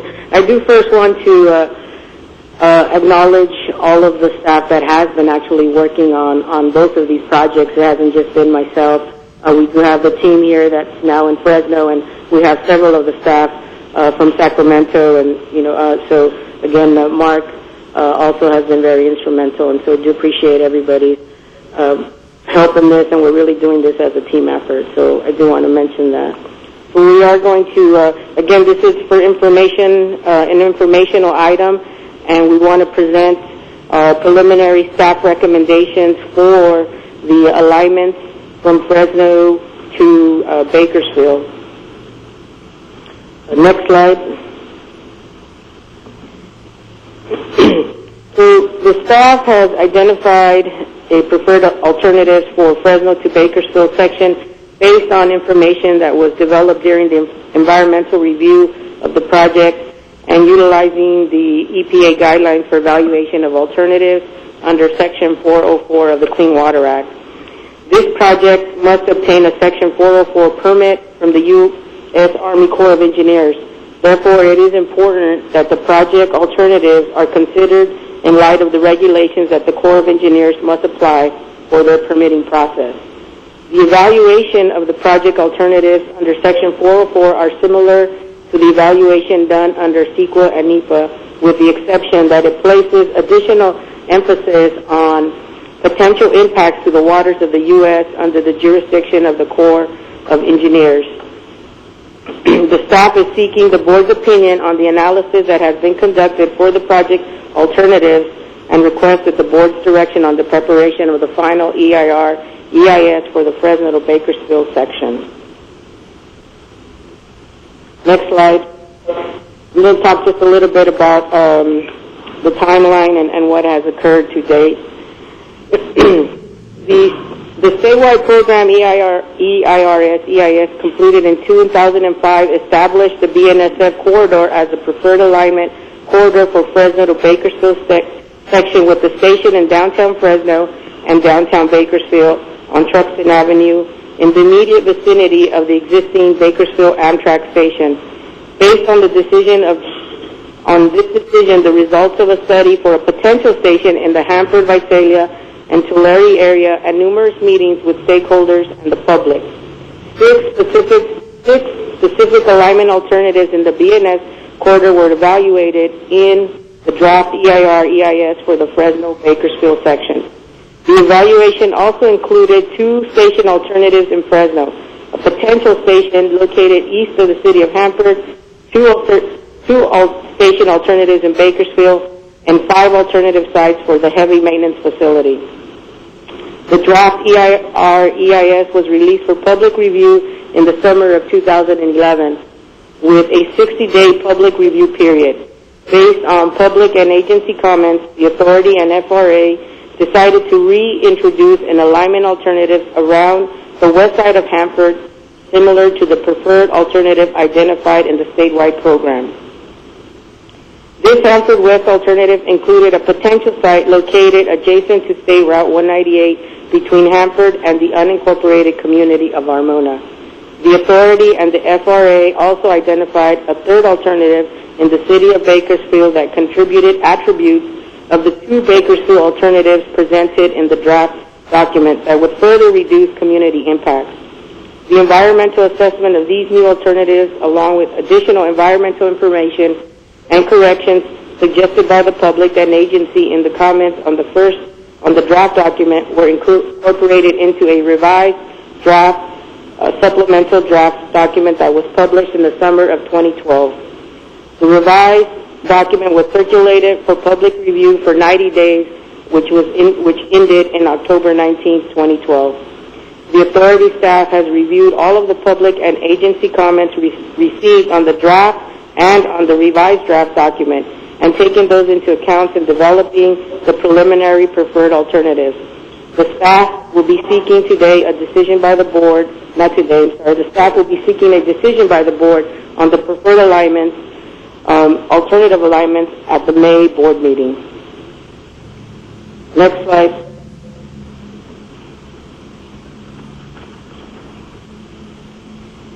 The alternatives that were considered for the project include 7 alternate alignments in the more rural area between Fresno and Bakersfield, and 3 alternate alignments in Bakersfield. Any combination of these alternatives could comprise the complete alignment from Fresno to Bakersfield, creating a total of 72 distinct alternative alignment combinations. To simplify the presentation of information on the alternatives, a single alignment from Fresno to Bakersfield, termed the BNSF alignment, was identified that mostly closely follows the BNSF railway. The additional alternatives that deviate from this one alignment can be then identified separately, and the environmental impacts of those alternatives can be compared to the impacts associated with the corresponding segment of the BNSF alternative to gain a clearer picture of the environmental effects of the alternative alignment. As it can be seen from this map, a decision on an alternative in one area of the corridor between Fresno and Bakersfield is independent of a decision or an alternative in another area of the corridor.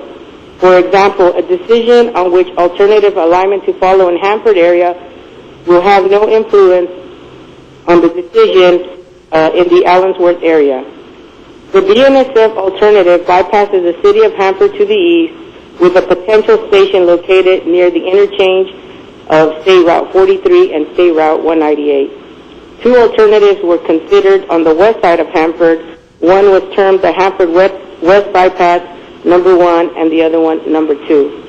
These alternatives are essentially the same except for the geometric requirements for a high-speed train requires a slight deviation in the southern end of the alignment.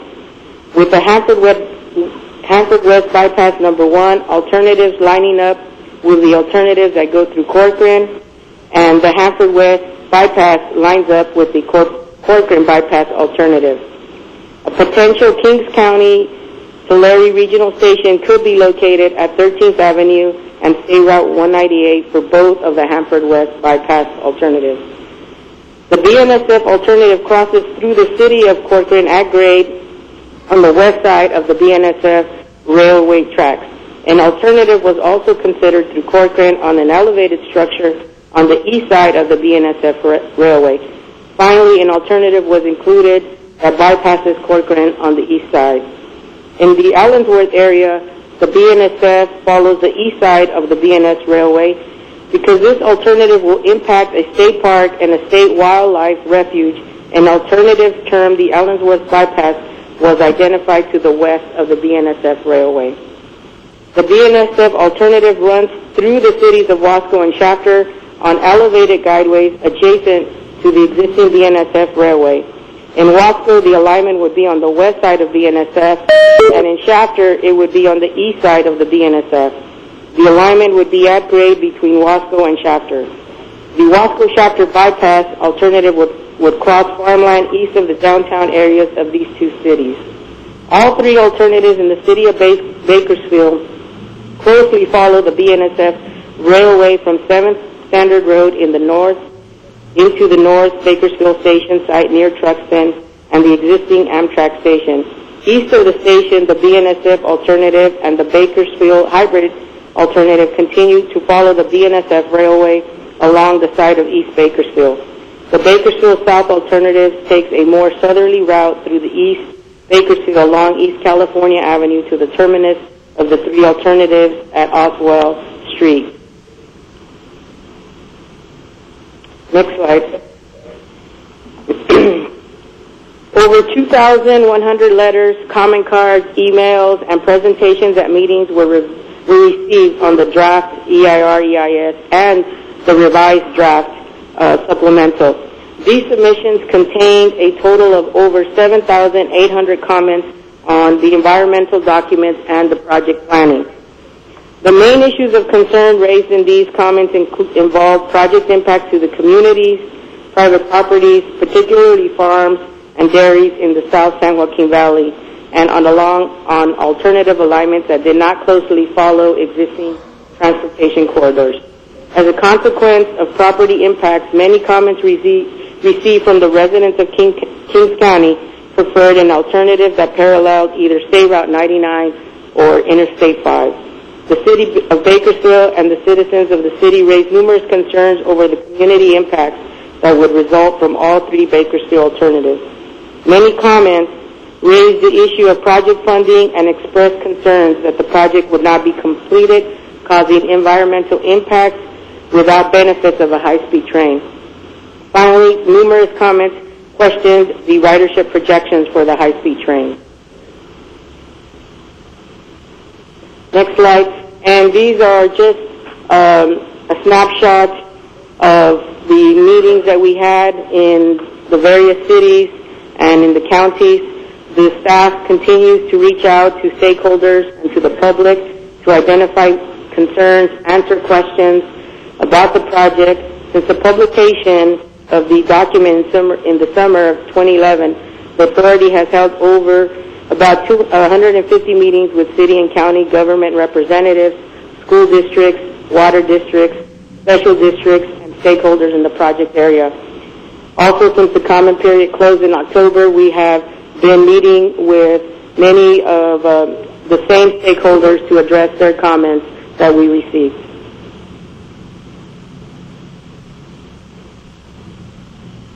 Next slide. As I indicated earlier, the decision on an alternative alignment in one area of the BNSF corridor does not influence the decision on an alternative alignment in another area. Therefore, each area along the corridor with alternative alignments could be evaluated independently. The evaluation of these alternatives took into account all of the comparative information in the EIR, EIS on impacts to natural resources, the physical environment, communities, social and economic effects. Staff used the Clean Water Act Section 405 guidelines as a framework to structure a comparison of the alternatives and help us focus on issues that differ between alternatives. The analysis emphasizes the difference in impacts to aquatic resources, and it also considers impacts to the non-aquatic biological resources, other environmental resources such as farmland, air quality, noise, and community impacts, and the practicability of the alternatives as measured by cost, logistics, and technology. Of equal importance to the evaluation of the alternatives was the impact to properties protected under Section 4F of the Department of Transportation Act. Protected properties include public parks, wildlife refuges, cultural resources such as historical buildings and structures.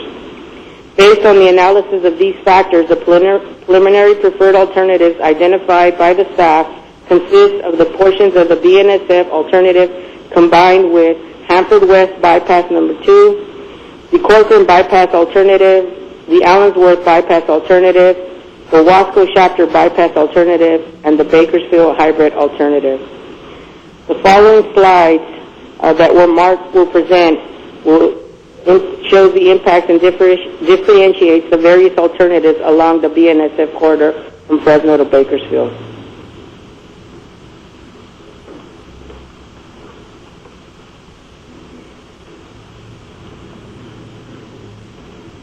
Thank you, Diana. Next slide. So we'll go through these alternatives a little bit more into detail. So we're going to talk about today on this portion right now, Hanford alternatives, which include Hanford West Bypass and then the BNSF Hanford East Bypass.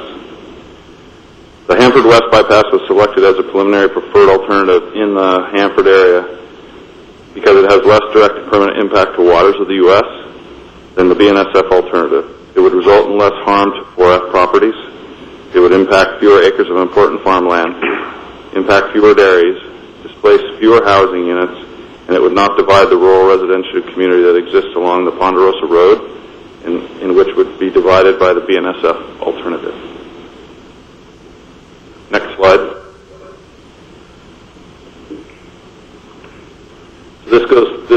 As this table shows, as we've talked about before, how we go through the analysis for these details.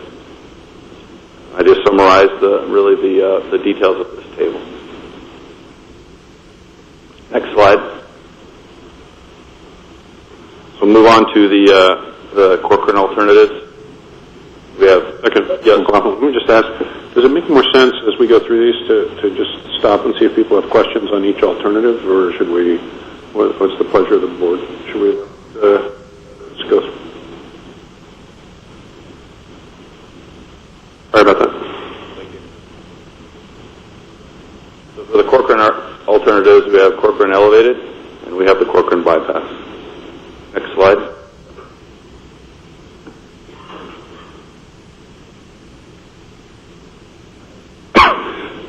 Excuse me. The Corcoran Bypass alternative was selected as the preliminary preferred alternative primarily because it would impact substantially fewer acres of waters of the U.S. than either the BNSF alternative or the Corcoran Elevated alternative.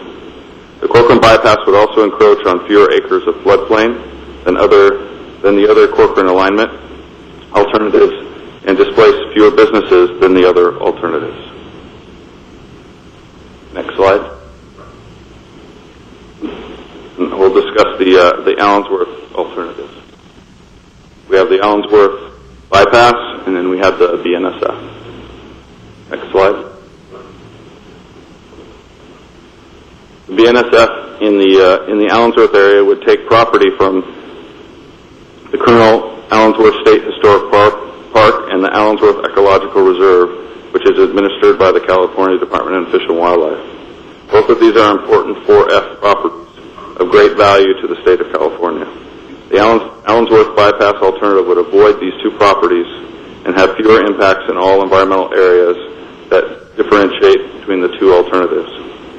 including waters of the U.S., which is why it was selected as the preliminary preferred alternative. Next slide. We'll talk about, next will be the Wasco-Shafter alternatives, which include the Wasco-Shafter bypass and the BNSF. Next slide.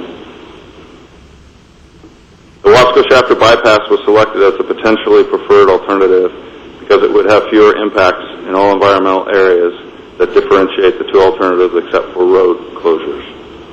The authority continues to receive important information on agricultural and oil and gas resources in the Wasco-Shafter area from local stakeholders, and we wish to further evaluate this information before making a final recommendation on the preferred alternative in this area. Next slide.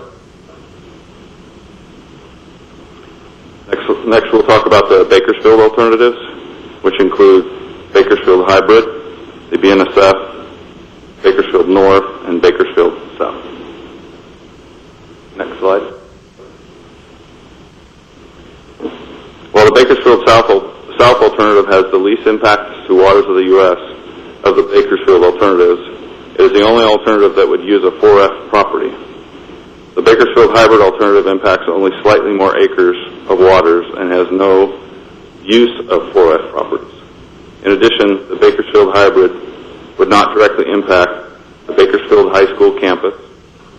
It would displace fewer religious facilities than the other Bakersfield alternatives, and it would displace the fewest housing units. For these reasons, the Bakersfield Hybrid alternative was selected as a potentially preferred alternative. We do recognize on the authority staff that no one-size-fits-all strategy for every community along the high-speed train system, and that the City of Bakersfield views on the appropriate way of implementing high-speed rail in their communities is evolving. The authority continues in its commitment to work with local communities and stakeholders to ensure their concerns are heard and that Central Valley communities are able to take advantage of the potential benefits of high-speed rail. Therefore, the staff continues to evaluate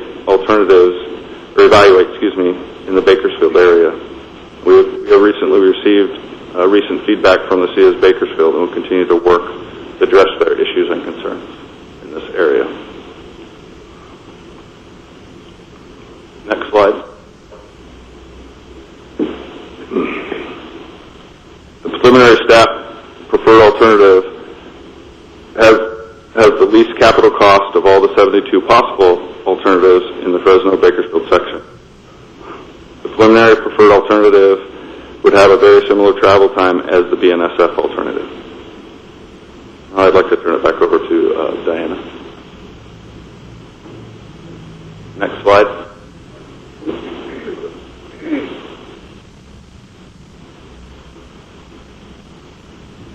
Five heavy maintenance facilities, and we heard a lot about the maintenance facilities earlier today. 5 heavy maintenance facility sites have been evaluated in the Fresno to Bakersfield section. 1 south of the city of Fresno, 1 in the Hanford area, 1 east of Wasco, and 2 in the Shafter area. None of these heavy maintenance facility sites factor into the identification of the preferred alternative alignments. The staff will not be proposing a preferred alternative for the heavy maintenance facility at this time. The decision will be brought before the board following the environmental assessment of the San Jose to Merced section of the high-speed system. When we have sufficient information has been developed to provide an informed assessment of all of the possible heavy maintenance facility sites in the Central Valley. Next slide. The next steps are we will continue to have stakeholder meetings and coordinations, return to the board for identification of a preferred alternative, and then prepare and publish the final EIS document. That concludes our presentation. All right. Thank you very much. Mr. Morales, would you like to add some comments at this point? Just a few quick points. One, I want to make sure the public knows the presentations are posted on our website. Notice some people taking pictures, which you're obviously welcome to do, but you can get them from the website. So all of the information that's been presented is available. 2, Secondly, just on the heavy maintenance facility question, just to clarify, the same what Diana just said about the Fresno-Bakersfield alignment is the same for the Y. That there no decisions were made about selection of heavy maintenance facility in the Y, nor was the location of a facility determined regarding alignment, and we'll be working on those as we go forward. I also just want to note, and there were public comments by the Kern Council of Governments this morning about how the counties and the city of Bakersfield's position was characterized in section 2.2 of the report. I was also contacted by the Bakersfield manager this morning about that. It doesn't affect any of the numbers, but it's the text that was used to describe the city's position. They have some concerns about how that was done. We will be working with the city to address that and make sure that it accurately reflects their position. And as was noted, I and others will be meeting with both Kern COG and the city of Bakersfield prior to the next board meeting to work through those and other issues with them. Questions from board members? I will, Mr. Two, but I'm just waiting to. Okay. Go ahead. Thank you. Is this on? Yeah, it is. I know that all of us sit here and listen very carefully to all the comments from the public, and so there's nothing that I would suggest to you that was stated earlier today that we didn't hear. I think everybody knows that we are bound by certain rules and regulations also with regards to environmental studies and the rules and regulations that are promulgated under both CEQA and NEPA. Certainly when you hear areas of the community that have come together and formed what appears to be a consensus, I think that needs to come into play, certainly, and I'm thinking specifically of the Wasco Shafter area at this point, and the comment that was made by one of the speakers who indicated that some time ago they were advised, come back with consensus. So my request would be certainly to make sure that our federal partners, the Corps of Engineers and the others, the FRA, the people that you work with, are aware of what the community wants, because I think it becomes certainly a relevant part of this decision, and it needs, and it's rightfully so. So given that, and certainly other comments along this alignment, as it has either likely to be considered as the preferred alignment when that comes back to us, or other changes, I encourage those who have an interest to continue working with the authority and our staff, and to make sure that in a clear way we understand what it is that you're looking for in helping to achieve our ultimate goal and the goal of the taxpayers to move this project forward. And that needs to be a part of that process and understanding also. So I appreciate the report and the progress, and would like to encourage Mr. Morales that our federal partners understand and have a full understanding of what in various parts of this alignment the community is saying. Absolutely. The federal partners, primarily the EPA and the Corps of Engineers, have a significant voice and role in this process, along with the FRA, and we will absolutely be summarizing all of the comments that we've received, whether it was through the comment period previously or through this meeting, as well as the two meetings that we had over the last few weeks in Fairmead and Chowchilla, in meetings with them to make sure that they understand where the public sentiment is on those issues.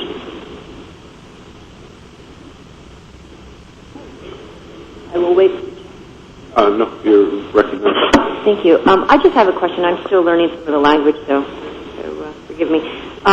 Number of receivers severely impacted by noise, Mark, on the resource area impacts. This is under the, or maybe it's Jeff, but it's number of receivers severely impacted by noise and vibration. Receivers, can you just translate what does that mean in regular terminology? I think the way I would simply put it is either receivers, receptors, Receptors? houses, businesses, things like that. Facilities, homes, Yes. businesses, Yes. structures. Yes. Species? That's analyzed in the other permit, including the AIR, and then other permit documents for either the federal or state species. Yes, noise and vibration. No, that's a good question. It doesn't include creatures then? Okay. Habitat, yes, we analyze that Separately. in that document, including the federal biological opinions and also the state CISA or California Endangered Species Act 2081 permit for endangered species of California. Mark, correct me if I'm wrong. One of the reasons for looking at the receptors is because that potentially could tie to mitigation then also, if an alignment is chosen. I would just say that I would ask, and obviously we're committed to this, that we continue this robust community engagement program, that we continue to work with and in partnership with residents, business owners, property owners, the whole thing, that we continue to work very closely. And I echo Commissioner Richards when he says, that we need to, the number of meetings and the time committed, that the listening that we do, that we kind of carry that message back to our partners, but that we make it very clear that this is, we're going through a process, but that we're taking all that input in as much as we can receive it, and that those portals are always open online and over the internet, and all that stuff is going on.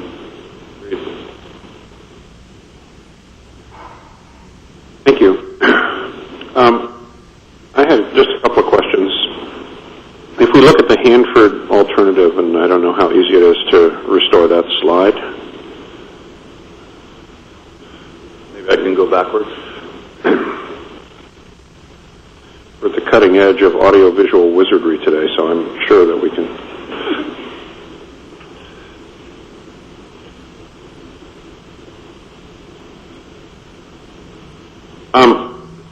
Yes, thank you.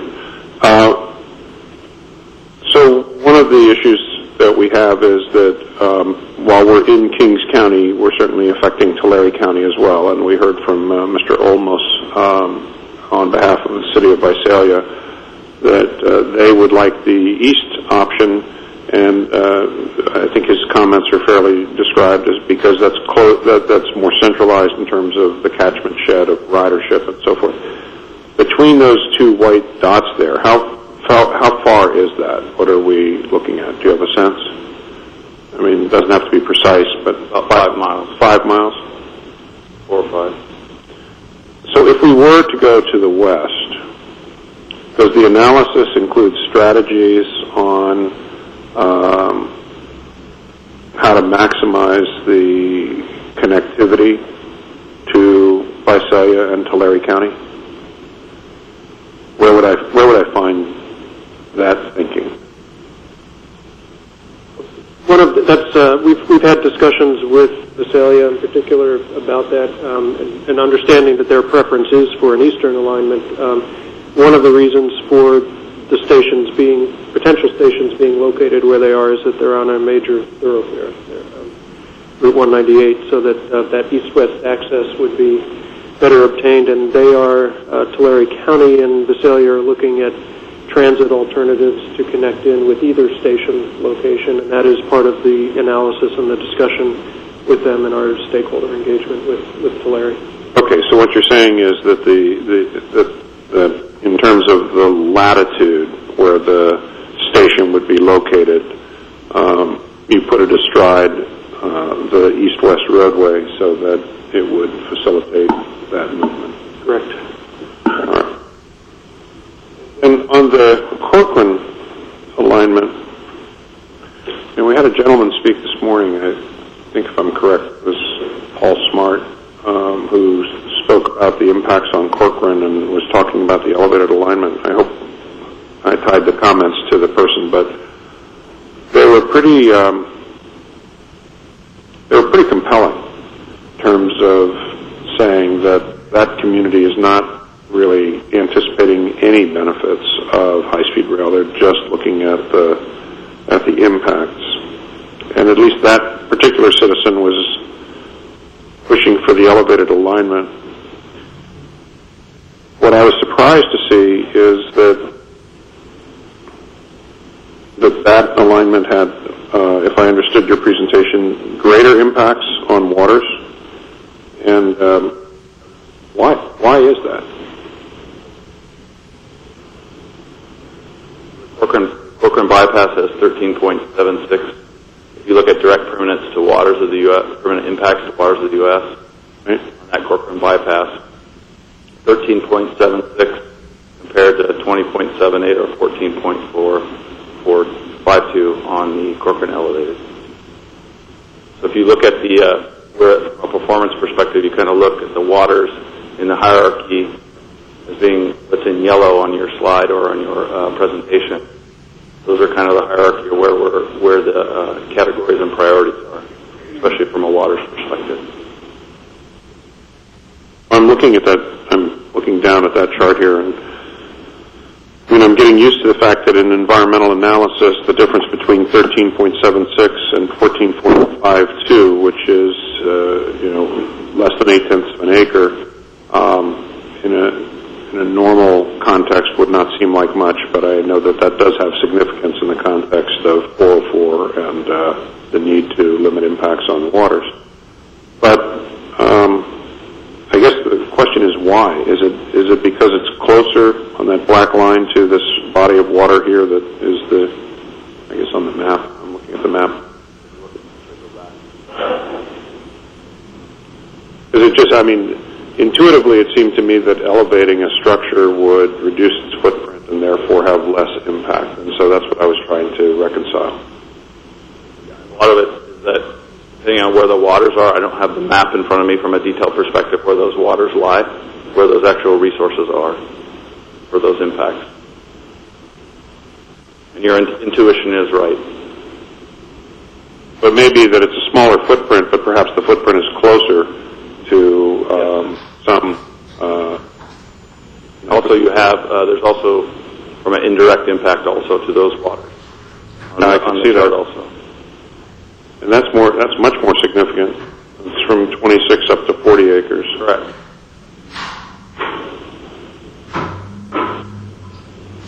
Okay. I'm generally intrigued that if we can afford to do it, it seems to me to have less impacts on a community, but we're not showing that. We would have to deal with the cost issue separately, but for environmental purposes, it's a little surprising to me that the elevated alignment would end up with greater impacts. So we don't have to dig into it right this afternoon, but I'd appreciate a follow-up and then we can, if the staff could send the board a memo on that, and then we could post it on the website so that the public could have access to that. I'd just be interested in what is it. Will do. Thank you.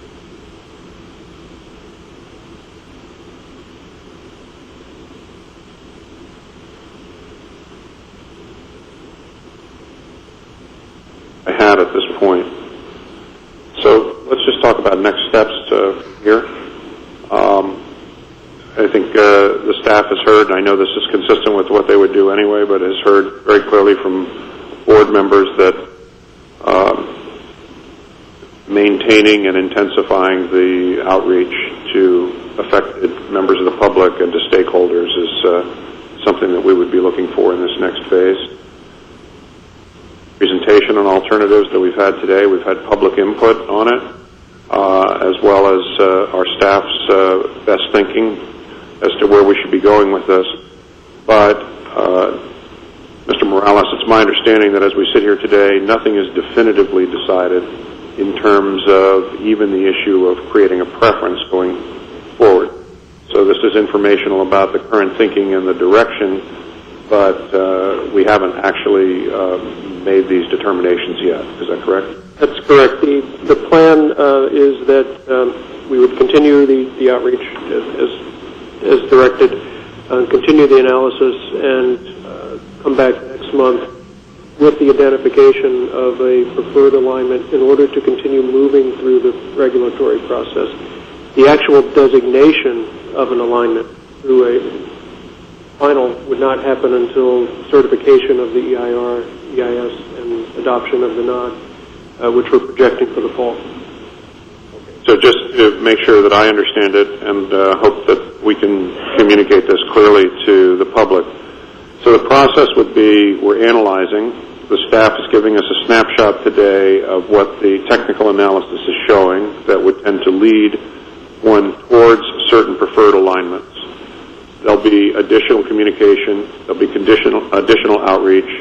There'll be additional.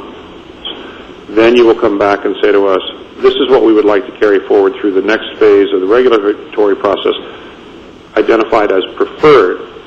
But simply the identification of them, even in the adoption of a preferred alignment by this board, doesn't mean that that's ultimately the alignment that the board would take. That just means that it's a notice to the public going forward that this is the direction of our thinking. And then there'd be further analysis under state and federal environmental laws, and then all of that material, including public comment, would come before the board sometime in the fall, where we would actually adopt a record of decision and a notice of decision that was specific as to where we're going. So there are several steps here. Each one is intended to communicate what the thinking is, but without closing any doors at this point. And there's an opportunity for public engagement and a necessity for it all throughout. Correct.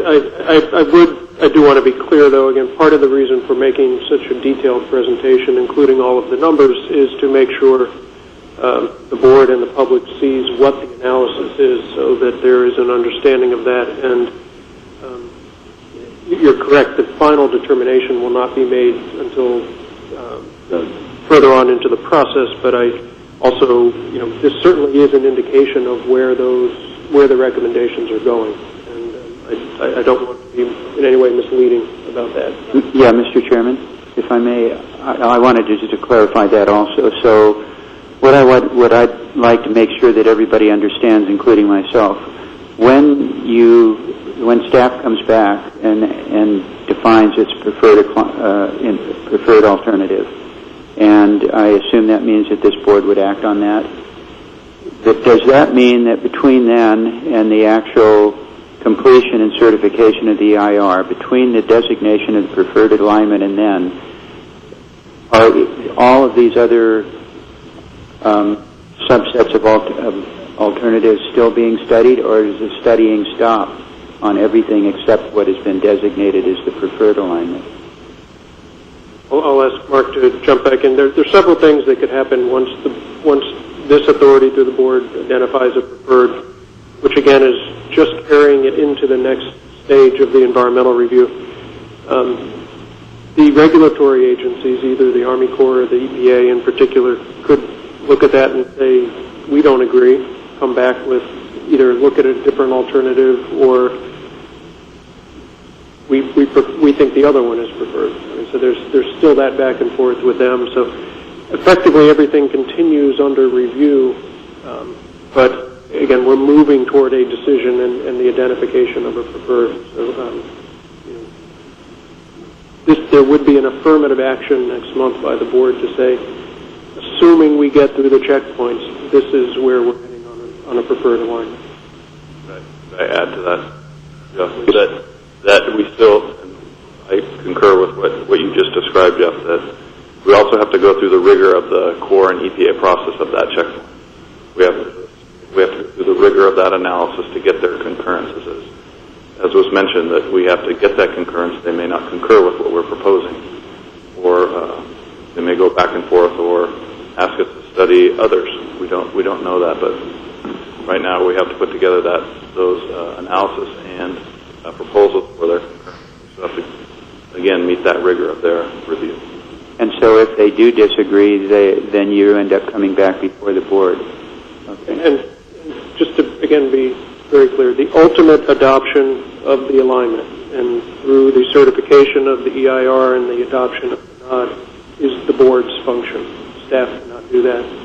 The board has to do it, and the board will be presented with all of the information that builds on this, includes what the feedback we get through additional stakeholder and through the regulatory agencies. So all of that will be presented to the board so that you can then make a decision ultimately on the selection of the alignment. Can I ask a follow-up question to that? So the board moves forward with a preferred alternative. That preferred alternative begins the analysis, right? The deeper analysis. We spend time investing in this alternative analysis and understanding it. And these other agencies could come in and say, no, we don't agree with that. Look at something else. Is it an iterative process whereby they come? I have experience in other kinds of related projects, but I want to understand, because you can go through and get pretty far, and then have the federal agency say, no, we don't like that, and you spend a lot of time and money and resources and public interest, participation. And so I just want to know where in that process, do you start at the beginning? Do you start 6 months in? I mean, where are we going to get that feedback? So if we need to make a course correction, then we're kind of not having wasted or expired a whole bunch of time. The staff and the regional consultants and the program management team have been working probably over a year to a year and a half, coordinating with the agencies, and have met with them many times, the Corps and the EPA, to get to where we got through checkpoint E, to get through that, what are the range to bring forward. We got through that. Now there are lots of preparation meetings with them. Here's what's coming. Here's where the analysis seems to be going, like we presented today. And as we go forward, how we're going to present. Now, stakeholder input is very important, as we've heard today and also recently in the past year. And so part of that is the way we have to figure out what that analysis will be we bring forward, and that preferred alternative, and what we think is that preferred alternative, what the community wants, and how we present that information. And they may not agree with it. Ultimately, we're getting to the LEDPA, or the least environmentally damaging practical alternative. That's where we're actually going to get to. And they would agree on that, which allows us to not only move forward in the document, but it also allows us to get permits for construction. And that's really where the key point is. Two things. It's an important point. Ultimately, those same agencies, particularly the Corps, has to issue permits then based on the environmental documents. But one other thing, as we go through this process, there are different agencies involved looking at different things and using different criteria. And so, for instance, the Army Corps' view of this project is through a very narrow lens, looking at the impact on the waters. The EPA looks at certain things. Fish and Wildlife looks at certain things. State Historic Preservation looks at certain things. Each of them looks at different slices, which could lead you to different decisions if you're just looking at that slice. What we have to do through the whole process then ultimately is navigate all of those and try to bring them together to ultimately an alignment that matches up all of those things. But there will be some tension points with some of the agencies along the way, because again, they have a very narrow focus. We have to take the much broader view in the end. But that's why that process of talking to them starts very early in the process and is virtually daily, certainly weekly. And my concern with this is just that it was just articulated, which is that we have a fairly atomized decision-making process among different agencies, all of whom have been charged by the Congress or the legislature with very specific obligations to protect very specific things. Our job, when we have the record of decision, notice of decision in front of us, is to somehow gather all that together and look at the least damaging alternative. In engineering, when you look at systems engineering, some subsystems get sub-optimized so that you can optimize the whole, and so it's going to be, that could be a challenge here. But at the end of the day, I guess what I would say is that I want to make sure that we find a way to do what we're required to do under the law in terms of looking at objective criteria and do things like that, but to actually push for and fight for alternatives that we think, in our judgment, constitute the best outcome overall. And I can tell you, and I think listening to my colleagues up here, to the extent that there are very, very strong community preferences, that should weigh very, very heavily on our minds. So, I appreciate the work the staff is doing to work with these other agencies and to bring them along, but, I can't emphasize enough as you communicate with them that, we sit here on a day like this today, and we hear many, many voices from the community. Some people would just prefer this project not exist at all. Some would grudgingly accept it. Some would embrace it. But, in all cases, it's, being here in the valley, in these communities where people know what it means to them. And so I just don't want us to be sitting there in Sacramento or someplace trying to make this decision based on a series of checkmark boxes, which I understand we have to go through. But I mean, we have to step back and we have to kind of look at this from the standpoint of the overall public interest. And I guess I'm only saying that out loud to try to give the staff some ammunition as you meet with these different agencies, that we have great respect for their very specific statutory legal requirements, but we have a bigger job to do, and we hope that they can understand that and we can harmonize those things. So. Okay, any other questions from members of the board? With that, I want to thank the staff, Mr. McLaughlin, Ms. Gomez. We really do very much appreciate your hard work on this and recognize the quality of the work, and then all the other staff people who I know are working on this team behind you. I want to thank the members of the public for bearing with us through a couple of technical difficulties today, and we will keep moving forward. But thank you all, and hold on one second. Let me just can't do anything without checking with the lawyers. Yeah, I think we should be done. Yeah.